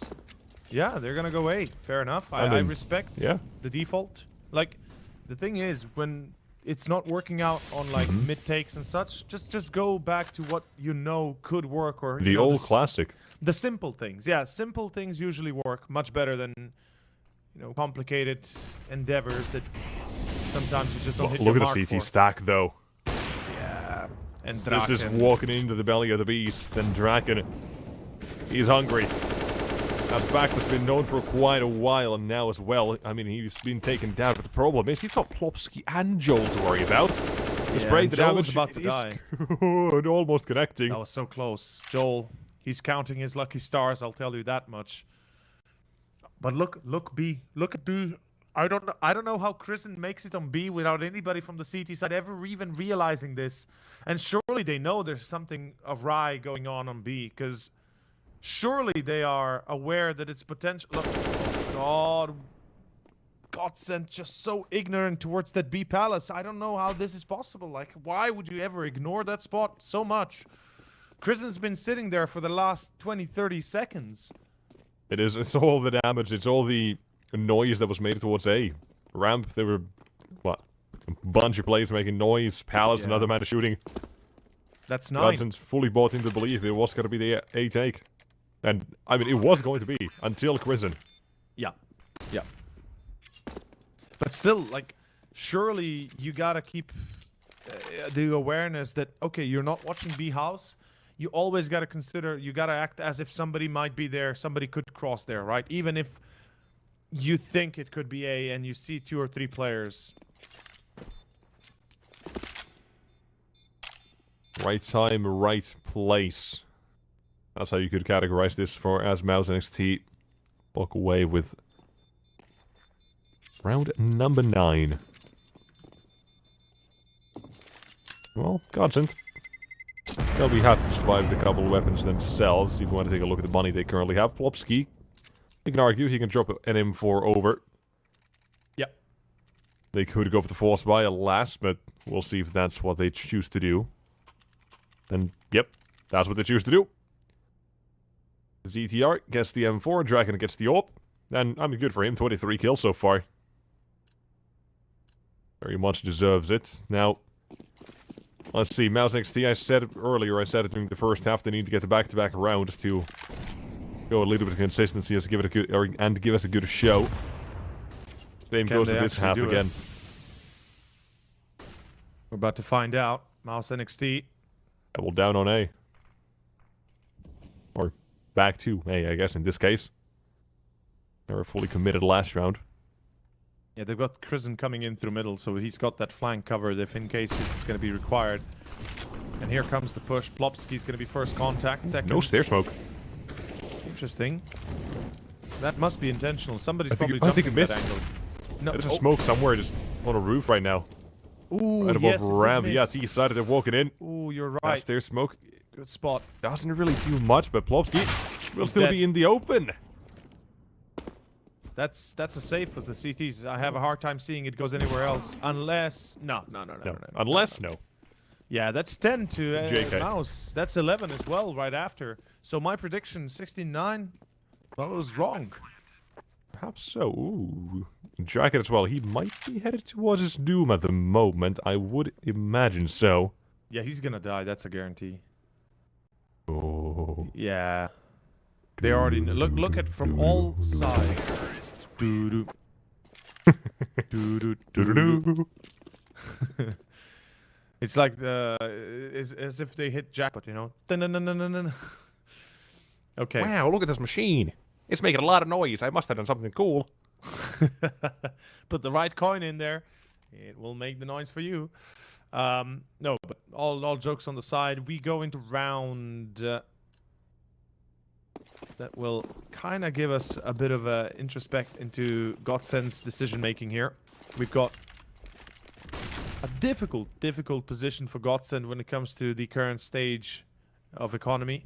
Like, obviously retaking in the previous wasn't an option, but they've lost that op. They've lost those rifles to save even. So here, full eco. Oh, wow.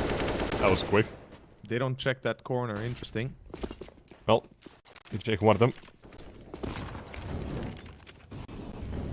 Both, but either way. Very quickly having made their way. Realizing, get away, it's a bit of a stack. Let's take B. Yeah. Godsent, though, he's really got to take his position here. Like, he's the mid lurk. He was the man who made one of the rounds that was B workout because no one was there.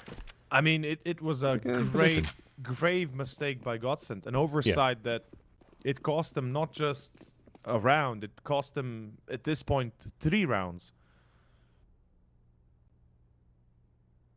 And potentially it could cost them this map. I'm not even joking right now. At this point, Mouz NXT, not 11, just 11, but with the next round being a buy round for Godsent, with barely any money left in the bank afterwards, they lose, it's a tie. And then it's back to back, you know, back to those nitty-gritty moments where a single mistake could throw everything off for you. Prison might be given a couple of kills here. Leg spotted of Plopsky as well. Actually, I think... Alright, it's a bit of a hunt for who gets down, apparently. Len could have had it either way. Godsent says, nah, I want them. Give me them eco kills. Melts the pistols, makes that now 3 for this round. Great stuff for Mouz NXT. Like, the guys are really learning on the spot. You can see, like, they're adapting their style on the spot. Initially, perhaps they looked a little bit afraid, a little bit off, you know, off the angle, off their mood. But here they seem to be reading Godsent very well, and we just did a full 360. Okay. First time out for Godsent, interestingly enough. Have a lot to discuss, especially when it comes to the buy. Oh, please tell me you don't buy any helmets. You don't need helmets, guys. Make sure you don't buy helmets. You need the fuse kits. They need the fuse kits. I'm not even joking. Like, this is serious. Like, no, I'm just thinking of a bike salesman saying don't buy helmets. So I sell more bikes or what? You know? I mean, that's what it just sounds like right now. It's like, you don't need them. You don't They're not need going to fall helmet. anyways. It's fine. Yeah, I mean, it's true. They don't need them. You know, on the Godsent side. Yep. Bike helmets, you know, probably should have one. The fuse kit. Especially with motor vehicles. I don't have a helmet for my bike. I'm stupid like that, but I'm also very careful when I ride bike. You're also Eastern European, which is a little bit crazy. Actually, no, I'm not. What did you say? I'm Eastern European? Take Wait, that back, sir. Oh, I'm very sorry. Actually, yeah, I'm so sorry. Central European. How could you... You know what? I forgot up here, you know? Yeah, up here, up there, in the tundra of the Russian Empire, huh? Whoa. Uh-huh. See how that makes you feel? Alright, this one, it started off with Mouz trying to make a play towards A, but that was denied as they walk away. Yeah, they seem to be a bit more careful in approaching. I like that. Joel is going to be playing up close. They have the double setup in pit, something we don't get to see very often these days. It's a very smart decision that can bait a lot of players. Oh, Plopsky, what? How? Plopsky, hat-trick, what a FAMAS! Life round. The Mouz never had a better highlight. What? Last two, last one. Lend AWP, the lack of HP on Popsky and Rusty doesn't really do much at this point. You should see my face right now. I'm smiling as Draken is on his picture. Very menacingly. Yes, because that... what? Whoa. I mean, Popsky has been fragging out this game again. 20 kills so far. Dude, he's vibing, feeling it. 20 seconds for Slend to figure this one out. Crack the puzzle pieces, fit them together. Popsky, I don't think he stole the gun barrel, and alas, 4K will be finished. What a round. People forget that Plopsky, like, even though he had his bad moments, right? Maybe not always on top of his game. The dude is a solid player. He knows what he's doing. He's a smart player above all else. And when he has a great game, he has not just a great game, he has an amazing game. And that might not be as consistent as some of the top tiers, but this guy is very good. Like, he is legit not a bad player at all. And a lot of people give him hate for no reason, which is just sad. In any case, the sad part will be if Mouz NXT lose this gun round. Let's see how it goes, as there is a bit of mid presence, a bit of underpass presence, but it seems like Godsent seemed to completely relinquish mid with only Joel left in the middle, like wide open, solo. Weird decision. Dangerous. Yeah, I mean, you said about Plopsky as well, by the way, but before he joined NIP, before he was putting supportive roles, he was like a star player, basically. Yeah, I mean, I remember him back from Existence Galaxy. Yeah. That was the team that it was kind of my first experience with him, and he's always been a very much on-point player that never really disappointed beyond maybe a few moments where it just didn't go his way. Just became a bit of a role player in NIP. Yeah. Alas, here we are, finding ourselves in a 5v3. T-Sat, you gotta figure out what the hell to do about this one. I think that works. That qualifies as some sort of an answer. Opportunity is presented, and not the only thing they get. That's an important frag for Slend, by the way. 2v2 now instead of a 3v2. Short, though, look at this. Oh, Jimpat! This guy. Do not underestimate the man. Oh, what? Uh-oh. Uh-oh! Oh, no, runs out of bullets! No, Draken, so close! Oh, that is savage. Jimpat. Oh, boy. This guy saves it again for Mouz. And that's an eco for Godsent. That's 13 for Mouz. Oh, damn. This game, it's getting much closer than I thought possible. I'm not gonna lie. This is a very well thought out match from Mouz. Remember the comment, that's 13 for Mouz for when Godsent finally win this round.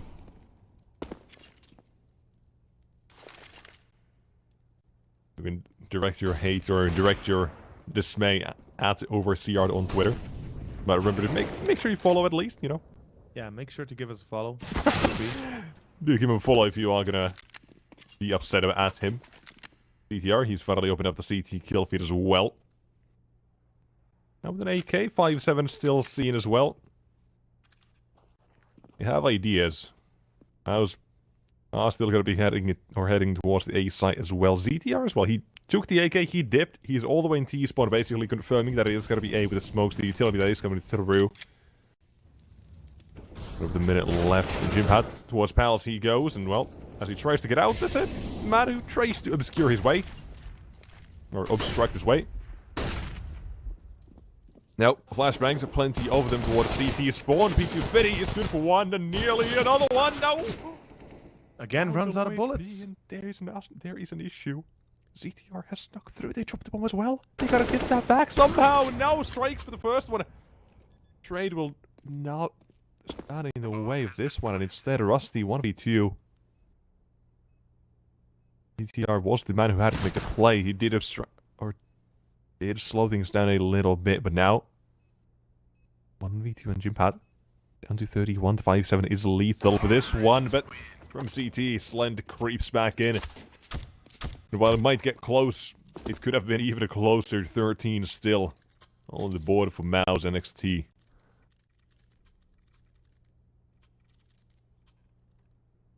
Insane. Insane. Mouz NXT expected, but let's see if they can continue this now against the full buy round. Tactical pause coming out from Godsent. 2 more remaining on that part. Can I, by the way, give you a topic to think about while we're in this timeout? Yes, do it. Isn't it crazy how at this point we consider Plopsky a veteran of the game as well, basically? It is. Someone who's been trying to test it. He's been around for a long time in Tier 1. Yeah, 5 years And he's now. not the only one. Yeah. I mean, Drak and Rusty, ZTR, they've all been around the block. That's what I've been saying earlier, right? Yeah, let me tell you a story. Remember Frozen? Yes, I do. He's 20, I think. He's been in Mouz for 4 years. Yep. I mean, Frozen was considered the youngest and the best star coming out from FPL. He was the star player coming up. It felt like he was 15 for 5 years when people were waiting for him. I mean, look, Joel also, right? Joel was the topic of conversation of every game that wasn't a top-tier match outside of top-tier matches, of course, for the last 3 years, 4 years. Now, for the last year or two, he's been a little bit more quiet, but finally he comes to the age of 18. He can play at this stage, at this time, I guess. I don't know, maybe... I know school was also a thing for him. Now, don't take my word literally there, but as far as I remember, he kind of put CS on the sidelines until he finished like high school or something. But alas, few other things to worry about. Yeah. Alas, it's an insane thing to think about. Yeah. Yep. He's dug himself out of whatever hole he might have been in. Now, 13 to 14. It is a slow approach for Mouz NXT. Very. Again, Crizzen, I said he's been the one who's been making a lot of space. This time will be afforded more of a lurk role again. When mid will be coming to question, but only in terms of the lurk and slowing down these rotations. The actual B attack itself will be on the Draken to try and slow down as he's going to try and jump around a couple of corners, but will be presented with an opportunity, but not finding the first one. And next man, it was Crizzen. Oh, that phase was made, an opportunity created. That is 14. A shame that Draken misses the shot, because that could have given the round to Godsent, but 2 shots missed, and round is gone. Both ZTR and Rusty couldn't hold their own as well.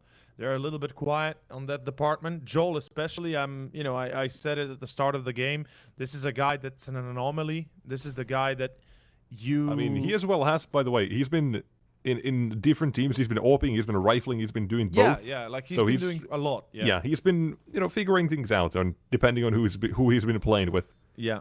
Thing is, like he played previously with Striving Chaos, which was a team that was consisted of a Slovenian player and a few different players from Croatia, Serbia, and like this guy. I mean, he didn't play that long there. He was just playing for a tournament, and he really showed them, what it means to be a consistent player. And, his path now in Godsent, I hope, will be a glorious one, because this is the way into Tier 1. I think he can lead the charge for that. He just needs to get attuned to the level of play that you have at this stage. That's it. Even Mouz NXT, who might be less experienced than any other team they meet in this tournament, is a dangerous team and a good team to face off. So, Joel, I feel like the only thing he's missing is the experience of playing against stronger and consistent and well-established teams, and that's it. And once he has that, this guy's going to be very hard to beat. Meanwhile, Pistols and Kevlar, Rusty. In this case, the rust is not wearing off. That is 15 to NXT, like Mouz NXT. Like it's hard to see it going anywhere else. It is. We're saying 69 feeling Godsent in control, but second half comes rolling around. Or, well, the end of the first half as well, you could say. It's basically been Mouz and NXT all the way since. And 15 will be put on the board as well. There's nothing that the CT side can do about this one. And well, here comes the question. Godsent, they have had a lot of decent rounds. They've had a Plopsky 4K, they've had a Draken get a couple of kills with the AWP every now and then, but where are they now?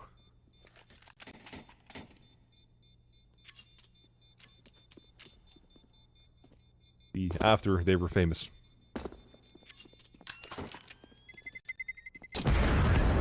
Sorry, I actually... Bit of a throwback as well. I didn't hear you there. I actually opened up the Twitter of our CCT North Europe, so go follow CCT CC_NEU. It's the specific Twitter account for North Europe, and just seen the replay of Plopsky doing the FAMAS triple. I'm still amazed at it. Even hearing my voice, I'm just like, holy shit, I reacted like that. I mean, oh yes. my. I mean, hey, even you are surprised. You're a FAMAS advocate, and even you're surprised that he somehow gets a multi-kill. Exactly. That's the biggest thing I can tell you. Even the people who play it don't think they can get more than one kill. Okay? Yep. Remember that the next time you're about to buy FAMAS. The Nexus guarantee, you're better off with a pistol. Oh, God. Don't listen to Nexus, guys. If you want to win your games and not just be a loser at 1,800 elo on exactly. Faceit, buy a diffuser. Buy a diffuser and buy a FAMAS, not a pistol. Have you been able to crawl up level 10 yet? One day I will be proven right.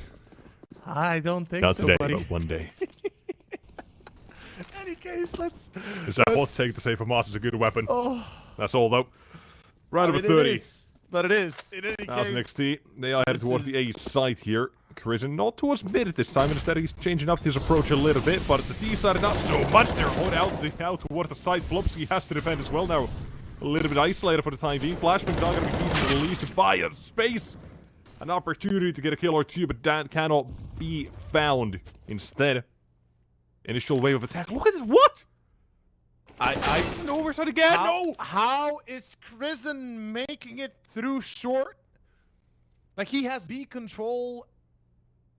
I am buying into these A takes. I mean, I'm at a loss of time. words. No, Draken. Oh no! Oh no! Oh! What? Nexius, what? How quickly can a round turn on its head? Somebody call 911. There's been a murder, a triple murder. A quadruple up for the ace. Oh my god. Oh, so much to do, so little he can. So far hasn't been the sharpest tool in the shed, and I don't think it'll end that way either. That was an NXT. They steal that away. Nexius rips it out of Godsent's hand. Overtime was there.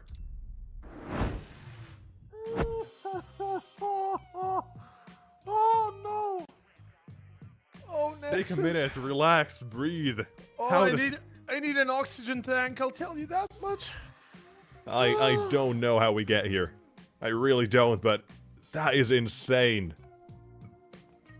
That... Alright, my god. Wait. It was supposed to be overtime. Okay, I'm awake, it's fine. You good? I'm here. I'm good. Yeah, call an ambulance. There's been a murder. I think you've been you've been hit as well. Oof. Nexius. Dude. A 5v3. 5v3. It all came down to Draken hitting a shot and whip it over. Oh Yeah, my god, I mean, that is insane though. I mean, getting here, Godsent, they had such a good lead. They had a good grasp as well. Second half, it started with them in the lead. It was 12-7. You're putting at your notes. It should not have been like this. I'm throwing my notebook away. I mean, it's useless at this point. It's useless, man. Get over it. 16-14, Mouz NXT. They take map number 1, headed towards Vertigo. They're right, enjoy their baby that they've been picking whenever they get the chance to. As this first map, they pull off a lick. They get it done. Map 2, Vertigo, coming up soon. We're going to try to relax in the meantime. You guys do the same. We'll see you in 10 minutes.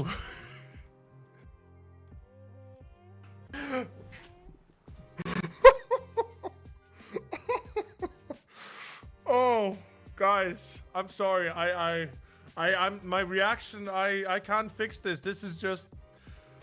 Oh, sorry, guys. We'll see you in 10 minutes time after a break. Thank you very much for listening to our crazy ramblings, but that was insane.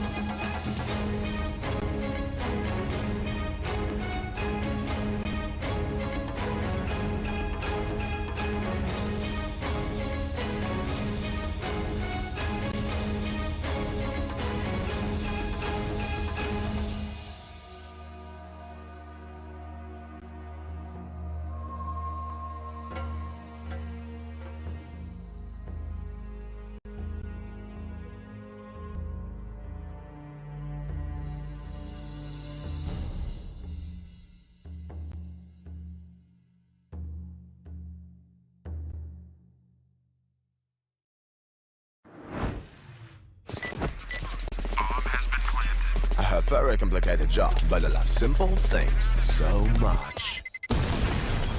One move. One push.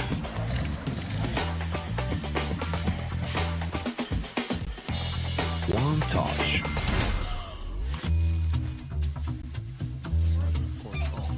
One love.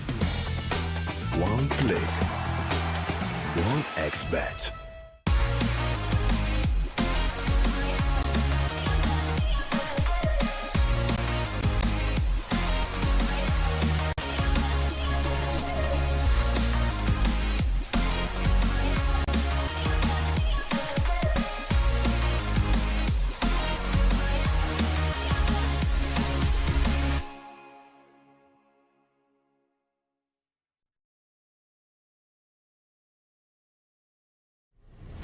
Win up to $1 million with your CSGO esports predictions.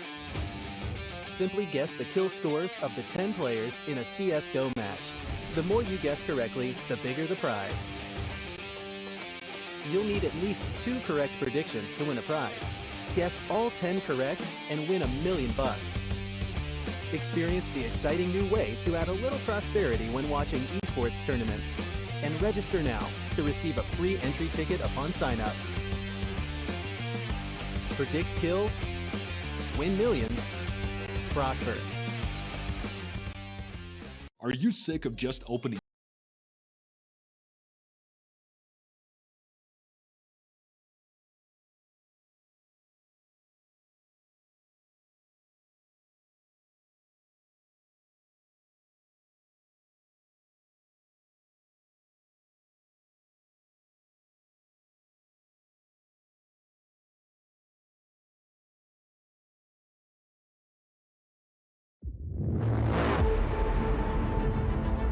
The hunger for glory feeds the desire, the courage to look for a challenge, to feed your ambitions.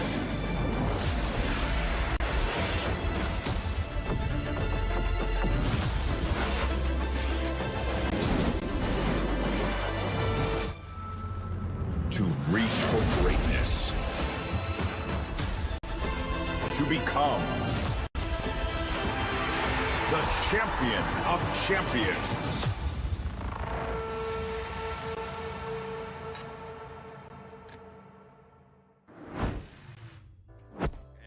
And we are back, ladies and gentlemen, with the second map coming up next. It's Vertigo. And game is live, apparently, so we're jumping straight into it. Nexus. We are back. Game is live. Welcome.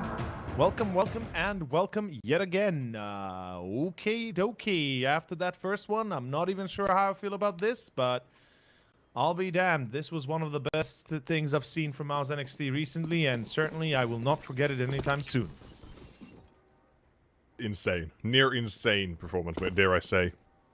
Yeah, any more of that, and we'll be we'll have to be committed to an asylum, man. I'll tell you that much. I'm already halfway there. Right there with you, brother. But key is consistency. Let's see if Mouz NXT have it as we go on to Vertigo, their map pick. Are we jumping into the gun round? Oh, excuse me, pistol round. Yeah, well, it could be a gun round if you consider pistols guns, but we consider them pew-pews. Nerf gun darts. Ooh, beautiful That's more than double Nerf nade. darts. That was high explosive dart. Did some damage. ZTR with the dual Berettas. Same for Plopsky.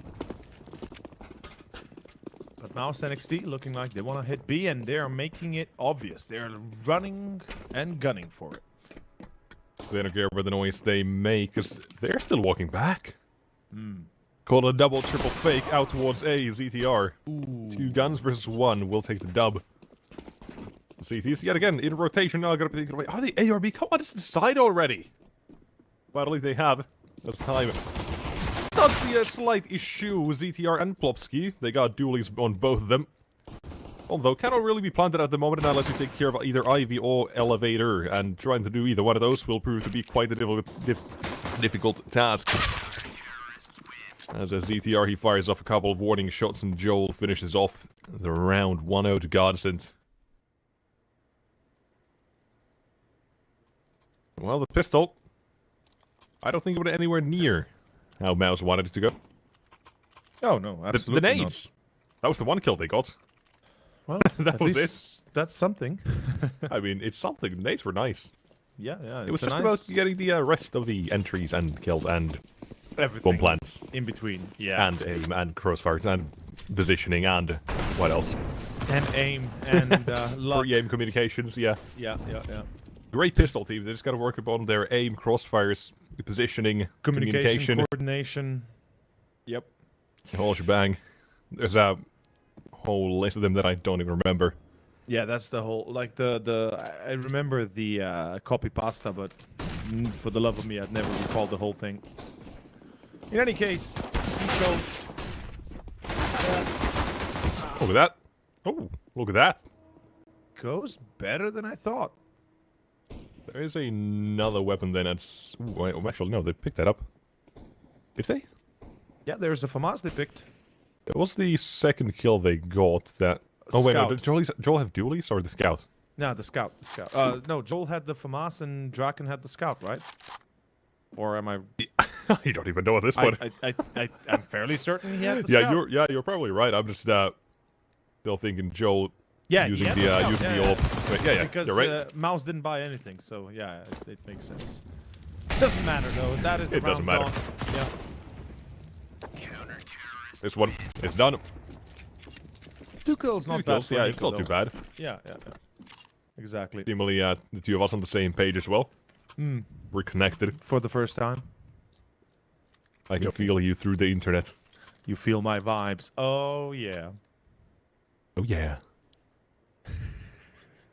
Let's get ready to partay. Mouz NXT, your guns are out. Are you ready? Are you ready to rumble? Put your cans in the air. I will not forget that. Yeah. It is such a good one, or such a good clip.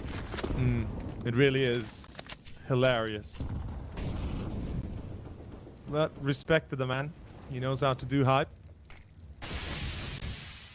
Croatian announcer. Well, let's see if Mouz NXT have some hype left in them. After that performance, I guess they're going to be a little bit ecstatic, a little bit hungry for more frags afterwards. And this is their map pick, so we are looking at a potential 2-0 right now. Mouz NXT, who would have thought that they could contend against Godsent in such a manner? As the gun round starts off on middle with a little bit of action. Jimpat finds Rusty. 50 seconds or so to go, and towards A. Seems like Mouz will be heading. There will be the play. Molotov is fantastic timing for the CT side, and that does reveal next is his current location. Well, not only, but a couple more around the corner behind the top. Now CTs, they get all the information they could ever need. CTR, well, mollied out of position. Escape is still happening. With 25 seconds left, CT side, I'd say this time they should fight for this. Stop the bomb plan from happening. The round is done. What can they do above the smoke, though? CTR good for the first. Bomb plant happening. No nades, or... Nope, no nades. No. Bomb has gone down, and very quickly they've mowed him down as well. QQ, though, look at him. Ooh. Real quick, gets 2 in there. Now, has walked away out of this one as well, already out of harm's way, but Plopsky awaits, and... Oh! Nice!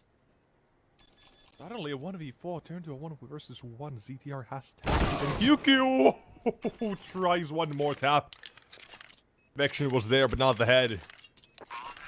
So close, yet so far, but Godsent barely walk out of that one alive. Cutting it close, that's for certain, as we get ready to see our 4th round with an eco potentially, but no, they have the money, because, yeah, there's the Kevlar on Nexus, so they're going to go for a buy, never mind. For a second there, I thought they might only have, like, enough for 2-3 rifles, but no, that's enough to go into a full investment again, but not actually going for it. An AK, a Galila Scout, and 2 Tech 9s. Interesting choice. Mouz NXT looking out for the future rounds of theirs. Meanwhile, Draken playing it close towards ramp A, supported by Joel. And, of course, by ZTR. Molotov on Nexus, forcing him out of position. Rusty gets tagged a bit, but it matters not. The current position for Godsent is pretty decent.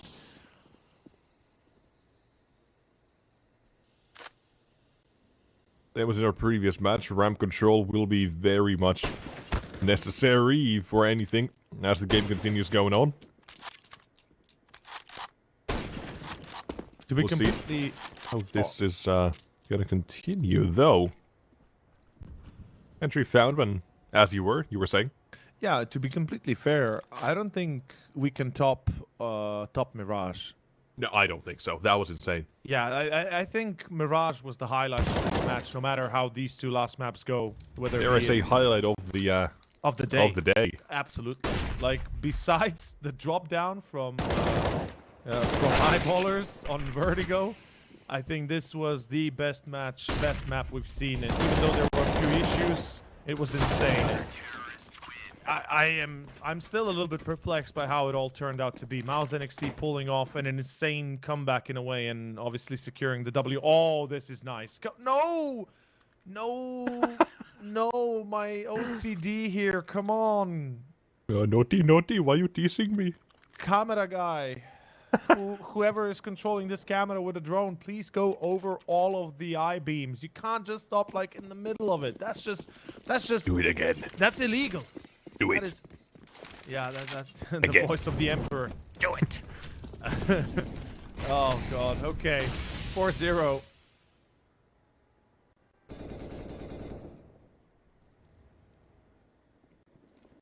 Up control. Looking for a little bit of control as well, Joel. Not going to be affected by anything, able to hold his current position for now, but he's not alone either. Makes things a little bit easier. Smoked out. One waves, and ZTR, he's the one who gets the opening out of this one. Already so much time has gone by around it already. The ZT side, they feel happy just delaying this. Oh, dude, my tonsil stopped hurting. Thank God. Dude, I had pain in my left tonsils for the last 2 days, and I just realized it's not hurting anymore. Thank you, game. Thank you, Mouz. You just made me better. You just healed me. I don't know how. Maybe because of that first map, but goddamn, I'm feeling better. Oh, I just realized it. Wow, that is a relief. My back pain. No, it's still there. The back pain? That's gonna be there forever. You get used to it. You're getting older, man. The Goblin gaming posture doesn't work out for long term, who would have guessed? Yeah. Let's hope the boys in the NXT side at least get a or have a better posture. Back straight down. As well, they were going for a bit of a totem pole. You would hope they have some sort of back strength for that. Here though, You still going left and right. Bomb headed back towards A, but there's no time. Okay. Yeah, that's it. So about that posture. So you're the bell keep of Notre Dame, huh? Yeah, call me Quasimodo. Oh, Nostradamus. Clutched on the ceilings, like waiting for his next target. Well, let's see if Mouz NXT can clutch this target, because it's the 6th round. They've got a few survivors. They don't have enough to get an AK in the hands of Nexius, but they certainly can try without helmet, which I don't think is the smart choice. Yeah, it's got to be the Galil. It has to be. Maybe a Mech 10 if you really feel frisky. Yeah, I mean, if they want to take a more aggressive ramp control, Mech 10 would do the trick. So far, we haven't seen ramp being hunted aggressively, which I highlighted. I said ramp control will be a thing. It is your default 9 out of 10 times, unless it is going to be more of a faster default play where you want to default or get a play set up from the default towards B. Every other time, it will 100% be ramp control. Absolutely. But in one capacity, we saw Astralis basically doing it the way, or when they only had one guy there, was throwing a smoke Molotov behind it, and that was about it.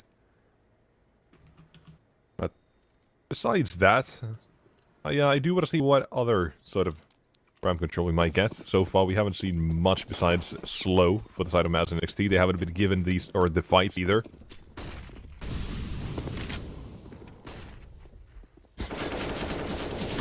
Kristen finds Rusty. Plopsky replies. This is a quick action take of B. QQ. Well, that works. Nobody's crying just now. Yeah, that definitely works.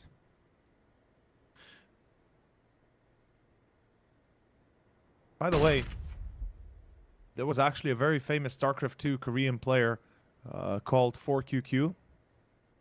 It was actually 4GG, but we called him 4QQ because he would always cry after games of how good or bad they went, didn't matter.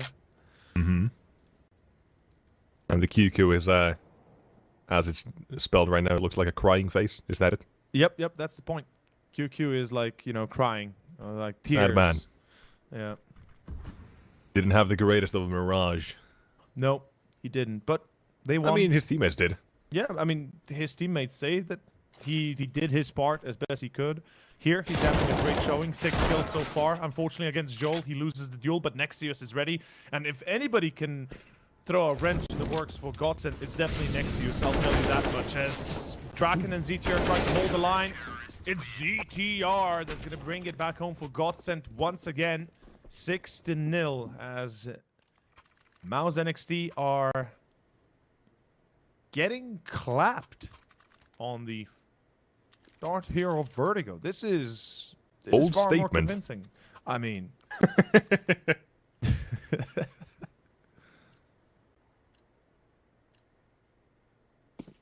no. I mean, it is starting off very one-sided so far. I'm still waiting for Mouz NXT to start fighting for a ramp and get success with it, because I feel like that's got to be the turning point. Right now, I mean, even if they are exploring the other sides of the map, which I do like, I respect that they're not doing just one side of the map over and over again, which Vertigo for a long time used to be. And then you sprinkle in the 1 or 2 B rounds, so the CT side aren't going to be able to rotate too quickly. Playstyles have changed. Nade retakes are more common now, with more nades being known. And, well, CT side, they'll have to demonstrate that this round again. Plopsky and Draken, same position. They both have smoke, they both have a kit. Here comes one of those retake smokes.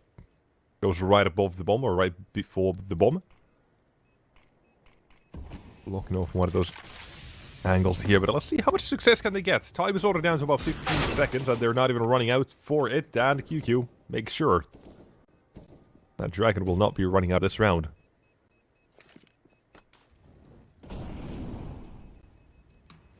Hold on, is QQ gonna be alright? I don't... Okay. they're good. They're good. Yeah. Well, I remember the bomb does about 20 damage, but no, it's about 18. Yeah.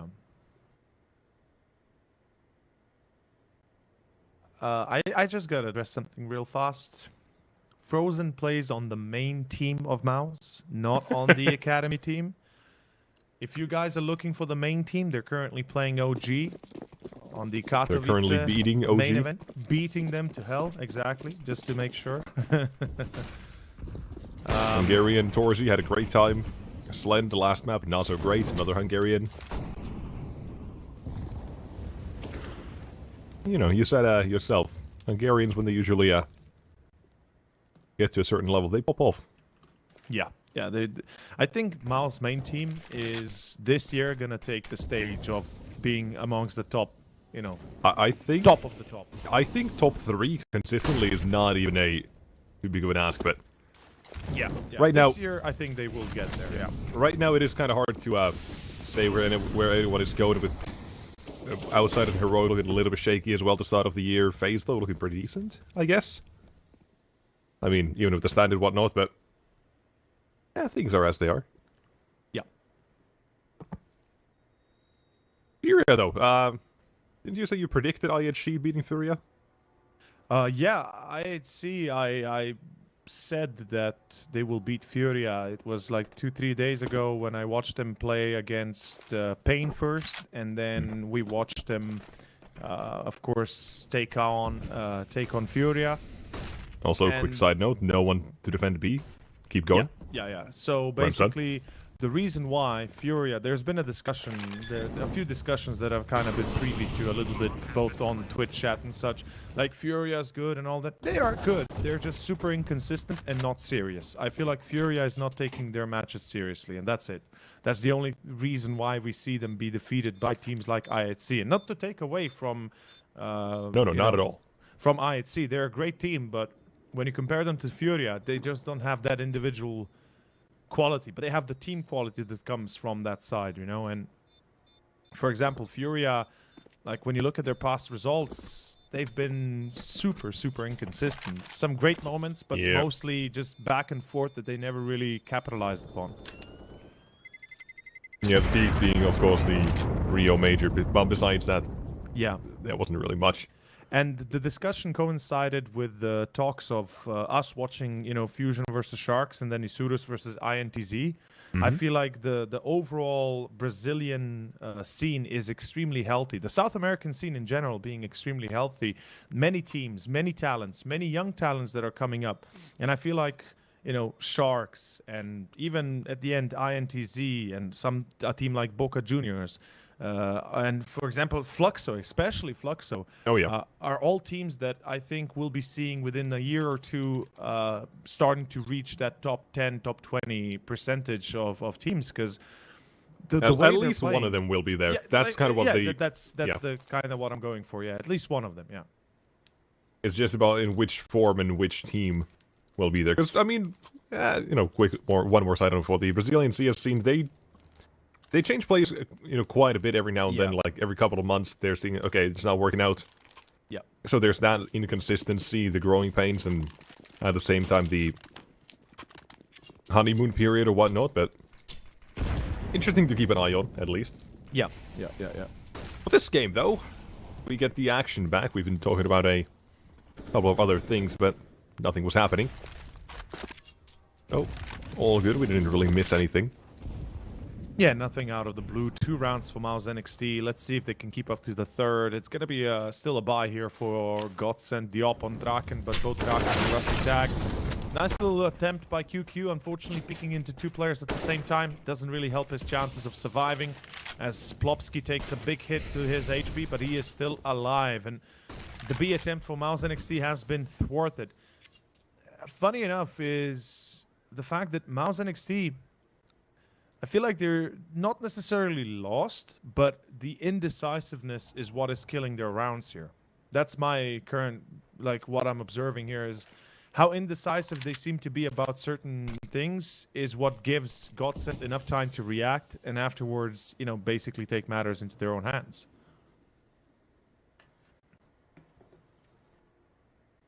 Yeah, here, though, trying to entry. ZTR, the man who might do so, or on the other hand, might be Nexius. Instead, it's Prison. A completely different person. Showing up with the kill feed and trade going back as well. He's out of a good flash, banging it. That finally allows Nexius to move into position. Oh, Plopsky. And Nexius taken, removed. Yeah, Nexius overextending here. Simply put, his two teammates were not on site even when he pushed forward, and I understand why exactly he wants to try that, but at the end, losing his life pretty much sealed the fate for the rest of the two players remaining. And 7-2, Godsent, they have a very good CT side on their hands currently. Something that I expected out of Mirage for them. We didn't really get to see this much of an advantage. They had the pistol and the 3 after, then it was basically Mouz all over the board. Yeah.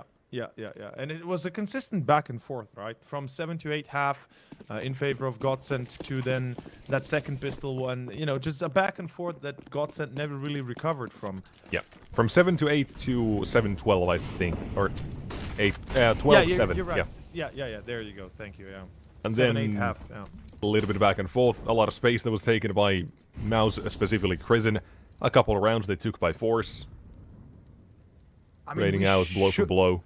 We shouldn't forget Nexius and Jimpad had an insane impact. And yeah, Crizin with that B push as well. Those mistakes for Godsent were crucial.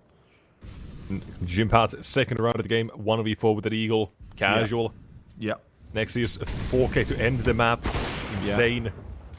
And I mean, Crizin with, as I said, that B push where Godsent were completely oblivious to it, and he did that twice. Yep. A couple of gaps there for the CTs in terms of rotations and whatnot, but yeah, it does seem a little bit as well by this at the if you want to go that way, that Mouz NXT there. He said on Mirage, it was a little bit unorthodox. It was different from the norm, which I like. It wasn't the same cookie cutter Counter-Strike. They instead of it seemed like they did favor playing in groups as a pack mentality. And it did work out towards the end of it all. Now, though, this round they are going to be trapped a little bit like animals. But you know what they say? At that Jimpad, though, that kill allows him to go back towards B. Jimpad behind the flank. A cornered animal. Wait, what? Dangerous. Oh my lord! I was Slend here. What? I think he lurked through middle and nobody even realized it. So again, we see the same issue for Godsent in this kind of instance. Flopsky, meanwhile, You could guess Slend landed on the wrong side, and he's gonna quad kill this round all the way to finish. Dude, he's the Slender Man. He appears when you least expect him to. And his picture certainly confirms that. And without a face.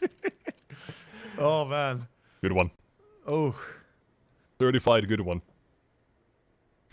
I don't know how I haven't realized it. It's been staring at me in the face. I was waiting for you to say it, and I'm like, okay, it's time to use staring that. as much as it can be, but staring into your soul. It's just standing there like, hi. Hi, my name's Slend, and we're about to prank. We're about to prank Godsent together. Welcome to Jackass. We're gonna give him a little bit of line, then we're gonna pull the rug from beneath. The Finnish way. That's what Jimp's been teaching them.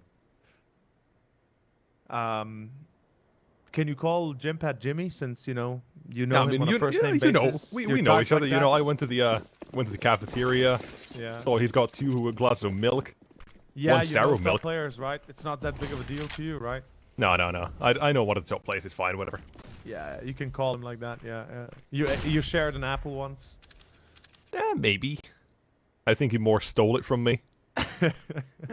What we call it sharing these for the challenge. CTs though, they're gonna share a couple of AK bullets as they hold hands as they lay dying. A side will fall just like that in Godsent.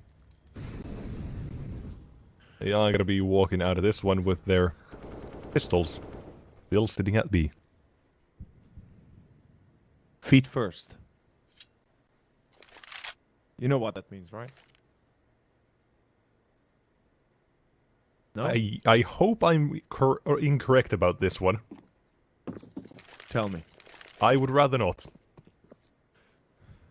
Feet first regards to them dying and then being carried out the doors with their feet first, right? Thankfully, I was wrong about that one. Okay, thank God. In any case, Mouz NXT, there goes the 4th round for them. So I guess there's a chance we could see the same on this first half as we did on Mirage. I mean, after all, it's their map pick. We're expecting them to, to do some good.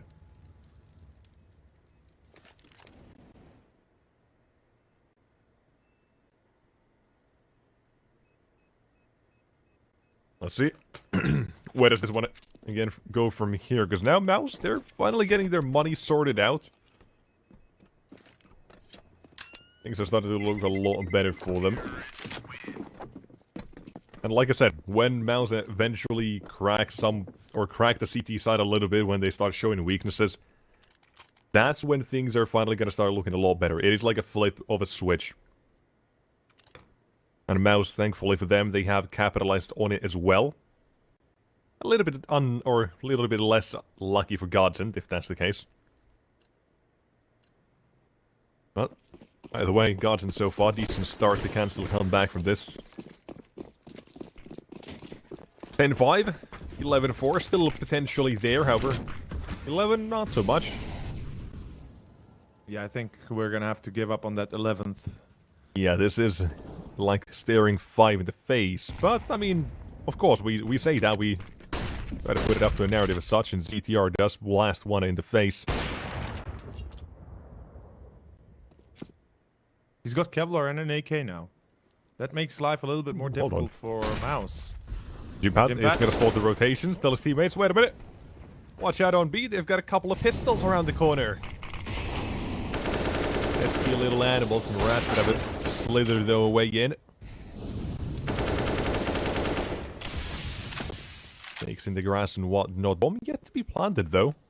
Say, boost in the window as well, ZTR, right above it. I think the move is landed now. This thing's in a bit of an awkward position for the T side. They've got the utility, they've got the weapon advantage by quite a bit. When do they eventually try and get the bomb down? That's my question. Because when they do the CT side, they have the chance to start walking in, but they could also do this here. QQ. Not gonna be crying too much about this one. He gets a quick goal double. And while that ZTR as well, he tries to trade. But expected, they know where he's at. 7-5, as expected. Oh, Mouz. Great thing about that run, by the way, is that is something that a lot of, people sometimes tend to forget. Patience. They have the time. They could wait it out. That they did. Now, what do you think about patience in teams? It's a virtue, and it's something that's rare. Thank you for sharing the sentiment. Like, the thing is, too many a times you see teams just jumping the gun at first glance and then basically losing it for overextending. And patience really is a rare value or a rare thing in teams these days. Prison as well. He's clearing the B site here though. Ooh. Clearing the B bomb site as the CTs. Jumping through, in and out, quick. It's like they were never there. Just ghost footsteps that remain. Actually, as though should have Joel under lock and key. Because he's done so as well. And now comes the next one, but that's Draken. Oh boy, they haven't even planted the bomb, and yet they're actually, still... so I like the way he's playing this. They have a little bit of money on the T-side to work with, so he can try to force a duel here. I think he needs to force a duel. Like, they can both go through con and he actually hits that. It's insane. Oh no! Okay. Yeah, I thought it was a little further behind initially, but yeah, not able to recover. He immediately moved towards con as soon as he saw the Molotov into CT, so he was ready for that. Because yeah, by the way, do you think anyone's ever just thought about not letting these terrorists get in here? They notice says no explosives. Oh yeah, that's true. Actually, where's the security, man? What the hell? I don't know, man. Go through the metal detector and everything's pinging. He's like, it's all right. It's fine. I'm sure it was a belt. Yeah, sure. I'm sure it's just the metal plate in the head. ZTR. One of those in my arm. Let's go. ZTR though. Oh god. Walking down and well, out he goes. Well, ZTR is gonna need a metal plate for the whole head as we go with the first frag for Mouz NXT. QQ is trying to keep attention towards B. Nexius with a second. Joel down. Rusty tagged.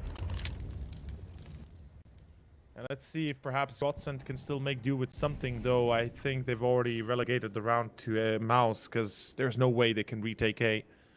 They don't have the money for later stages, and they would risk too much by going into a retake with an AWP, FAMAS, and an MP9. Speaking of metal plates, How's your arm doing? Or your elbow, really? Arm, yes. Does it hurt?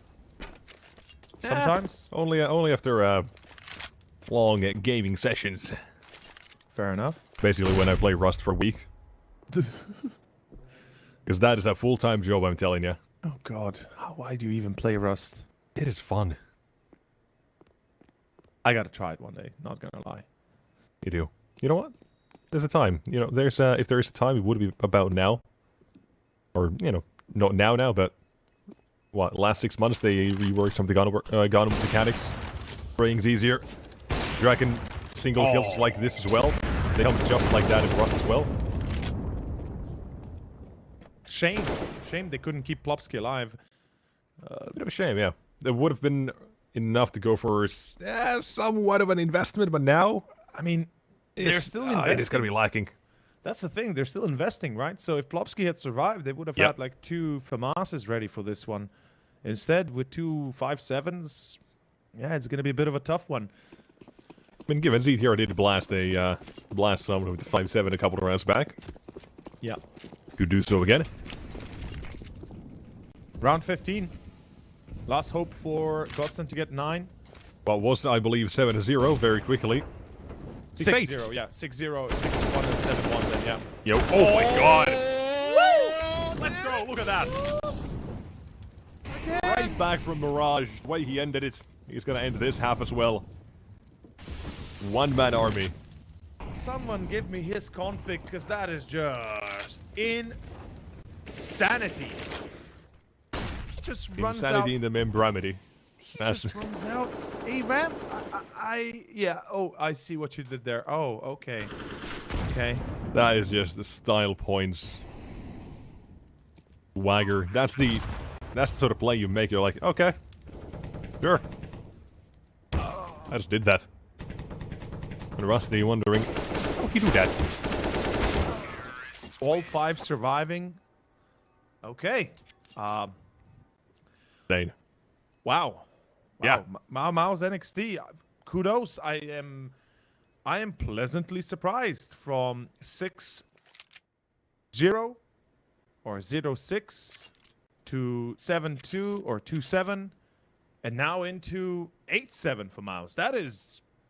They are better than I expected. I'm not gonna lie. I thought they wouldn't be able to be this consistent and that, you know, obviously hands are shaking kind of thing, but this is very good for Mouz NXT, and Nexius is popping off right now at 14 frags, just like ZTR as well at 14. And let's see this second half, this second pistol. Ladies and gentlemen, this could be the downfall of Godsent for the map and the series, especially if we see a repeat of the likes of Mirage. Mouz NXT is... Nice. Now though, the rest of them, I gotta get rid of Nexius here. Still tapping away from long range. Kiku gets a couple more for his troubles and makes it a quad kill at the end of the round as well. Beautiful stuff. Dude, what did the B push? Everyone else came back and... Yeah, they are 8-8.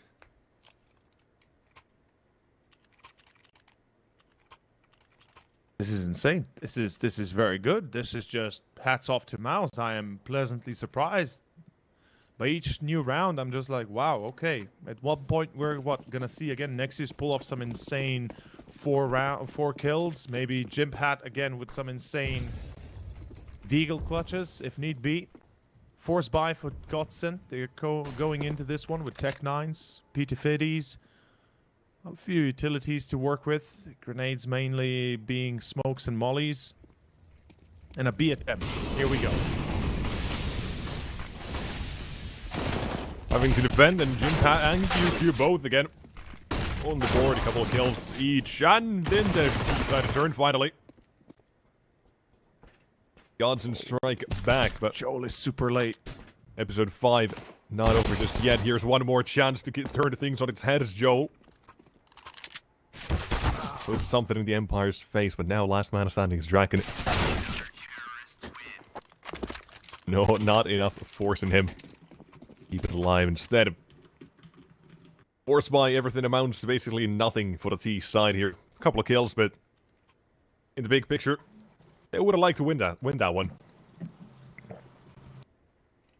I mean, absolutely. Godsent, they would have made their life a lot easier if they did. Mouz NXT, meanwhile, lose a lot of players, lose a lot of money, but they have no concern right now if they win this round with the MP9s possibly getting the majority of the frags. They're set for a very good start of this second half.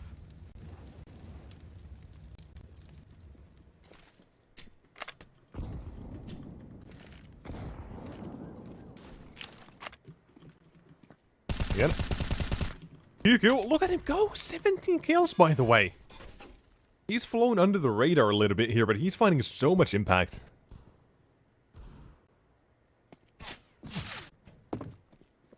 I mean, well, again, he's... well, that's one more as we're, seeing what the rest have to do. But 4K for QQ. Pistol, another 4K. Now another one. I think he's a CT-sided player. Oh, I would agree with you, but to look at Mirage, we think, okay, QQ, nothing really to... Had a real bad start. He was like 1 and 8. Yeah, nothing to single out, but then all of a sudden...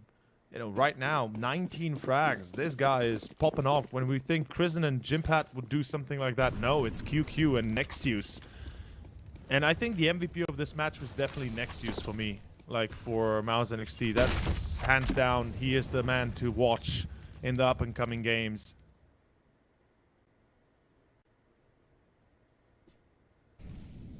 Today, at least. Having an especially good time. If you can continue that sort of form as well, I think... yeah. All the pieces have fit together then for Mouz NXT, because... I mean, Slend, the newest edition, numbers, statistics-wise, with the past couple of months, or however long he's been on the roster for about a month, I think. Yeah, give or take, really good. I think since December, yeah. Yeah. He's been really good. And then, I mean, Jimpad's been... I think he just kind of... He's already made a bit of a name for himself either way. As a talent, and Krisen and QQ, surprisingly. I believe, if I'm not even wrong, I believe he's the IGL of the team. He's putting up a fairly solid squad now. It took a while, it took a couple of months, but... yeah. I mean, after all the inconsistencies, Mouz NXT are finally putting up more than a respectable, a really good game plan out there, and again... Yeah, Krisen quick on the flank. I think it reverts back to our original point that we were making earlier on Mirage, how Mouz NXT have a solid roster. They just need time and more experience, and they will be definitely a force not to be They can live up to their predecessors, put it that way. Yeah, that's true. Absolutely. And QQ, man, this guy, 20 frags, 19 rounds, and he is on 20. Actually, also, did a double check. It's Krisen who's actually the IGL. It is Krisen, huh? Okay. Yeah, it is Krisen, not QQ. I didn't want to say anything because I didn't know. Yeah, so. it was. I remember it was one of the two. It was one of the Danes, but forgot which one. Okay, he doesn't go through the smoke for a second there. I was a little bit concerned. Oh, he gets Slend. That's nice good. shot. Plopsky, can he pull it off? Can he do this? He spotted no QQ! Oh, snap. Made it jump. Shot down like an airplane. That's QQ. Surface-to-air missiles from his AK. Not only, but 11 to Mouz. My god.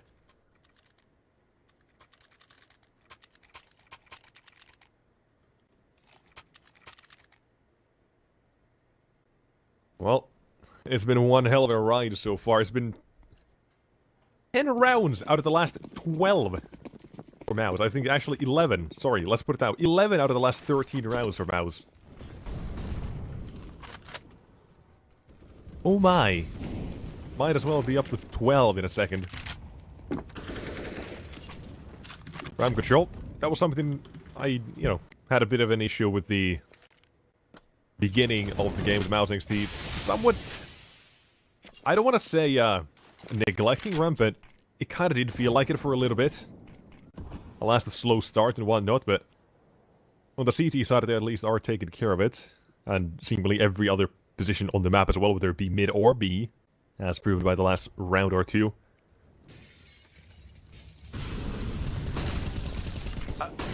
I mean, I'm speechless. I'm legitimately speechless at how good Mouz NXT is playing right now. They seemingly adapted to their opponents within a halftime amount of rounds. It's insane. Slen with a double again. And ZTR and Rusty don't even have time to respond. They have no space to respond with. Godsent, they're being handled here and hard on Vertigo. And I gotta imagine this has to be due to Mirage. Like, the initial start was good, and then everything kind of fell apart, and then the ending, again, similarly good, but everything started falling apart after Nexus started putting rounds on. And Godsent, they gotta get their proverbial it together, you know what I mean? You know? Yeah. They gotta pull, they gotta pull a few strings if need be. I think Something they have. has to change, and maybe it is. ZTR, an ace clutch, can he pull it off? No, only a hat trick. Not enough. And Godsent, they're going deeper and deeper to be sent to God soon enough. Yeah, I think they got that reversed. Yeah, they might be sent to God, not being God sent. Amen, brother. Ay. Preach. Preach it, brother. No, but all in all, Godsent, my original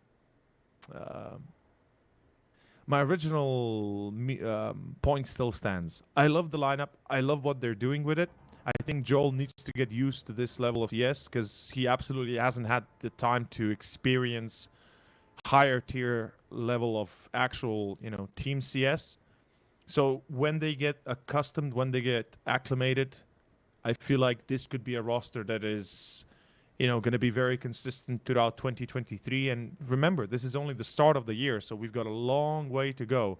So I just hope they keep at it, practice, and just get used to the pressure that comes from playing either better or, even worse teams, and just get that mentality in order, because they have the skill. They just need to now hone it. For Mouz NXT, it's much the same, but they just need more and more experience than, I would say, Godsent in this regard. Oh, Joel. There we go. Speaking of the man. Speaking of the man himself. Oh, wow. What? That is quick. It is brought back by Joel still, but my god, that is quick. Crazy reaction is what it is. Out of the match, maybe. I would say so. Depending on how QQ does with this finishing pod. Utility, great on Rusty. Both or two plays extremely low on the T side here. Next as well, he's gonna be flashed through here. Little cheeky, sees what the other side has to hold for him. If he does find Joel, that basically his retake is on, but I think they're saving. Yeah, smoke Molotov towards the window, it's gone. Yeah, we gotta keep in mind their economy is quite trash right now, so they gotta be safe in that regard and make sure they don't get absolutely trashed Save here around. means I think Sled can drop 2 weapons. So, yeah, Sled can drop 2, and QQ can probably buy for himself. It's gonna be lacking a little bit of util, but they should be fine. Well, actually, yeah. For Moss, and an M4 maybe for Sled drop. We'll see. Oh, you know what? You know what I want to see? Oh no! Come on! No! The camera is just trolling me now. I know. I love you, production guys. I love you, Vank, and I don't know who else is currently. I love you observing. more. Keep doing it. No, don't do that to me. Don't do that camera at all. Or you gotta fix it. You gotta fix that camera. It has to go through all the holes. But we had that in the past. Now it's time for change. Oh, God. Revolution's here. Yeah. I mean, revolution in the name of Mouz NXT, definitely, as we've got round 22 being played, and Mouz is economically damaged, as well as Godsent for that department. Oh, that nade. ZTR finds one. Crescent with a double, though. Oh. Okay. It's getting a little bit too hot in here to handle for Godsent. They might want to turn on some cooling. Yeah, people wondering, is the summer too hot for the Nordic people? I think right now, the heat exuding from Mouz could be. Oh, great one as well. Through the Oh. smoke and timing is there. Joel gone and down and dead. So whatever else you will, T-side bomb will be going down, but a 2v4. What the hell can you do? Rusty order taking a bit of beating as well. Retake nades are going in, and the T-side they're playing in those smokes. At And least the flank. only allows for Crimson to get closer. Yeah. Like, they're gonna wait for Crimson, and as soon as he gets the kill, they spring the attack. There we go. Oh. Crimson! Easy. I am Mouz NXT. I am just hats off to you guys. You have properly surprised me. I did not expect this. My prediction was Godsent winning the series, and they are still potentially winning it. Don't get me wrong, but what's been happening here, the way it's been going, This is just... yeah, not only for you as well, but for me, as I've seen a couple of the couple of games from Mouz NXT over the past few months. Yeah. It never looked this solid. It was always some struggle or another, but past few weeks, today, it is looking really good. This is another roster that is potentially on par with the previous one. Maybe not at the exact same level, but it is really good. And I mean, I gotta mention one thing. They have the sort of X factor that teams need. Absolutely. And one thing that definitely is also important to note is just how cool of a head they keep in any situation. And we talked about confidence and specifically patience earlier. Like, how many times we've seen, for example, Astralis today, right? They have Blame F on the flank.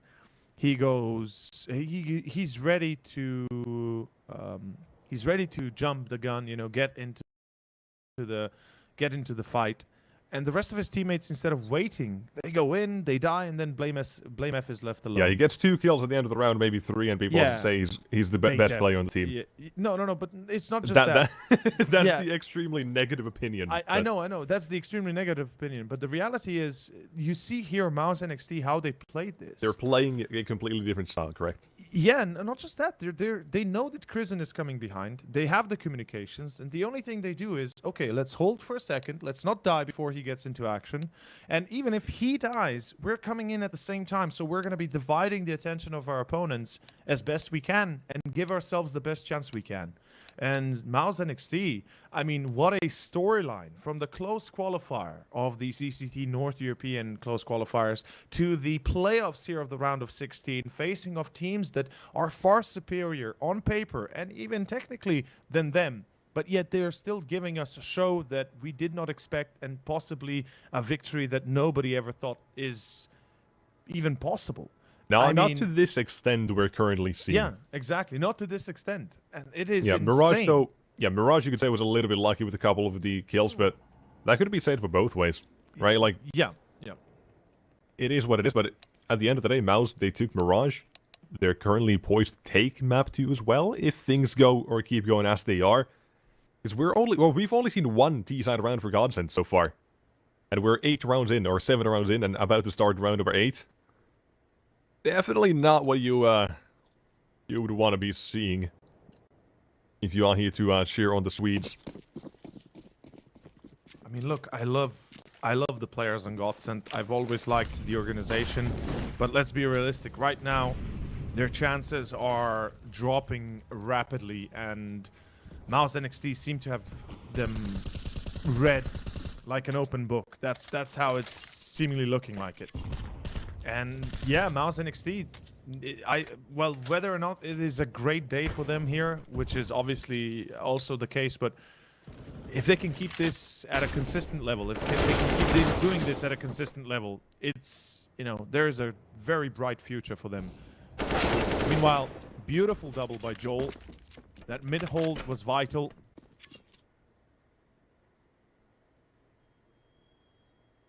And as you said, Godsent, we've only seen 1 round victory in their T side. But let's not forget Vertigo picked by Mouz NXT. Statistics support them. So Godsent will have to do some crazy stuff to not get absolutely blasted here. And am I seeing this right? They have Molotov. Am I seeing this right? There are 2 players in sandbags. 3 Molotovs. If they don't clear that, that is an oversight. Oh, that cannot be if they stated. forget to Molotov. clear sandbags, I will lose my cool. I'll tell you that. No. Oh. Okay, CCTR. CCTR. No molly, but that's fine. Yeah, that's completely acceptable with that regard. QQ, fantastic so far, but 1v3, he's not all for it. Instead, he's happy to save. His teammates can't afford to buy for the next round, except for Krisen, but I'm sure he'll make do. Yep. He's used to the harsh weathers and weaponry of being an IGL. Down to the pistol, just so your teammate can't have an M4 in their hands. Godsent.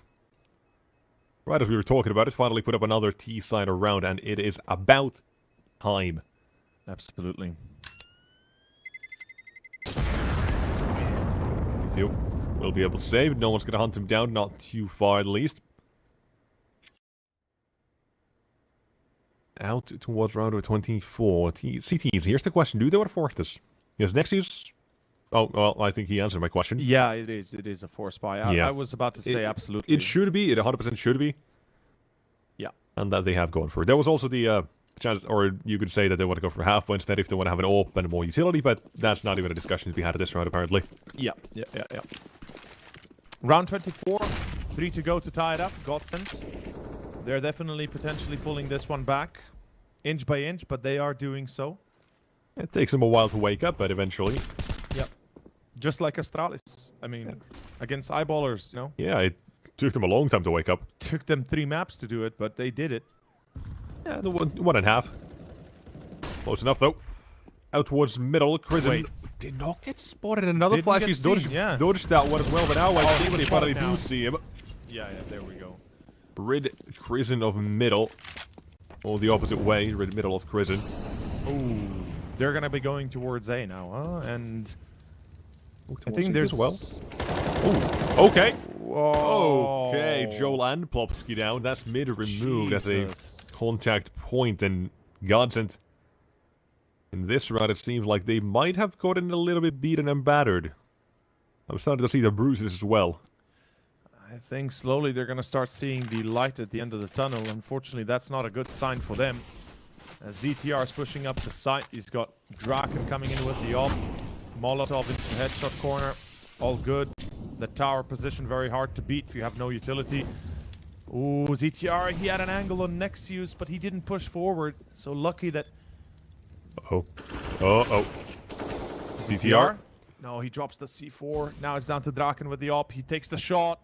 He's not been good at the second map either. No, he's had a tough Where's time. Where, and as soon as QQ swings, as soon as Draken pulls the trigger, then comes the second. But quick flick, but doesn't matter much as aim goes. Draken pulls the trigger. That's when both players swing. That's the idea they had, and it works out to steal and finish off the round. 14-10. Oof. This is tough because look at the money right now for Godsent. Look at the position they're in, right? This is where hope goes to die and dreams pretty much almost gone. Welcome to no man's land. Yeah. It used to be a paradise. 20,000 people used to live here. Now it's a ghost town. Call of Duty Modern Warfare. Yeah, I was about to say that Captain Price monologue. I'll never forget it. Iconic. Iconic, really is. And I bet right now Mouz NXT is saying, oh, there's too many of them. Don't shoot. Wait for them to get Bravo into 6 the kill going dark. zone. Oh, ZTR going dark, my bad. Oh god, lights out, baby. Oh man, I am fanboying Mouz NXT. This is the same vibe I had when the previous NXT roster was formed. Yeah. From the very first month or so, they had an incredibly good direction, cohesion, teamwork. Everything was building up to be the best it could, and that project worked. It did. Second turn, and it's still working out right about now. 15 is Godsent. Well, we've made this joke already, but they might just be sent to God. Yeah, 1 foot across the door. The pearly gates of Peter are waiting. Or the Not so pearly gates of hell, yeah. Yeah. Oh man, it has to be frustrating for Godsent. I understand their pain. I absolutely do. But It's just back to the drawing board. This has been a project that's been together for about a month or so, so it's... Yeah, they have time. Like I said, they need time as well to get Joel situated. You know, I guess... Again, yeah, we mentioned this before as well, by the way. I'm gonna cut you off once more. Yeah, no problem. Yeah, but Joel, he's been opening rifling in different teams depending on who he's been playing with, so... Sure, he's got that experience that he's not always going to be opening, but trouble either way when it comes to settling into new positions. Dimpa, though, this is an old position for him, well known as well, and here you can see it's all but over. As Draken is love, Draken is life, but I don't think he'll be able to pull this one through. Yeah, it's going to be Possible very still, hard. however, Nexius swings out wide. As he finishes the map with 21 kills. QQ 26 for him, but Mouz 2-0 over Godsent. And what a match. Match of the day, even if it is a 2-0, I don't care. Yeah, it's the highlight of the day, hands down. It's the best match we've seen so far. I mean, Eyeballers versus Astralis, map 1 was insanely good. Then map 2 and 3 were like, you know, Astralis just taking them around the block and, you know, kind of doing the dirty work. But right here, Mouz NXT, after the initial start on Mirage, where we were both okay, you know, Godsent, they got 8 rounds. It was like 6-0 here on Vertigo as well. It really looked very solid, a great start. It seems like they got lost a little bit in their own heads, and voila, the end is nigh, and well, the end is there. Godsent eliminated from the tournament. Just like that. And with that as well, round of 16 coming to an end. As, well, we know all the quarterfinal matchups, and real quick production, do we have the matches for quarterfinals? Yeah. Let's take an overview. So we'll get that in a moment, Nexus. But let's just close our thoughts here for this matchup. So Godsent, I think I said it, that I expect them to win this 2-0 or give or take, right? That was my expectation, and they got close in a way on map 1 here on Vertigo. Not even close, and the cat says yes. The cat is here. He said hello. And here you can see as well all the matches we have for the quarterfinals. And we are in for a bit of a treat. I say none of these are bad matchups. All of them bangers. No. All of them bangers. The only one that I really have my, not doubt, but perhaps, you know, eyebrow raisers are Astralis versus 9. I think that's the only matchup that I'm a little bit, you know, not sure. Yeah, I feel like... I was going to say, that's a banger. I mean, it should be. I feel like 9 is insane. The Polish lineup with Hades and Goofy and Minio and Kay and Kyler, I mean, it's great and all, but I hope they don't flop, you know. I know the Polish They won't flop, I'm going to tell you that much. Fair enough. I believe in you. I've had their matches up on my second monitor every now and then, and they've been popping off, man. They kind of smacked 9Z. Not completely, it was a bit of a close one, but they had a good time, they had a good run. Then for Sinners, Copenhagen Flames, another good one, because Copenhagen Flames, I mean, top 25 of the world right now, by the way. Yeah. They've had win after win in tournaments. They've been making a run for it in CCT. Yep. And then, of course, we've got the next matchup as well. Aurora, Mouz, NXT. Aurora, by the way, they just won South Europe too, only a week or two ago. Not even. Yep. They come out as, you know, another one that seemingly out of nowhere, maybe a little bit underappreciated now. Yep. Headed towards a back-to-back victory in CCT, perhaps. And then Illuminar 4s, with Illuminar taking a W over EG, sending NA packing home. When I saw that, I was like, no way. No in disbelief. way. I was like, you gotta be kidding me. Like, that's not real. And then I look at the scoreline, I look at the game, I listen to the game, I'm like, wait a second, really? Illuminar? It seems like we got the good old Illuminar back, you know? When they started off initially, I was a huge fan. I still am in a way, but they certainly dropped off for the last few years, but it seems like they found their stride again, and I'm very happy for that. Yeah, I mean, hey, I'm all for it. And then Forest as well, who they're going up against. I mean, still kind of rebuilding, but liking the new addition to Resol. I feel like I've seen him a couple of years ago back, but now seeing a bit of Forest and then Karat as well. something they added somewhat recently, a couple of months back. I'm liking what I'm seeing here, and of course all of those matches, by the way, are going to be available tomorrow. And we are going to be starting off as mentioned. Aurora Mouz NXT, first one, 10 PM Central European Time. At 1 PM, Illuminar Forza. Right after Astralis 9, and to finish off the day, Sinners Copenhagen Flames. Those are the matches for tomorrow. We're going to find out who goes to semis, who goes home, who goes crying back to their mothers. For you and I, for today, we're done. We are done, Nexus. And of course, before we sign off completely, thank you very much for tuning in. Everybody watching the CCT tourney, the round of 16 complete. Myself over in Nexus are thankful for you guys that came out to listen to us, have fun with us, and all that good jazz. And of course, make sure to give us a look-see on Twitter at Nexus Uwu. Nexus Uwu, it's right on. It's right below the name. Come on. I know, but how long have we been working? How long have we been working together, man? It's about a year. You still. I can't with this, man. Can't we just close things out here? Yeah, just go for it. We gotta close. We gotta fight afterwards, but that's for later. For those of you guys at home as well, this is the end of the day. We'll see you guys tomorrow with more matches. Quarterfinals continue in North Europe, number 3. But for today, thank you so much for watching. We'll see you guys tomorrow for more Counter-Strike. Bye bye. Good night.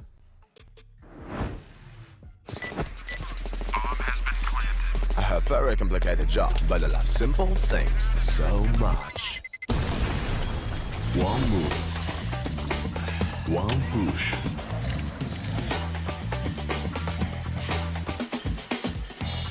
One touch.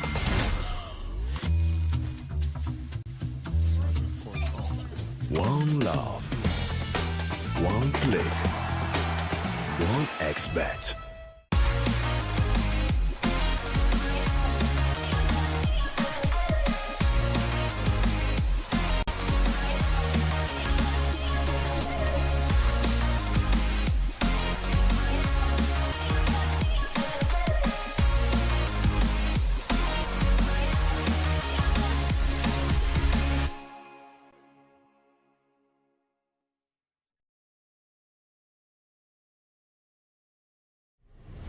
Win up to $1 million with your CSGO esports predictions. Simply guess the kill scores of the 10 players in a CSGO match. The more you guess correctly, the bigger the prize.